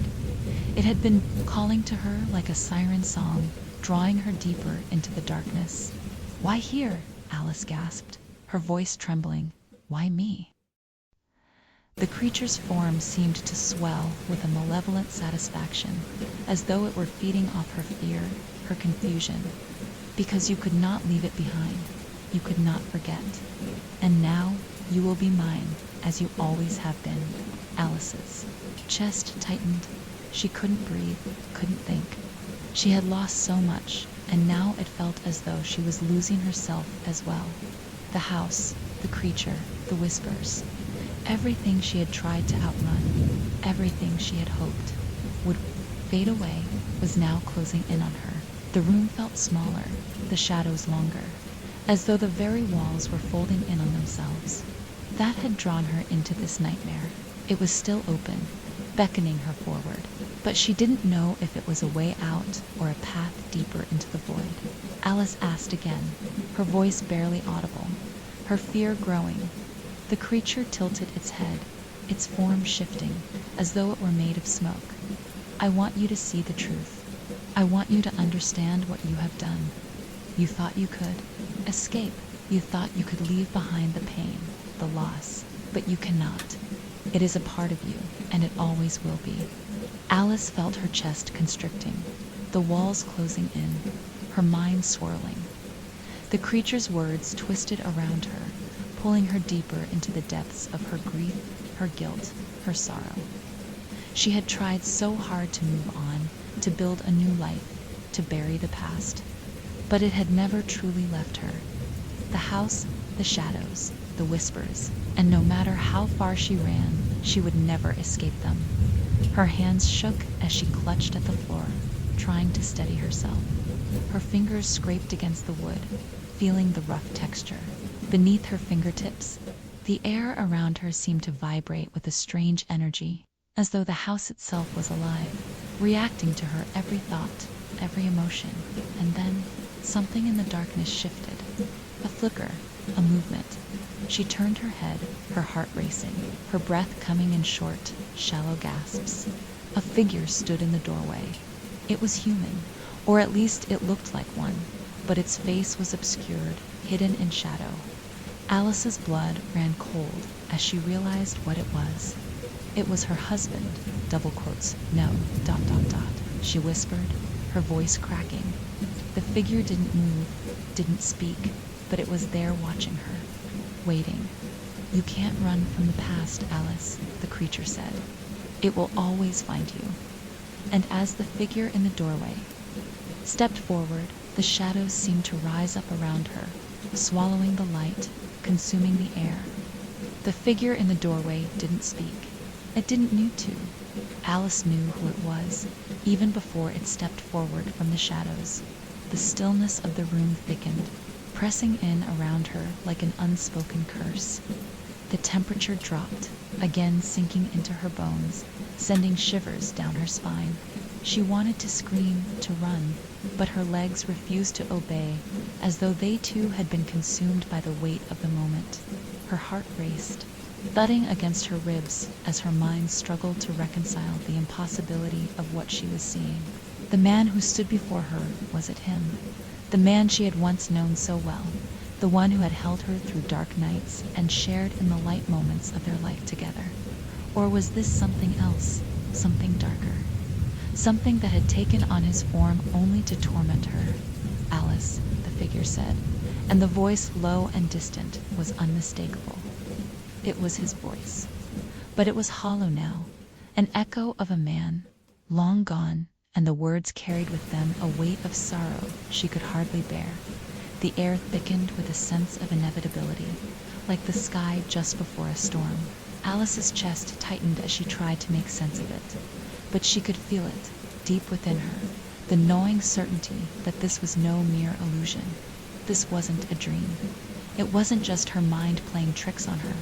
This was real. It was happening. Her mind raced, flooding her senses with fragmented memories, her husband's laugh, the feel of his hand in hers, their quiet moments together, the shared silences. But those memories weren't enough to mask the reality. Before her, the man standing in front of her, her husband, her love, her partner, was dead. And this was something else. "I thought you could forget me," the figure continued, its voice curling through the air like smoke, sinking into the deepest recesses of her mind. "I thought you could move on. You thought you could forget me, but you were wrong, Alice." The words cut deeper than anything else could have. A sharp, jagged pain twisted in Alice's gut, but it was more than just emotional anguish. It was a physical sensation, like something pressing against her chest, suffocating her, tightening her ribs with every word. "Why?" Alice gasped, her voice breaking as the tears finally began to well up in her eyes. "Why are you here? Why are you tormenting me? I never wanted this, never wanted to forget." "You," she choked on the words, the weight of the truth slamming into her all at once. "You left me. You left us. And now you come back, to do this to me, to haunt me." The figure stepped forward, its presence so real, so solid, that Alice could almost feel the chill of its touch. But there was no warmth in it, no comfort. There was only the oppressive darkness that clung to the figure, the shadows that seemed to emanate from it, pulling her deeper into their grasp. "You think you're the victim here?" The figure's voice rose, no longer the soft murmur of the past, but now filled with bitterness and accusation. "You think you're the only one who suffered." The words lashed at her like a whip, each one stinging more than the last. "You abandoned me, Alice. You gave up on us. You let me slip away into the darkness." Alice flinched, but she couldn't look away. She was transfixed by the creature in front of her, the man she had once loved, twisted now by grief and rage. It wasn't just his face anymore. His features were distorted, shifting, like they were not entirely of this world. His eyes glowed faintly at first, then brighter, until they were the only things visible in the dark. The dark pits of sorrow that had consumed him and, now it seemed, had consumed her too. "I didn't leave you," Alice whispered, the words barely audible. She felt like a child in front of this thing, a mere shell of the woman she had once been. "I didn't mean to forget you." The figure tilted its head, its eyes narrowing as it studied her. "Didn't you?" it asked softly, its voice dripping with malice. "Then why did you leave me here? Why did you bury me? Why did you bury your love for me, your memories?" The room seemed to shrink, the walls pressing in on her, the shadows lengthening and distorting as if they were alive, feeding on the anguish that radiated from her. Her breath quickened as the weight of his words crushed her. How long had she been carrying this guilt, this unbearable, suffocating guilt? How long had she been pretending that everything was okay, that she had moved on, that she was strong? I didn't leave you. I never wanted to forget you, she thought, but the words wouldn't come out. She couldn't say them. It felt like there was something deep inside hers. Maybe it was fear. Maybe it was shame. The creature that had once been her husband moved closer, and now she could see the full extent of the change in him. His face had become hollow, as though it had been eaten away by time and sorrow, and yet the eyes were still the same. They held the same pain, the same longing, but now there was something more, something darker. You should have stayed, the figure said, its voice low and thick with sorrow. You should have stayed and fought for me, but you couldn't. You couldn't face it, could you? The truth. The truth that you abandoned me, that you never truly loved me. Alice recoiled, her hands pressed against her chest as though trying to hold herself together, trying to keep her heart from falling apart in the wake of his words. No, that's not true, she whispered, shaking her head. I loved you. I loved you more than anything. The figure smiled, but the expression was twisted, grotesque. Then why did you let me die alone? Why did you let the pain eat you, up until there was nothing left of me? Alice's breath hitched, the weight of his words pressing down on her chest, crushing her. She remembered now those dark days after his death, the silence in the house, the emptiness that filled every corner, every room, the crushing sense of abandonment that she had tried to push away. She had tried to move on. She had tried to make a life for herself and her daughter. But somewhere deep down, she had always known that there was something unfinished, something unresolved. And now, here it was. Here he was. The air in the room grew colder, the shadows deeper. The creature that was once her husband stretched his hands toward her, his long bony fingers curling like claws. He was no longer human, not really. He was a manifestation of her grief, of her guilt, and it was reaching for her, ready to consume her. You left me, he whispered, and now you will never escape me. Alice stumbled backward, her heart thundering in her chest. She felt the walls closing in on her, the darkness creeping closer with every passing second. Her mind screamed for her to run, to flee, to escape this nightmare, but she couldn't move. She couldn't breathe. I'm sorry, she gasped, her words barely coherent, her voice breaking. I'm so sorry. I never wanted to leave you. I never wanted to forget. But the creature's eyes, those glowing, hollow eyes, didn't soften. They didn't show forgiveness. They didn't show anything but an overwhelming, insatiable hunger. You cannot leave until you understand. The words echoed in her mind, drowning out everything else. And Alice understood. This wasn't just a haunting. This wasn't just a manifestation of her grief. It was the price of forgetting, the price of running away from the pain, the price of abandoning the ones we love. And now she would pay it. Her breath caught in her throat as the shadows closed in, swallowing the light, the room, and her very existence. The darkness felt endless. It wrapped around Alice like an ocean, vast and suffocating, pulling her deeper with each passing second. Her heartbeat thundered in her ears as she gasped for air, but no breath came. The house was gone. The room was gone. The world was gone. All that was left was the crushing weight of the past and the relentless presence of the creature before her.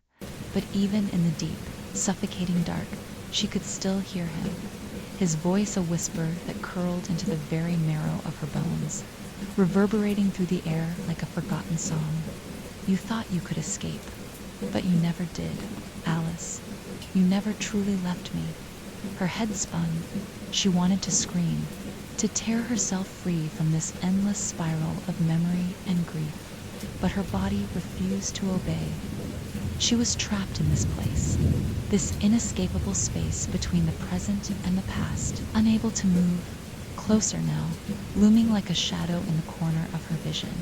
It had no true form anymore. Its edges flickered like a broken reflection in water, shifting, ever-changing. But its eyes, they were always the same, burning with an unholy intensity that seemed to sear through her very soul. For a moment, everything went still. The darkness, which had been closing in so fast, paused. And then, without warning, the creature's presence pressed against her like an invisible force.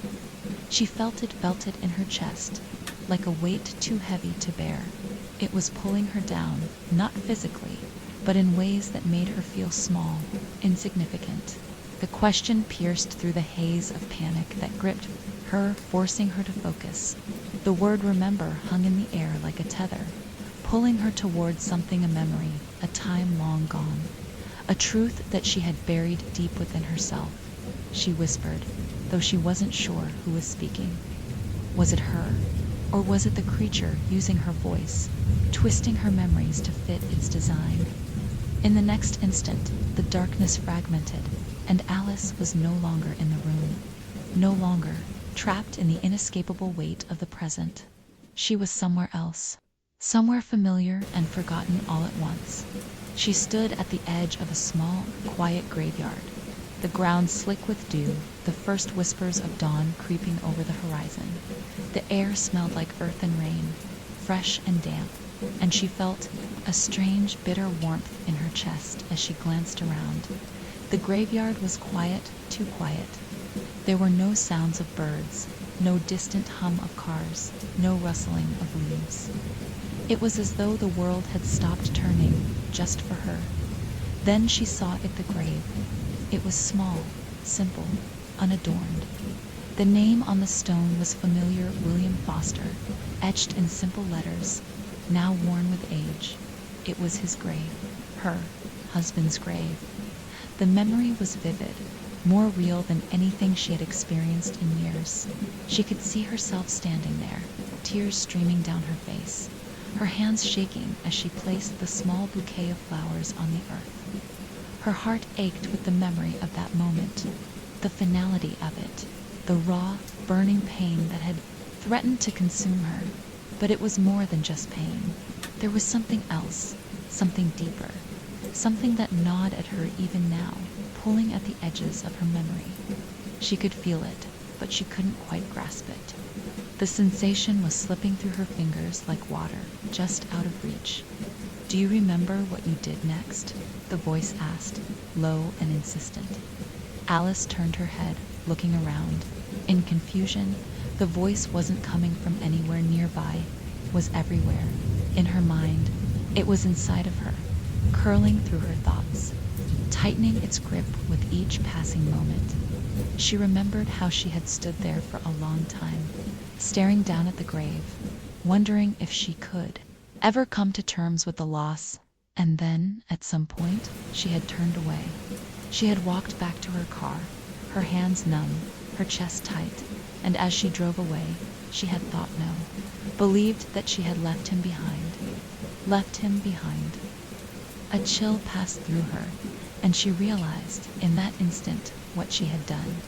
The memory unfolded like a tightly wound coil, slowly loosening until the truth was exposed. "I didn't," she whispered aloud, but her voice faltered, thick. With disbelief, "I didn't leave him. I left myself." And there it was, the truth she had been too afraid to confront. The ache she had buried so deeply inside her that she hadn't even been able to feel it anymore. She had never truly mourned him. She had never truly faced the horror of his death. Instead, she had buried it like a seed in the soil, hoping it would wither away with time. But it hadn't withered. It had grown. It had festered in the dark corners of her soul, waiting for the right moment to resurface. She was still in the graveyard, still standing before his grave, the earth beneath her feet shifting and changing like a waking dream. But now she saw the rest of the scene unfold before her. She could see herself, but it wasn't the version of herself she remembered. This version of her was hollow. Her face was gaunt, her eyes sunken, her movements stiff and mechanical. She could see herself walking away from the grave, but it wasn't with grief, it was with something else, something more primal. She had walked away not because she had found peace, but because she had abandoned the memory. She had abandoned him. A weight settled on her chest, and the graveyard around her seemed to warp, shifting like a reflection. In broken glass, the air turned thick with the scent of decay, and the peaceful serenity of the scene twisted into something dark and oppressive. The gravestones, once simple and innocent now, appeared broken, cracked, as though time itself had torn them apart, and now you must face the consequences. The world around Alice crumbled. The graveyard dissolved into a haze of swirling shadows, the earth beneath her feet sinking into an abyss. She was falling, tumbling into the depths of her own forgotten grief. For the first time, she felt it. The full weight of the loss, the crushing weight of abandonment. Not just of him, but of everything she had tried to run from. The weight of herself, her fingers clawing at the air as the darkness swallowed her whole. But before she could cry out, before she could even take another breath, she was plunged into the cold, suffocating darkness she couldn't escape. She didn't want to escape, because deep down Alice knew the truth now. There was no running, not from him, not from her, not from the past, not from the grief. The darkness suffocated her, but Alice no longer struggled against it. Her body, once so determined to fight, now felt like an empty vessel, adrift in an ocean of grief and guilt. It was as though the darkness had taken something vital from her, something she hadn't known was missing until it was gone. She could no longer sense time nor space. It was as though she had become a part of the shadows themselves, lost in an eternal, oppressive quiet. But in the midst of this endless void, the voice came again low, resonant and unmistakable. It echoed through her mind, dragging her back from the edges of oblivion. "Do you understand now, Alice?" Her heart fluttered weakly, like a moth caught in a flame. She wanted to answer, but no words came. All she could do was tremble in the void, her breath shallow, her chest tight with an unbearable weight. The creature, the thing that had once been her husband, was still here. In the dark, woven into the fabric of her own mind, entwined with her every thought. She could feel him like a cold, seeping presence, pressing against the fragile barriers she had built around her. "I thought you could forget me," the voice whispered, and she felt a chill crawl down her spine, a coldness that wasn't just physical, but spiritual. "I thought you could bury me in your heart, like you buried my body. But you never truly left me, Alice. Your love." The words slid into her consciousness like poison, filling the empty spaces left behind by her rejection of grief. She had tried, hadn't she? She had tried so hard to pretend that the pain had subsided, that the loss had been something she could simply move past. She had convinced herself that she was stronger than her emotions, that she could step over the wreckage of her heart and rebuild her life. But now, with the clarity that only this torment could offer, Alice understood. She had never really let go. She had only hidden from the truth, hidden from him, from herself. "I'm sorry," she whispered hoarsely, but the apology felt hollow, empty, like a word uttered without meaning. "I didn't want this. I didn't want to forget you." The shadows around her twisted, coiling tighter as the creature's presence intensified. He was no longer a man, no longer even a shadow of the man she had known. He was a manifestation of everything she had tried to bury. Grief, guilt, regret. His form was jagged, broken, like something too shattered to ever return to wholeness. But his eyes, those burning eyes, they were still the same. They still held the same pain. "You abandoned me," he hissed, and his voice reverberated through the endless dark. sending ripples through the very fabric of her being. You left me to rot in your memories. You let me die twice, once in this world, and once in your heart. Alice's throat tightened, and for a moment she thought she might choke on the weight of his words. She could feel it now, the unbearable pressure of all the years she had spent pretending that the emptiness she had lived with could be filled with time, with distraction, with anything other than the hard, unbearable truth. But now the truth was staring her in the face, a grotesque mirror of her own guilt, and it was impossible to look away. I couldn't, she whispered, her voice shaking. I couldn't face it. I couldn't face losing you. Then you lost yourself, the voice replied, and the words were a sharp knife in her chest. And now we are bound together, Alice, in ways you cannot undo, in ways that will never let you be free. The dark, oppressive weight of those words settled over her like a suffocating blanket. But it was not the weight that broke her.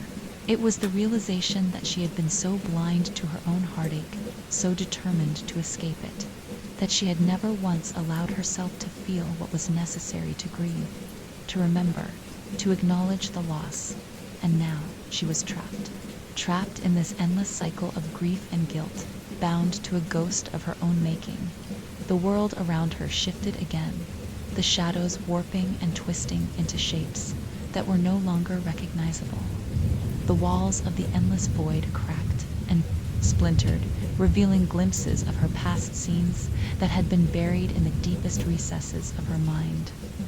She saw herself standing in the hallway of their old house, her hand clutching the doorframe as she watched him leave for the last time. The way his back had been turned, the way he hadn't looked back, the silence that had stretched between them. He had left, but she had not said goodbye. She had never said goodbye. Tears welled up in her eyes, and the memories flooded in. She could see their wedding day, the joy in their eyes, the future they had promised each other, and she could see the moment the joy had started to unravel. Long drawn-out decline of his health, the weight of his silence as he sank deeper into himself, into a depression that neither of them had understood. How had she not seen it then? How had she not realized that he had been slipping away long before the cancer had taken him? "I'm sorry," Alice whispered again, her voice barely audible, as though the words were nothing more than the wind passing through a dying tree. She wanted to say Moorish. She wanted to beg for forgiveness, to scream the words that had been trapped inside her for so long. But her throat was dry, and the darkness seemed to choke the words before they could escape. But the creature before her didn't respond. It didn't need to. It was too late for apologies, too late for words. "You must face me," it said, and there was a finality to its voice now. "You must face what you have done. You cannot escape me. You cannot escape your own heart."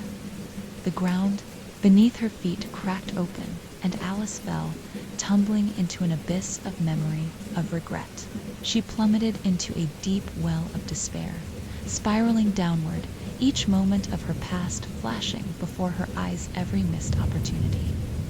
Every word unsaid, every moment she had turned away from him, from herself.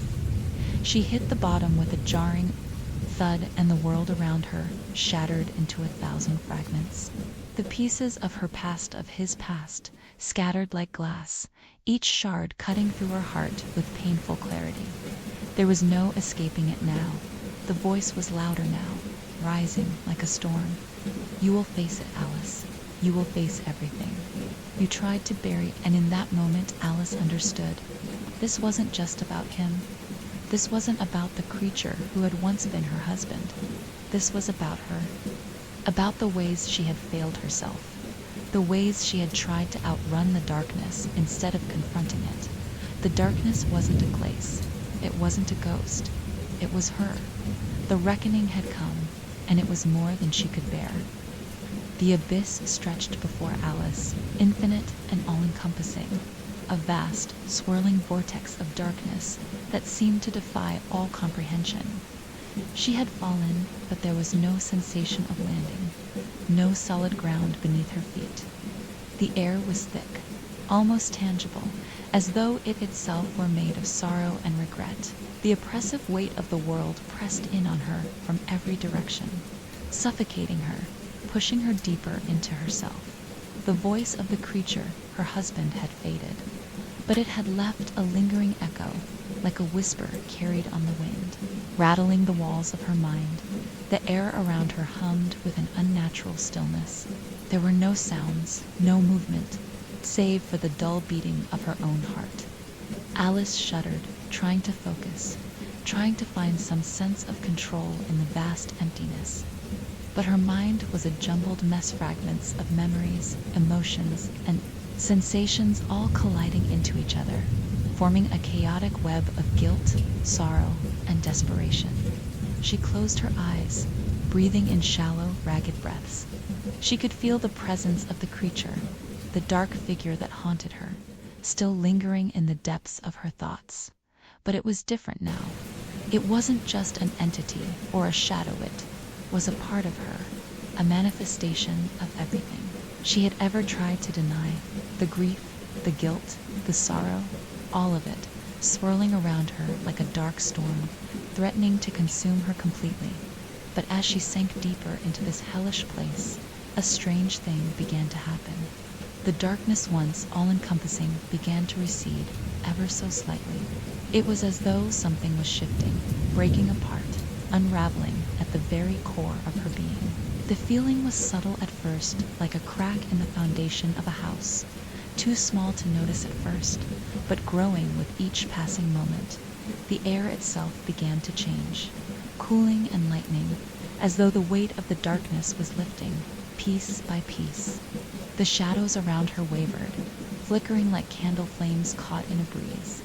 And in that space, in the flickering half-light, Alice felt something else's sense of recognition. She looked around, though she couldn't see anything. There were no walls, no floors. There was only the void, and yet something stirred in her, an ancient feeling, as if she had been here before. Not physically, no. This wasn't a place she had ever known. But in her soul, in the deepest parts of her heart, she had been here. She had experienced this before. This was the place of reckoning. This was the threshold between the world of the living and the world of the dead, where the truth could not be hidden, where the broken pieces of one's life could no longer be ignored. Alice's breath caught in her throat. She felt the sudden weight of that truth, the truth she had spent so long running from, the truth she had refused to face. And now, as the shadows flickered and the dark spaces began to crack open, she understood what was happening. The reckoning had arrived. But it wasn't just the creature that had come for her. It was herself. It was her heart, her broken, shattered heart, pulling her back, drawing her into this moment, forcing her to look at everything she had tried to forget. For the first time, Alice saw the full breadth of her own pain. It wasn't just grief over losing her husband. It wasn't just the crushing sadness of his death. It was the deep, raw truth of how she had failed herself. How, in trying to outrun her sorrow, she had abandoned her own heart, her own sense of self. She had let fear rule her, and in doing so, she had shut down everything that could have healed her. She had thought that by burying her grief, she had buried the most important part of herself. And now, that part had come to claim her. The creature, the shadow, shifted before Hurt's form, warping and changing. No longer a human figure, but something else. A reflection of her own shattered soul, split into 1,000 jagged pieces. The eyes, once so burning and accusatory, softened for a moment, and in them, Alice saw not a monster, but a mirror. She saw herself, her own grief, her own guilt, her own self-loathing. "You can't outrun me," the voice said, but this time it was softer, more resigned. "You can never outrun your own heart, Alice. You can only face it." The words landed like a blow, but they weren't filled with anger. Not this time. There was only sorrow. A sorrow so deep it threatened to drown her. And Alice finally understood. She understood the nature of the creature that had tormented her all this time. It was was not an external force. It was not something separate from her. It was a part of her. It was the part she had refused to look at, the part she had tried so hard to forget. The creature, the manifestation of all her hidden pain, reached out to her with a hand made of shadow. The fingers were long and skeletal, but they were not. Threatening they were, instead, an invitation. A plea for her to step into the truth of herself, to face the darkness, and in doing so, free herself from its grip. Alice hesitated. She felt the weight of the decision pressing down on her. To reach out and accept this truth would mean letting go of everything she had built since his death. It would mean confronting the raw, jagged edges of her soul, the parts of her that she had long since abandoned. But it was the only way to heal. With trembling hands, she extended her arm, slowly, deliberately, as though every motion required all the strength she had left. Her fingers brushed against the darkness, and for a brief moment she felt a warmth, strange, unfamiliar warmth, though she were touching something alive, something that was a part of her, and yet separate from her. And then the moment passed. The darkness faded, the air lightened, and Alice felt something stir within her, something that had been dormant for so long. Peace. For the first time in what felt like an eternity, the void was no longer oppressive. The weight of grief, the crushing despair, lifted. And she found herself standing not in the darkness, but in a new place. The space was different. It wasn't light exactly, but it wasn't dark either. It was ... neutral. The edges of the world seemed soft, as though reality itself had become fluid, shifting in ways that were both comforting and disorienting. She looked around, but there was nothing. No walls, no sky. Only a feeling, an immense, overwhelming sense of release. Like a breath she hadn't known she was holding had finally been let go. And in that silence, that space between worlds, Alice realized that she had faced it all. She had confronted the depths of her grief, the pain she had carried for so long, and now there was nothing left but acceptance. Acceptance of the past, acceptance of the loss, acceptance of herself. She was no longer running, but even as the peace settled over her, she knew there was more to be done. She could not go back to her old life. She couldn't unsee the truth she had confronted. But for the first time in years, Alice felt ... ready. Ready to rebuild, ready to face whatever came next with an open heart. She had found the courage to face herself, and in doing so, she had freed herself. The creature, the shadow, had vanished, and in its place there was only Alice, finally whole. The space around Alice shifted once more, but it was not the oppressive, consuming darkness she had known. The void, once infinite and suffocating, now felt strangely malleable, like it was being reshaped by her will. Each moment stretched and contracted, warping the fabric of time itself. She could feel the pull of the world that existed beyond this place, calling to her, a faint whisper in the back of her mind, like the distant sound of wind against a window. Her breath was steady now, no longer ragged. The pain that had once gnawed at her chest, the weight that had sat like a stone in her stomach, was gone. The emptiness that had consumed her heart had been replaced with something new, a strange, fragile peace. It was as though the wound she had carried for so long had finally begun to close, its jagged edges knitting together with slow, deliberate care. But there was something she could not shake, something deep inside her that gnawed at her like a shadow just beyond the edge of her vision. The world, the air itself, seemed to pulse with its something unfinished, something unresolved. She could feel it, the heavy undertow that tugged at her spirit, the pull back to the living. She wasn't sure if she was ready. The memories of her past, of her life before all this, flickered before her eyes like fragments of broken glass. Each piece held a different moment, a different version of herself. Her hands shaking as she held her husband's cold hand for the last time. Hollow silence of their home after he had passed, the relentless, empty hours that had stretched into days and weeks, where she had gone through the motions but never really lived. Each image was a wound, a scar on the landscape of her soul. And yet now, standing in this strange place between worlds, she could see them for what they were, pieces of a life that had once been hers but no longer defined her. They were memories, no more or less important than the next moment, the next breath. She didn't have to carry them anymore. The air around her shifted again, more forcefully this time, and the soft hum of the world beyond grew louder. The pull was stronger now, and with it, a realization began to take form in her mind. Her grief, her guilt, all of it, had been a way to hold on to him, a way to preserve the past, to keep him alive in some form. But the past was gone.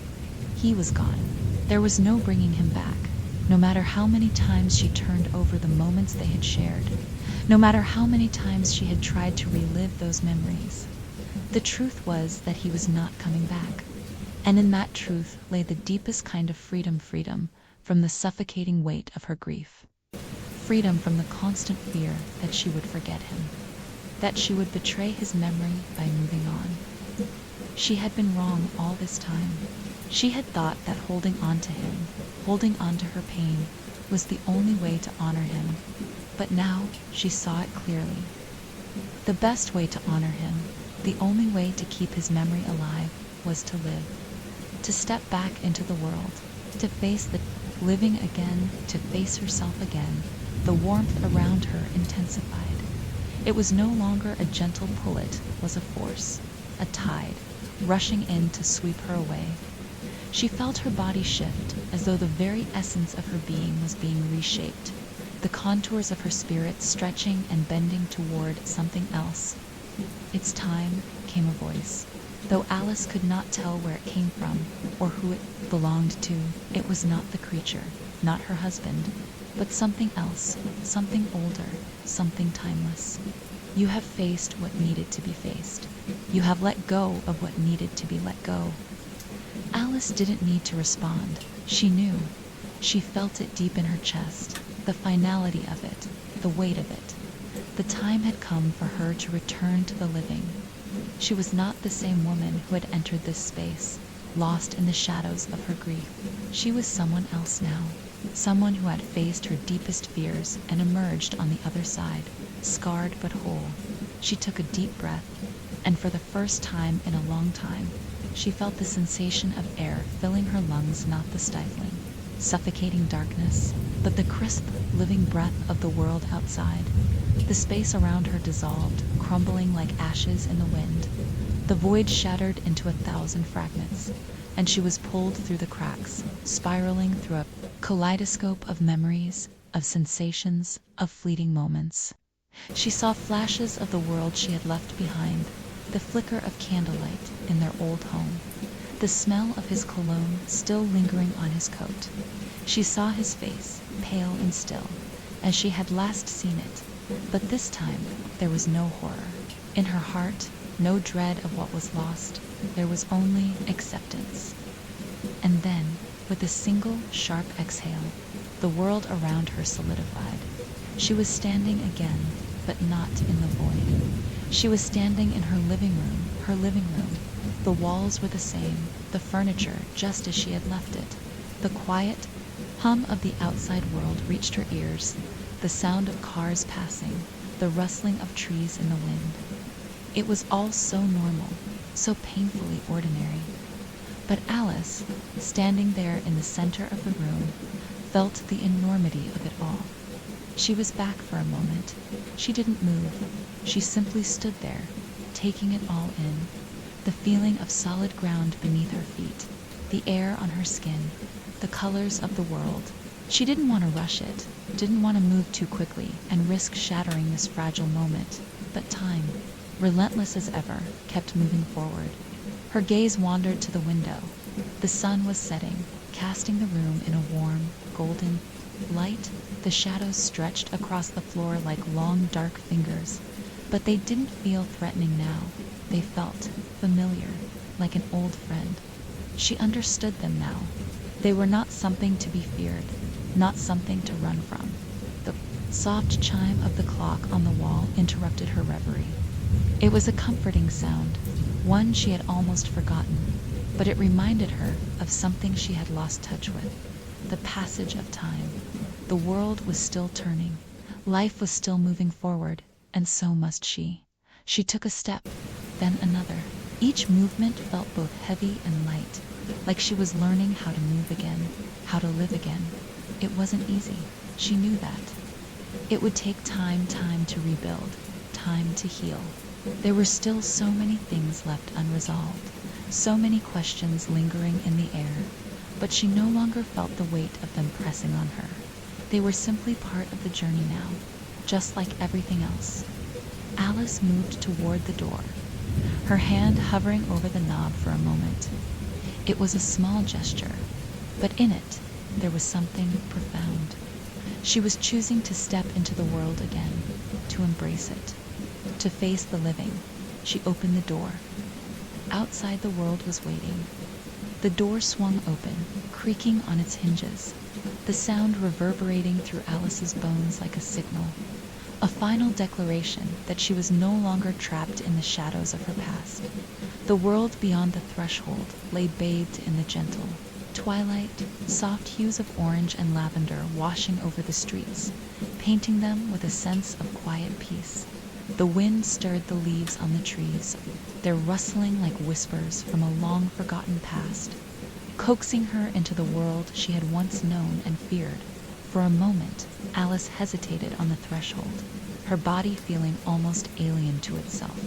Her feet, grounded in the warmth of her home, felt strangely light, like she might float away on the breeze.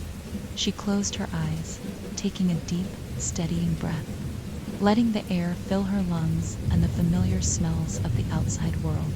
Her senses: freshly cut grass, the earth after rain, the faint scent of smoke curling from chimneys. It was all so ... alive. So real ... And in that moment, something new stirred inside her. The grief, the guilt that had once consumed her, was no longer an overwhelming weight. It was not gone. No such things never truly leave a person. But it no longer held the same power over her. The edges were softer now, the sting dulled by time, by acceptance. She had learned to make room for it, to let it exist alongside the joy, the hope, the possibility that had returned to her. It was not a life without pain, but a life in which the pain did not define her. She stepped out onto the porch, the familiar creak of the wooden boards beneath her feet, grounding her further in the present. The air was cooler now, the evening creeping in, the sky darkening, the first stars beginning to glimmer in the deepening blue above. The world had changed in subtle ways, but it was still the same in others. It was, she realized, enough. It had always been enough. She moved toward the small garden in the front yard, where the flowers she had once neglected were blooming again, vibrant and full of life. A forgotten joy stirred inside her as she crouched down to touch the petals of a rosebush, its blossoms deep red, their scent rich and intoxicating. For the first time, she smiled. The sadness still lingered, but so did the beauty. She had once believed that the two could not coexist, that grief and beauty were polar, opposites, incapable of existing in the same space. But now, as her fingers brushed the delicate petals, she realized that she had been wrong. Her hands trembled slightly as she touched the flowers, but it wasn't fear that made them shake. It was something else, something closer to awe. She had spent so much of her life consumed by the darkness that she had forgotten how to see the light. Forgotten that even in the bleakest of times, there were moments of grace, moments of softness, moments of beauty. The air around her felt different, now live with the possibility of a new beginning. The sky was deepening into twilight, and the world was winding down for the night. But Alice felt, for the first time in a long time, that her story was just beginning. Her gaze shifted to the house, to the door she had just stepped through. The house stood there, silent and still, but it no longer felt like a prison. It was her home. It had been with her through everything, through the grief, through the isolation, through the pain. And now it was a space she could inhabit fully, a space that had witnessed the depths of her sorrow and in the end had helped her find her way out. She knew she couldn't erase the past.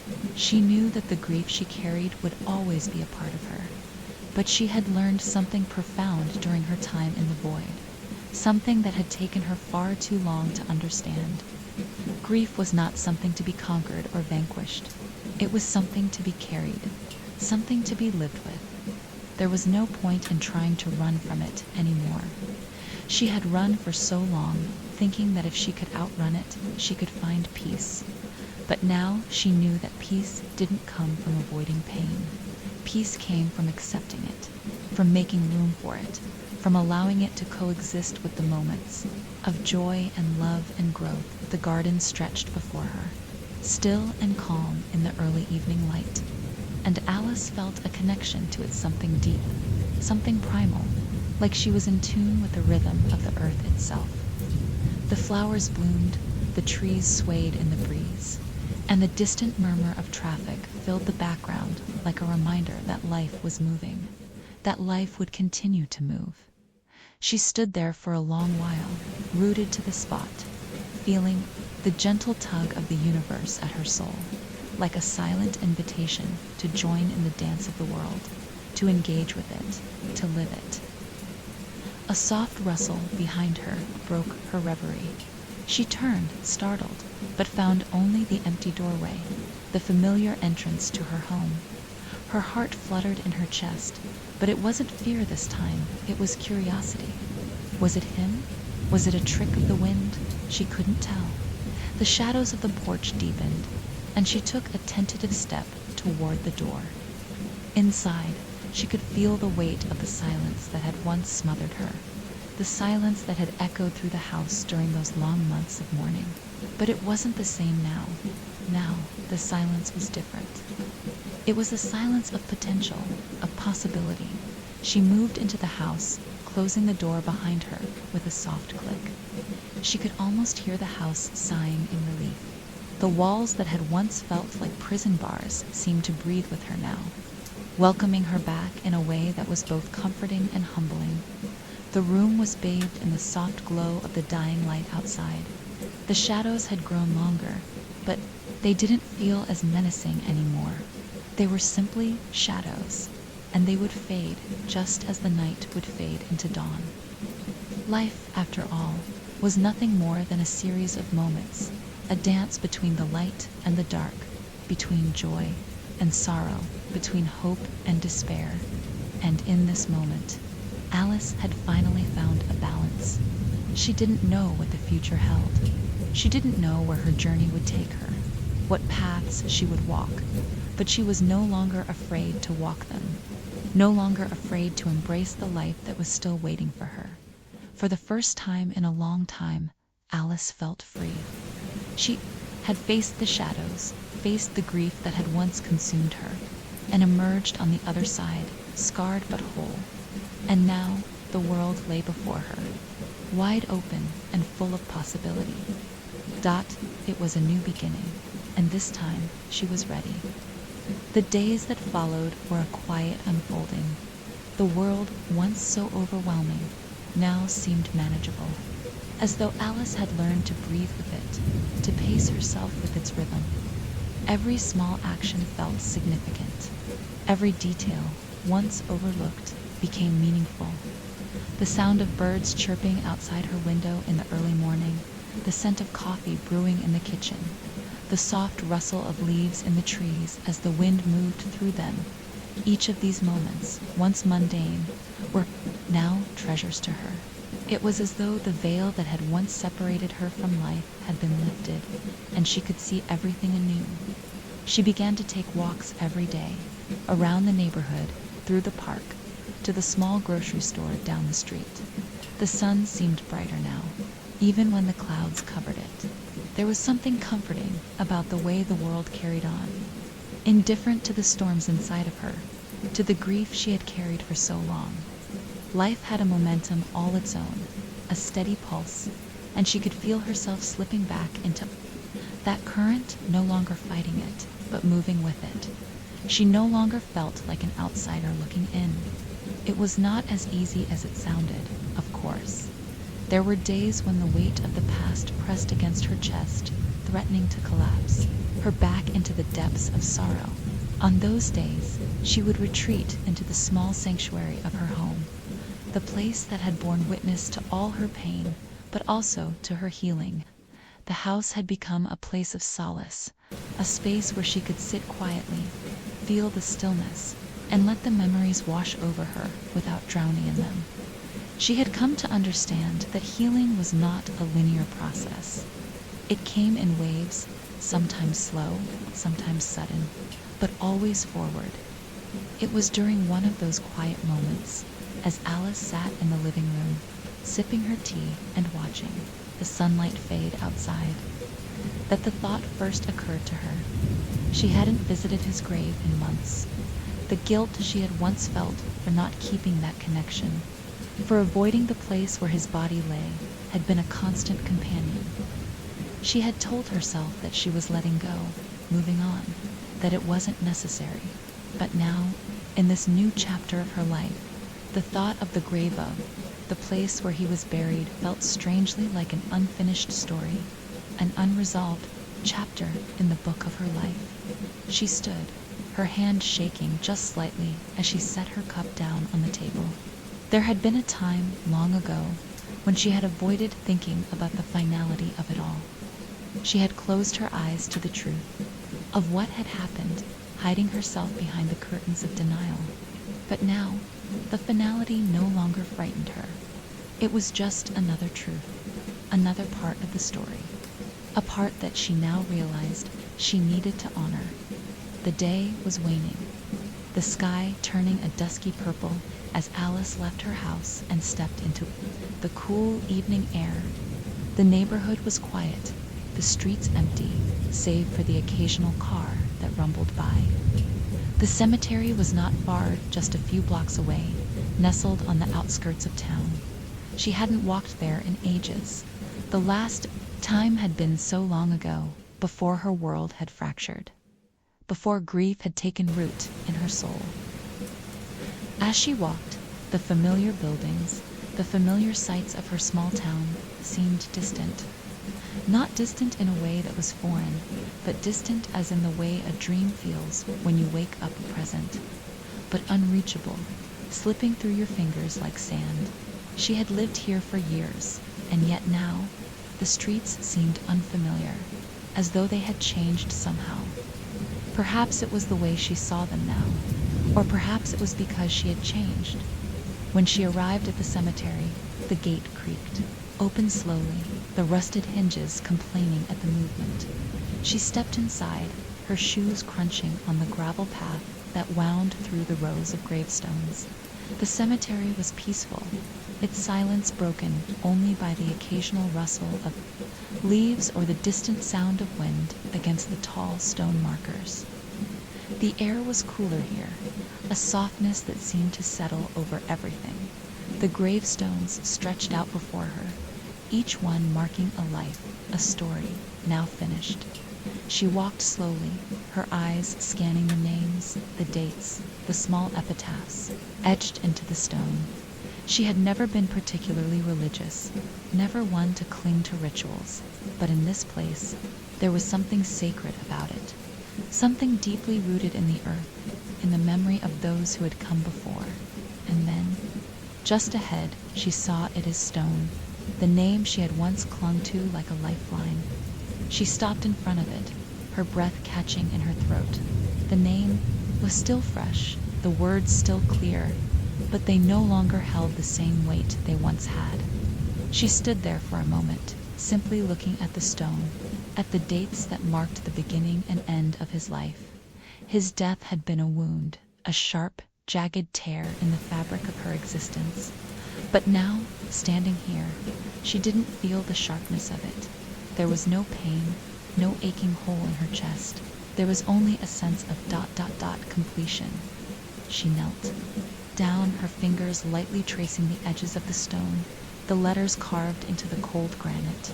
She wasn't sure why she felt the need to do it, but there was something about this act, something about this place, that called her to it. Perhaps it was an offering. Perhaps it was a goodbye.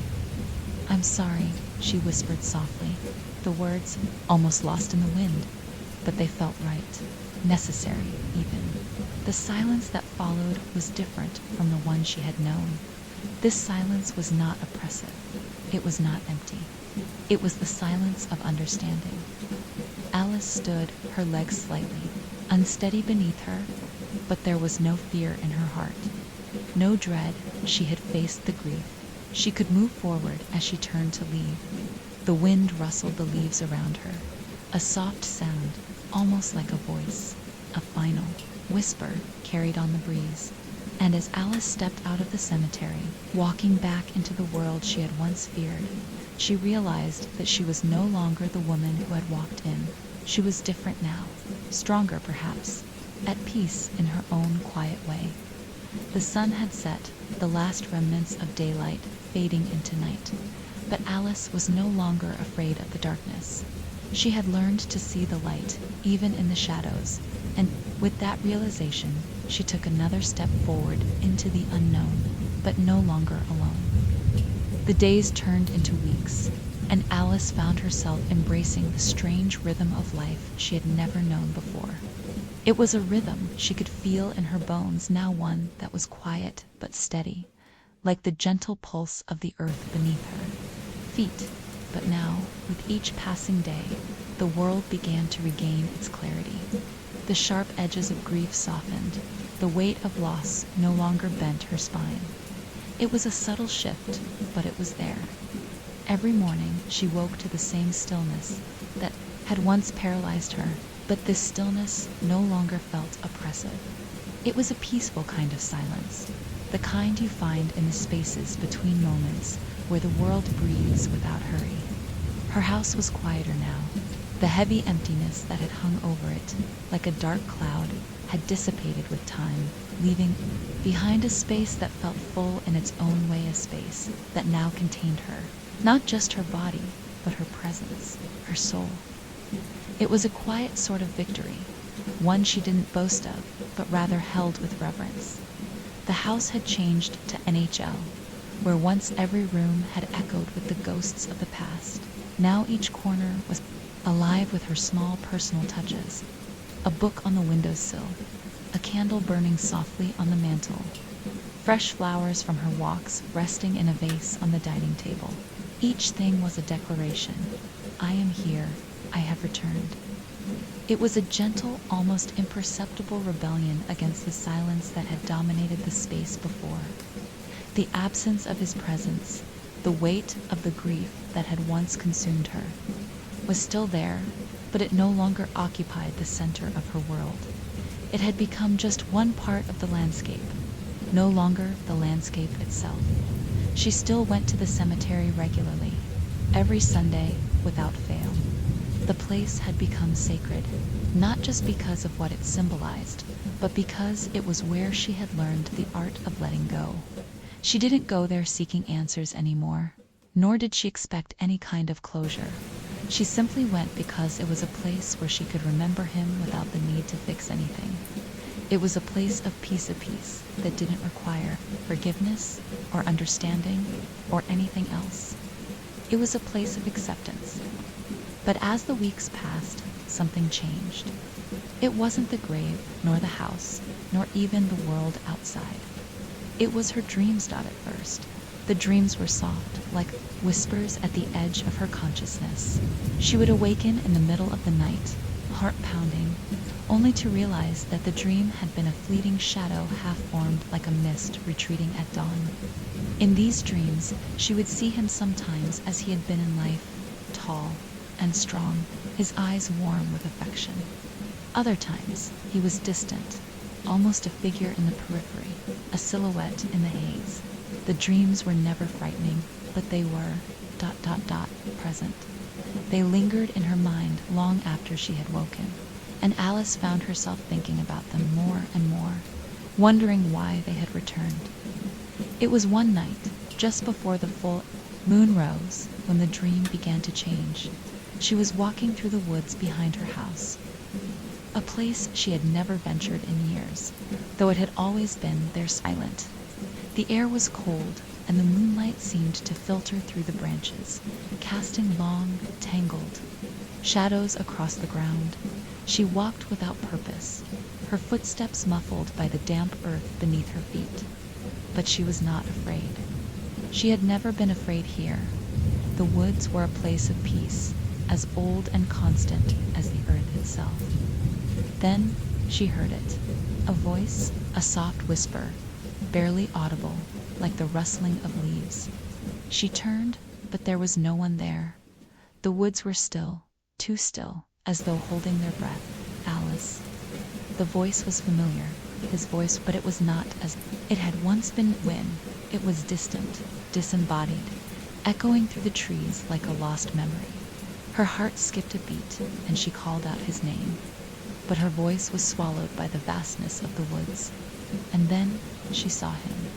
He appeared at the edge of the clearing, his figure shrouded in shadow, the moonlight casting a pale halo around him. His eyes glowed faintly, and his expression was unreadable, his features blurred like a reflection on water. The sight of him should have frightened her, but instead, she felt a strange calm wash over her, as though the years of pain and sorrow had led to this very moment. "Alice," he said again, his voice echoing through the air. His gaze met hers, though it felt more like an invitation than a confrontation. "Where are you?" she asked, her voice trembling. The question came before she could stop it, as though it had been waiting in her soul for years. "I am here," he replied, though his form remained indistinct. His voice was both soft and distant, like the last trace of a dream that is slipping away as the sun rises. The dream shifted, the shadows deepened, and Alice found herself standing in a place that was both familiar and unfamiliar at once. She was no longer in the woods, but in a room, her old bedroom, the one she had left behind. The walls were lined with things she hadn't thought about in years, the small, trivial objects of her life before. There were photos of them together, their faces frozen in happy moments, their laughter sealed in time, and there, in the center of the room, stood the bed, neatly made, just as it had always been, and there, sitting at the edge of the bed, was the figure of him, his eyes soft, watching her with a mixture of longing and understanding. "Alice," he whispered, and this time there was something in his voice, something she had not heard before, a sense of peace, of resolution. "You've carried this for so long, it's time to let go." The words pierced through her chest like a blade, but they were not cruel. They were a gift. The weight she had carried for so long, the grief, the guilt, the longing seemed to lift for just a moment, as though the air itself had become lighter. She could feel it, feel the chains that had bound her for so long loosen and fall away. It was not the final release she had expected, but it was something else, something closer to understanding. "You've done enough," he said softly. "It's time for you to live." And then the dream began to fade, the room dissolving into mist. She reached out toward him, but he was already slipping away, like water through her fingers. His form grew hazy, until only the echo of his voice remained. "Alice." The dream was over. Alice awoke in the stillness of her bedroom, her body cold from the chill of the night. Her heart was pounding, her breath shallow, but there was a clarity in her mind now. The dream had left something with hers, something intangible, but undeniably real, a shift, a gentle nudge towards something she had not yet fully understood. The moonlight slanted through her window, casting soft beams across the floor. For the first time in ages, Alice did not feel the weight of her past pressing down on her. She could still feel it. Of course, grief never truly left, but it was not the same. It was not all-consuming. She was no longer trapped by it. Was quiet, The world outside was quiet, and in that quiet, Alice finally understood what he had meant. It was time for her to live. The morning that followed the dream was bathed in the soft glow of dawn. Alice woke slowly, her limbs heavy with the remnants of sleep, her mind still trying to grasp the intricacies of the dream that had left her feeling as though the very fabric of her existence had shifted. The dream, though it had felt so tangible, so real, was now slipping away from her consciousness like water through her fingers. Yet, the lingering sense of clarity, the strange peace that had settled in her chest, remained. There was no fear, now, only a quiet understanding, a resolution that was both new and ancient at once. She sat on the edge of her bed for a long while, staring at the light filtering through her curtains. The house around her was still, the silence deep and uninterrupted, but there was something different about it.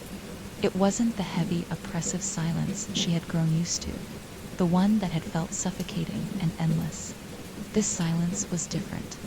It felt like the calm after a stormer, quiet, empty space, waiting for something new to enter, something alive. The dream had not been just a passing thing, like the countless others she had forgotten upon waking. It had been an invitation. She had known it at once, deep within her bones. She was being asked to move forward, to stop dwelling in the past, to stop waiting for things to change, and instead make change. He had given her that gift in the dream, the gift of release, and she could feel the weight of it, heavy and yet liberating, resting on her shoulders.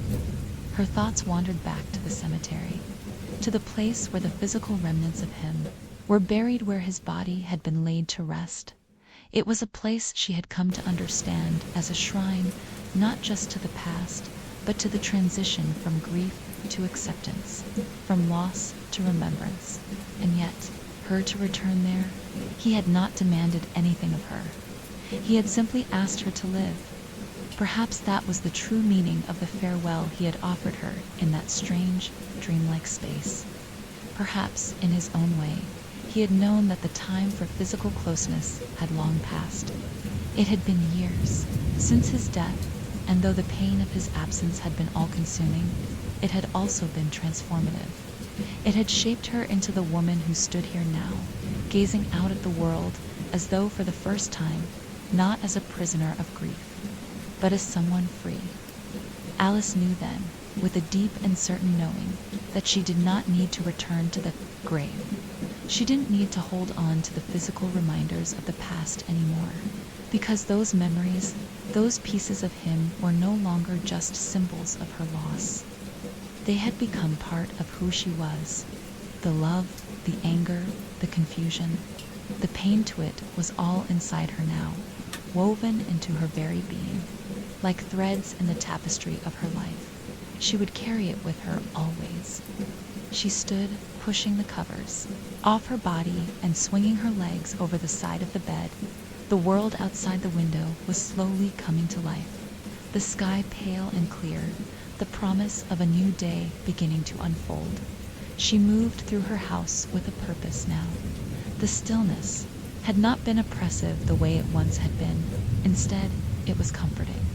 She could almost hear the echoes of her past, faint as they were, calling out to her, reminding her that they were part of the story she was still writing.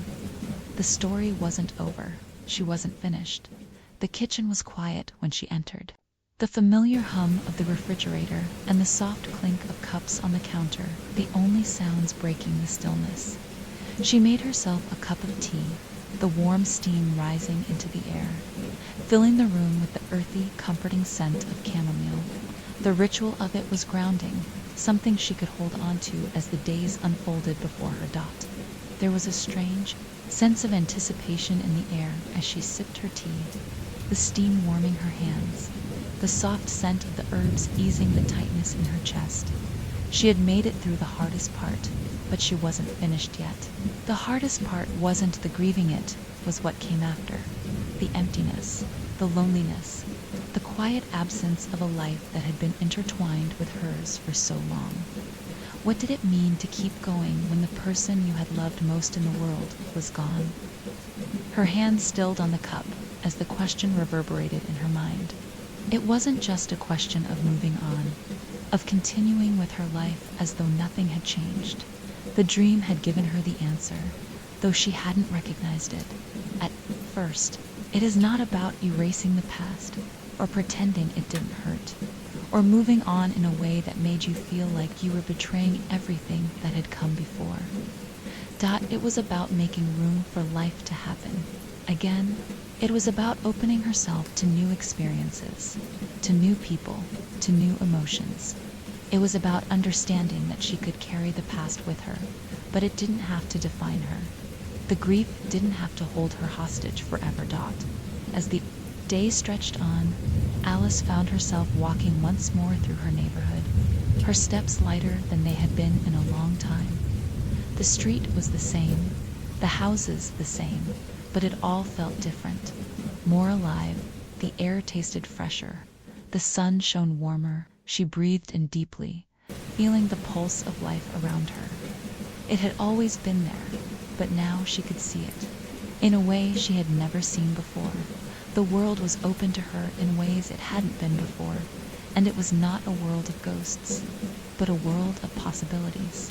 The cemetery, though, lingered in the back of her mind, the quiet cemetery where she had stood for so long, tracing the cold stone of his grave, lost in sorrow. She hadn't been there in weeks, but the thought of it had not filled her with the same sense of urgency it once had. There was no longer a need to visit it, not in the way she had before. Her mourning was not in need of closure. It had already happened, but still she felt a pull to go there one last time. Not to say goodbye, not to search for something she had already found, but because the place still held a kind of finality. It had been the place where she had confronted her grief, the place where the past had started to make peace with the future. And so, as the sun sank low in the sky, casting long shadows over the town, Alice made her way to the cemetery for one final visit. The gate creaked open slowly as she entered, the gravel path beneath her feet familiar, comforting. When she reached the grave, she knelt down before it once more, the stone now weathered by time, but the inscription still sharp, still clear. The wind rustled the leaves above her, a soft whisper, almost like a greeting. Alice. She whispered to herself, her hand resting on the cool surface of the stone. She closed her eyes for a moment, allowing herself to feel the weight of everything that had passed between them, the love, the loss, the pain. And then she stood, straightening her back. There was no final moment of revelation, no grand, dramatic wave of release. There was only the quiet peace that had settled into her heart. The past, once so painful, had been woven into her very soul, and now it was time to let it rest, to leave it here where it belonged. Goodbye, she said softly. Her voice was steady now, calm. She did not feel sorrow. She did not feel loss. She felt ... whole. The wind picked up, carrying with it the rustling of the trees, and for a brief moment she imagined she could hear his voice once more. But this time it was not a cry for help, not a whisper of grief. It was the voice of peace. She turned and walked away, leaving the cemetery behind her, the stone marker fading into the distance. Her heart was lighter than it had ever been, and for the first time in years, she could feel the warmth of the sun on her face. The past had been part of her story, but it was no longer her entire story. It was time for something new to begin.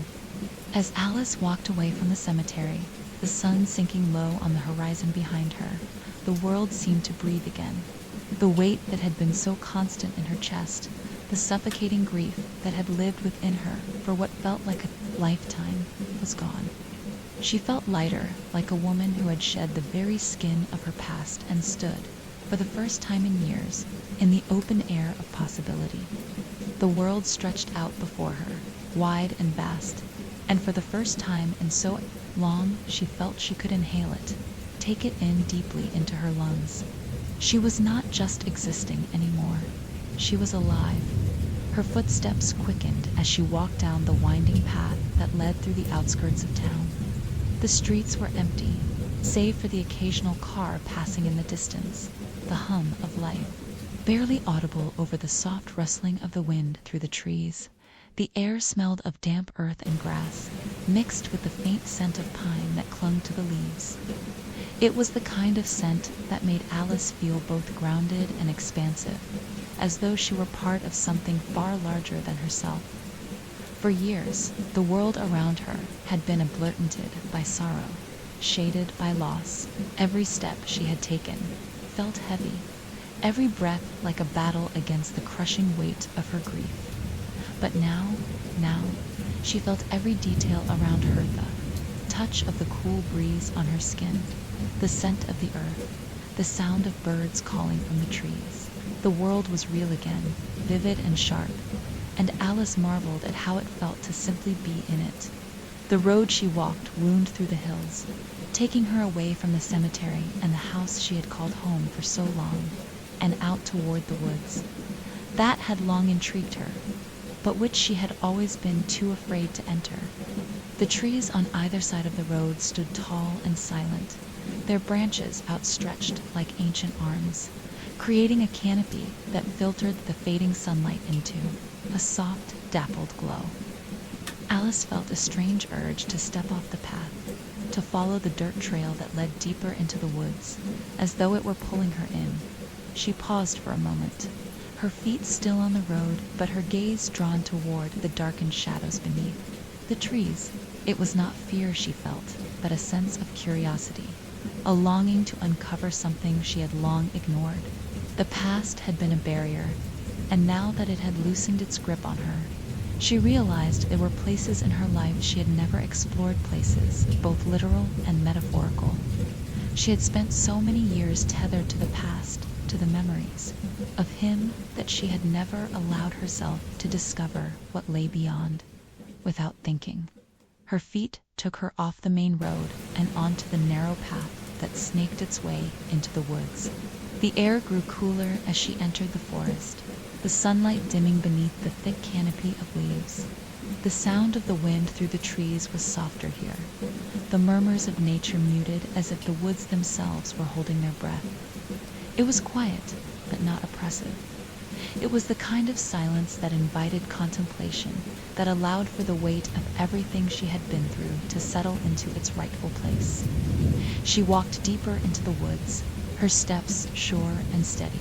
The trail beneath her feet twisted and turned, narrowing as the trees grew denser, their roots sprawling across the earth like ancient veins. The world around her was quiet, save for the occasional rustle of a small animal darting through the underbrush. The scent of pine and damp earth was more pronounced now, and Alice found herself breathing it in deeply, as though trying to take in the very essence of this place. It was then that she saw it. At first, it was a blur, just a shadow flickering at the edge of her vision, but as she drew closer, it became clearer. An old, weathered building, its wooden walls half hidden by the dense foliage. Alice's heart skipped a beat. It looked like an old cabin, though she had never seen it before. It seemed strange, out of place, but also familiar. A sense of recognition stirred within her, though she couldn't place it. She had never been this far into the woods, never ventured beyond the trails that wound through the outskirts of the town. But this place, this cabin, felt like it had always been here, waiting for her. Her steps slowed as she neared the entrance. The cabin appeared abandoned, the door hanging loosely on its hinges, the windows dark and empty. The wood was weathered and gray, the structure leaning ever so slightly to one side, as if the years had taken their toll. Yet there was something in the air here, something ancient and still, that made Alice's pulse quicken. The hairs on the back of her neck stood up, and for a brief moment she hesitated. She had no reason to be here, no reason to seek out this strange place in the woods. But the pull was undeniable. She stepped forward, the crunch of fallen leaves. Beneath her feet, the only sound in the otherwise silent forest. The door creaked open with the lightest push, and Alice stepped inside, the air in the cabin musty and thick with the scent of old wood and forgotten memories. The dim light filtered in through the cracks in the walls, casting long shadows that seemed to dance in the corners. The interior was sparse, the furniture old and covered in dust. It looked as though it hadn't been touched in years, yet there was something strangely welcoming about it, something that felt like home. She moved cautiously, her eyes scanning the room as if searching for something she couldn't quite define. And then she saw it dot in the far corner of the room on a small wooden table was a photograph. It was faded with age, the edges curling, but the image was clear enough. A picture of a woman standing alone in the woods, her face serene but distant. Alice's breath caught in her throat. The woman in the photograph was unfamiliar, yet there was something about her that seemed so familiar, so intimate, the same. Dark eyes, the same air of quiet melancholy that Alice had worn for so long, without thinking. Alice reached for the photograph, her fingers brushing the frame as if guided by some unseen force. She turned it over, her heart pounding in her chest as she read the words written in faded ink on the back. To Alice, may the light find you as it has found me. The words seemed to echo in the silence of the cabin, reverberating off the walls and deep into Alice's soul. She felt a chill wash over her, though the air in the room had not changed. The weight of the words was heavy, but they weren't just a message, they were a connection, a bridge between the past and the present. Between grief and understanding, Alice's hand shook slightly as she set the photograph back down. The realization hit her then, as the light from the setting sun filtered through the trees and caught the edges of the photograph in a golden hue. She had not come here by accident. The cabin, the photograph, the woman who had left this message, it was all connected. Her journey, the dream, the release, it was all leading her here, to this moment, this place. A place where the past could no longer haunt her, but could instead be integrated into who she was becoming. The woods were no longer dark. The cabin was no longer forgotten. The light, both literal and metaphorical, had found its way through the cracks of her grief, and now Alice could see the path before her more clearly than ever, and as the last rays of the sun disappeared behind the trees, she smiled. For the first time in a long while, Alice knew the truth. She was not alone, and the light had found her just as it had found the woman in the photograph, just as it had found so many before her. Her journey was only just beginning. The air had shifted as the sun slipped away from the sky, casting the forest in an ethereal twilight that seemed to stretch the shadows longer than they ought to be. Alice stood at the threshold of the cabin, the photograph still fresh in her hands, the words on the back seared into her mind. To Alice, may the light find you as it has found me. Those words had not felt like a coincidence, nor a mere message from the past. They felt like a doorway opening, a sign that the time had come for Alice to uncover something she hadn't realized. She had been searching for all these years. The forest had become dense around her, the trees now looming like ancient sentinels, their branches swaying lightly in the night's breeze, creaking like forgotten voices. The atmosphere was thick with a quiet energy, an energy that pulsed beneath the earth, through the roots of the trees and all around her. It wasn't the usual stillness of nature. It was something far older, as if the forest itself held secrets, far darker than the casual observer might ever realize. For the first time in years, Alice felt both a sense of fear and fascination well up inside her. She wasn't alone here. She couldn't be. The woods themselves were alive with something, someone that had watched her from afar, waiting for her to stumble upon this place. She could feel it now, in the deepest parts of her being, pressing against her chest like a growing storm. Stepped away from the cabin's doorway, drawn towards the trees. There was a pull, as if something beyond the underbrush was beckoning her. a thread she could not see but felt tangibly in her every movement. She tried to shake off the unsettling sensation, but it only grew stronger. It was the same sense had felt years ago when she had walked through the darkness of her grief, an intangible presence that had kept her tethered to her sorrow. Yet now, that same presence seemed to whisper with the promise of something else, something she didn't fully understand. Alice's heartbeat quickened as she ventured further into the woods.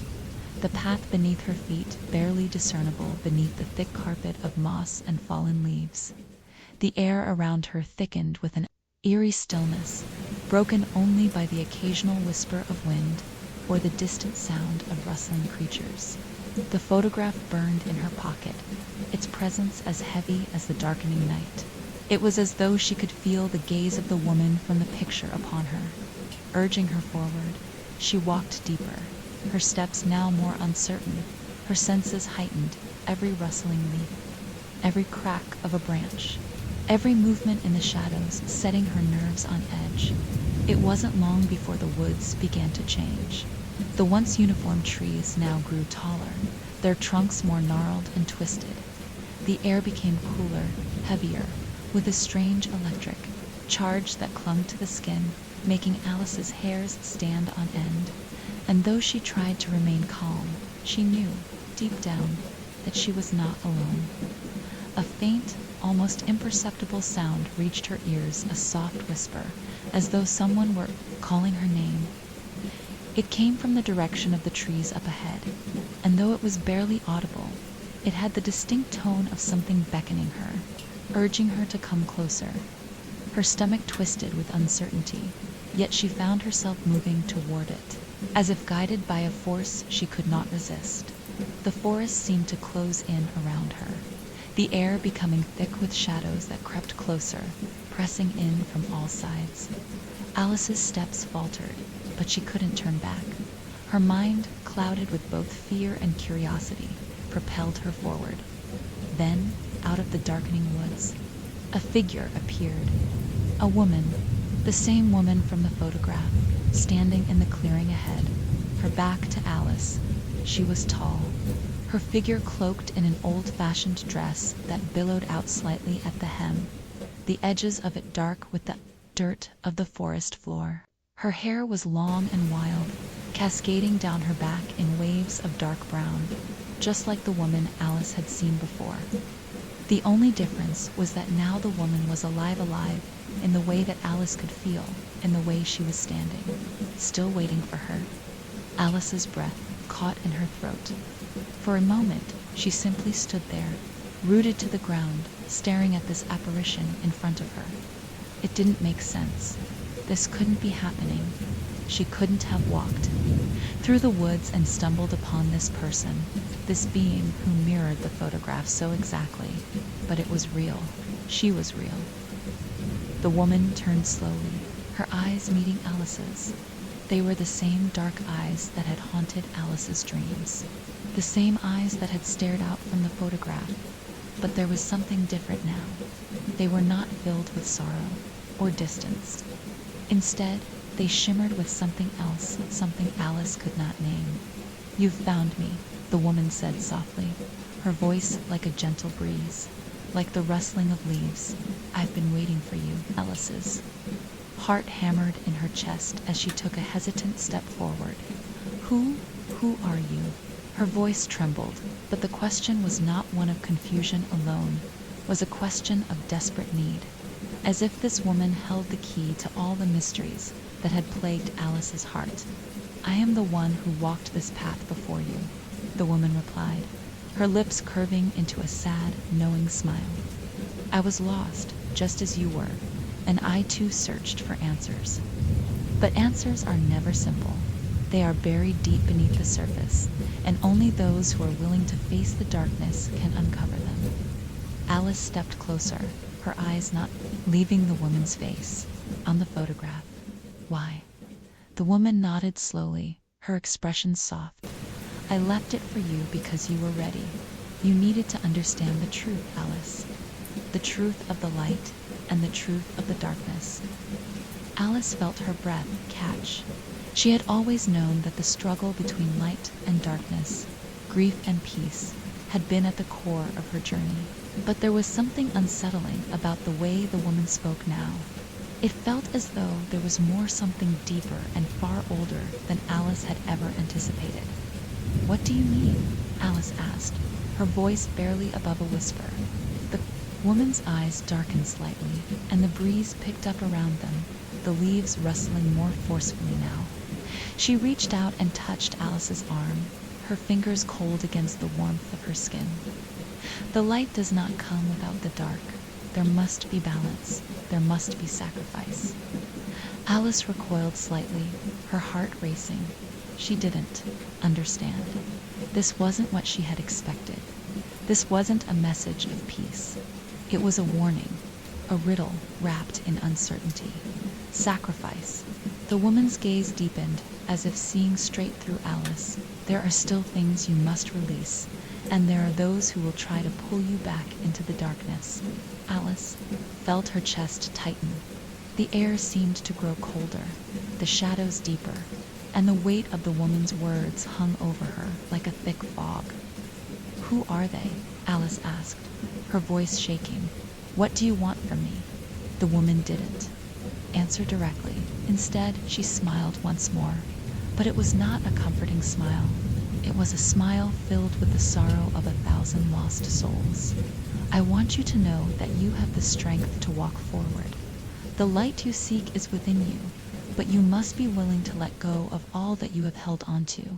The past, the pain, the grief, it is all part of you, but it will not save you." Alice opened her mouth to speak, but no words came. The woman's form seemed to blur in the air, like mist dissipating with the evening wind. Alice reached out instinctively, her fingers brushing the cool air. But when she tried to take a step closer, the figure was gone in the clearing. Only the sound of the wind remained, and in her heart the seed of a new understanding had been planted, though the full meaning of it was still lost to her. Her journey had not ended. It had only just begun. The forest was silent, too silent. Alice stood in the clearing, where the woman had just disappeared, vanished into the air like a memory slipping through her fingers. The weight of what had just happened pressed down on her like the cold of winter settling into her bones. She blinked, trying to adjust to the shadows that had deepened further in the wake of the woman's disappearance. But the air felt wrong. It wasn't just the emptiness that followed in the woman's wake, nor the stillness that had enveloped the woods. There was a thick, almost palpable presence, here something ancient, lingering just beyond the trees, watching, waiting. The photograph burned a hole in her pocket, though she hadn't even realized she still had it with her until now. Alice's heart pounded with uncertainty. There was something she didn't understand, something she was being asked to face, but it had yet to reveal itself fully. She had come into these woods seeking answers, but now, after the encounter with the woman-whore, was it a spirit? She felt even more lost than before. And yet, somewhere beneath the surface of her confusion, there was a stirring, a faint flicker of something right, a spark of clarity amidst the overwhelming fog of her emotions. The woman's words echoed in her mind, soft and persistent. "The light does not come without the dark. There must be balance. There must be sacrifice." What had she meant by that? Sacrifice. The word reverberated like a drumbeat in Alice's chest, each repetition reverberating deep inside her as though it were drawing her nearer to some hidden truth. It was then that she noticed something strange. The very atmosphere around her had shifted. The trees, which had once seemed like friendly sentinels guarding her path, now felt darker, older. The shadows they cast were long, stretching unnaturally across the forest floor, as if the very earth beneath her feet had turned on her. The air grew colder still, the subtle electric charge that had been present before intensifying into something more tangible, something that clung to her skin like a web of cold fingers. There was a sound now low and distant, barely audible at first, but growing steadily louder. like a soft whisper carried by the wind. At first, Alice thought it was the wind itself, or perhaps the rustling of small creatures. But the whisper didn't sound natural. It was a voice that hummed, and then, unmistakably, spoke her name. Alice, ... Her blood ran cold. Her name had never sounded so alien before, so distorted, so wrong. The voice didn't come from any direction. It didn't come from the trees, nor from the ground beneath her. It was simply there, everywhere, and it wasn't alive. It was a thing that had existed long before her, something that had been buried in the dark crevices of the earth for centuries, waiting for the right moment to rise again. Another whisper followed, clearer this time, closer. It spoke of her past, of the pain she had tried so hard to forget. It spoke of the darkness she had carried with her since the death of her husband, the endless grief that had haunted her dreams and her waking hours. The voice knew her in ways she hadn't allowed anyone else to. It knew the depth of her sorrow, her guilt, dangerous. And in that moment, Alice realized the truth. The woman, the spirit, the figure, had been a part of the forest's past, a part of something darker, something ancient. She had been a guardian, a protector, someone who had suffered and died, just as Alice had suffered and lived. The woman had left the message for Alice, not to lead her to salvation, but to challenge her. The light, the truth, it wasn't meant to heal her, not without a price. The woman had been warning her all along. Balance could not exist without a sacrifice. Alice's heart raced in her chest as the voice came again. The forest around her began to warp, the shadows stretching impossibly far, the trees bent, their branches reaching toward her like claws. She could feel the presence no longer invisible, but tangible, solid. It pressed against her, an invisible weight that squeezed the air from her lungs. She gasped, her body trembling as her mind raced to find an escape, to make sense of it all. But there was no escape. The air crackled with an unnatural force, as though the very atmosphere was thick with something that could not be seen, only felt. Alice took a shaky step back, but the ground beneath her feet felt unstable, as though the earth itself had shifted. The darkness loomed ever closer, the oppressive feeling of being watched crawling down her spine. And then something broke through, a flicker of light. It came from the edge of the clearing, soft at first, like the distant glow of a candle in the dark. But it grew stronger, brighter, until it cast long beams of light across the woods. The shadows retreated, and Alice found herself bathed in the pure golden glow. She raised her hand, shielding her eyes against the light, her breath hitching as she saw what was at the center of the light. A figure stood there, another figure, but this one was different. This one was alive, fully corporeal, and it was bathed in the golden light like a beam forged from the sun itself. The woman who had vanished was there, standing before Alice, but now she was bathed in radiance, her form no longer translucent or ethereal, but real, solid, whole. The same dark eyes Alice had seen before now glowed with an otherworldly intensity, a reflection of the sun's light captured in them. "This is it," the woman said, her voice firm, clear, and resolute. "You've reached the end of the road. Alice, the truth is here, in the light. But you must choose, the darkness or the light. There is no other way. The past has brought you here, and now it is time to make your choice." Alice's heart ached. The pull to the darkness was undeniable. The weight of grief, of loss, of everything she had endured, all of it dragged at her like chains. It would be easy, so easy, to sink back into that familiar sorrow, to surrender herself once again to the pain she had lived with for so long. It was what she knew. It was what had kept her tethered to this place. But then the light washed over her again, bright and warm, filling her with a sense of peace she had never known. The light did not ask her to forget. It did not demand she erase the pain of the past, but it offered her something else, a future, a chance. a life beyond the shadows. The choice was clear. She reached out, her hand trembling slightly, not from fear, but from a deep, heartfelt longing. The woman in the light smiled at Herself, knowing there was no judgment in her eyes, only understanding. She had been there once. She knew the struggle. Alice stepped forward, her feet moving of their own accord, drawn to the light.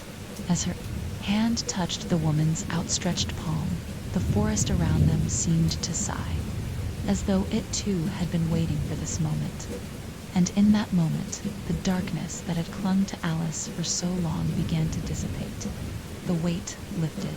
The grief, the guilt, the endless sorrow, they unraveled like old threads, their hold on her slipping away. The light surged through her, filling the empty spaces within, healing the wounds that had bled for so long. And as the golden glow consumed them both, Alice closed her eyes and breathed deeply. The air smelled like earth, like pine, like new beginnings. And when she opened her eyes again, the forest was no longer dark. It was bathed in soft, gentle light, the trees stretching high. Above her, their branches free of the weight of shadows. The woman was gone, but her presence lingered within Alice, within the light. She had made her choice, and now she was free. As Alice turned toward the path that would lead her back, she looked up at the sky. The stars had begun to appear, scattered across the vast, dark canvas of night. And for the first time in so long, Alice didn't feel alone. For the first time in so long, she felt whole.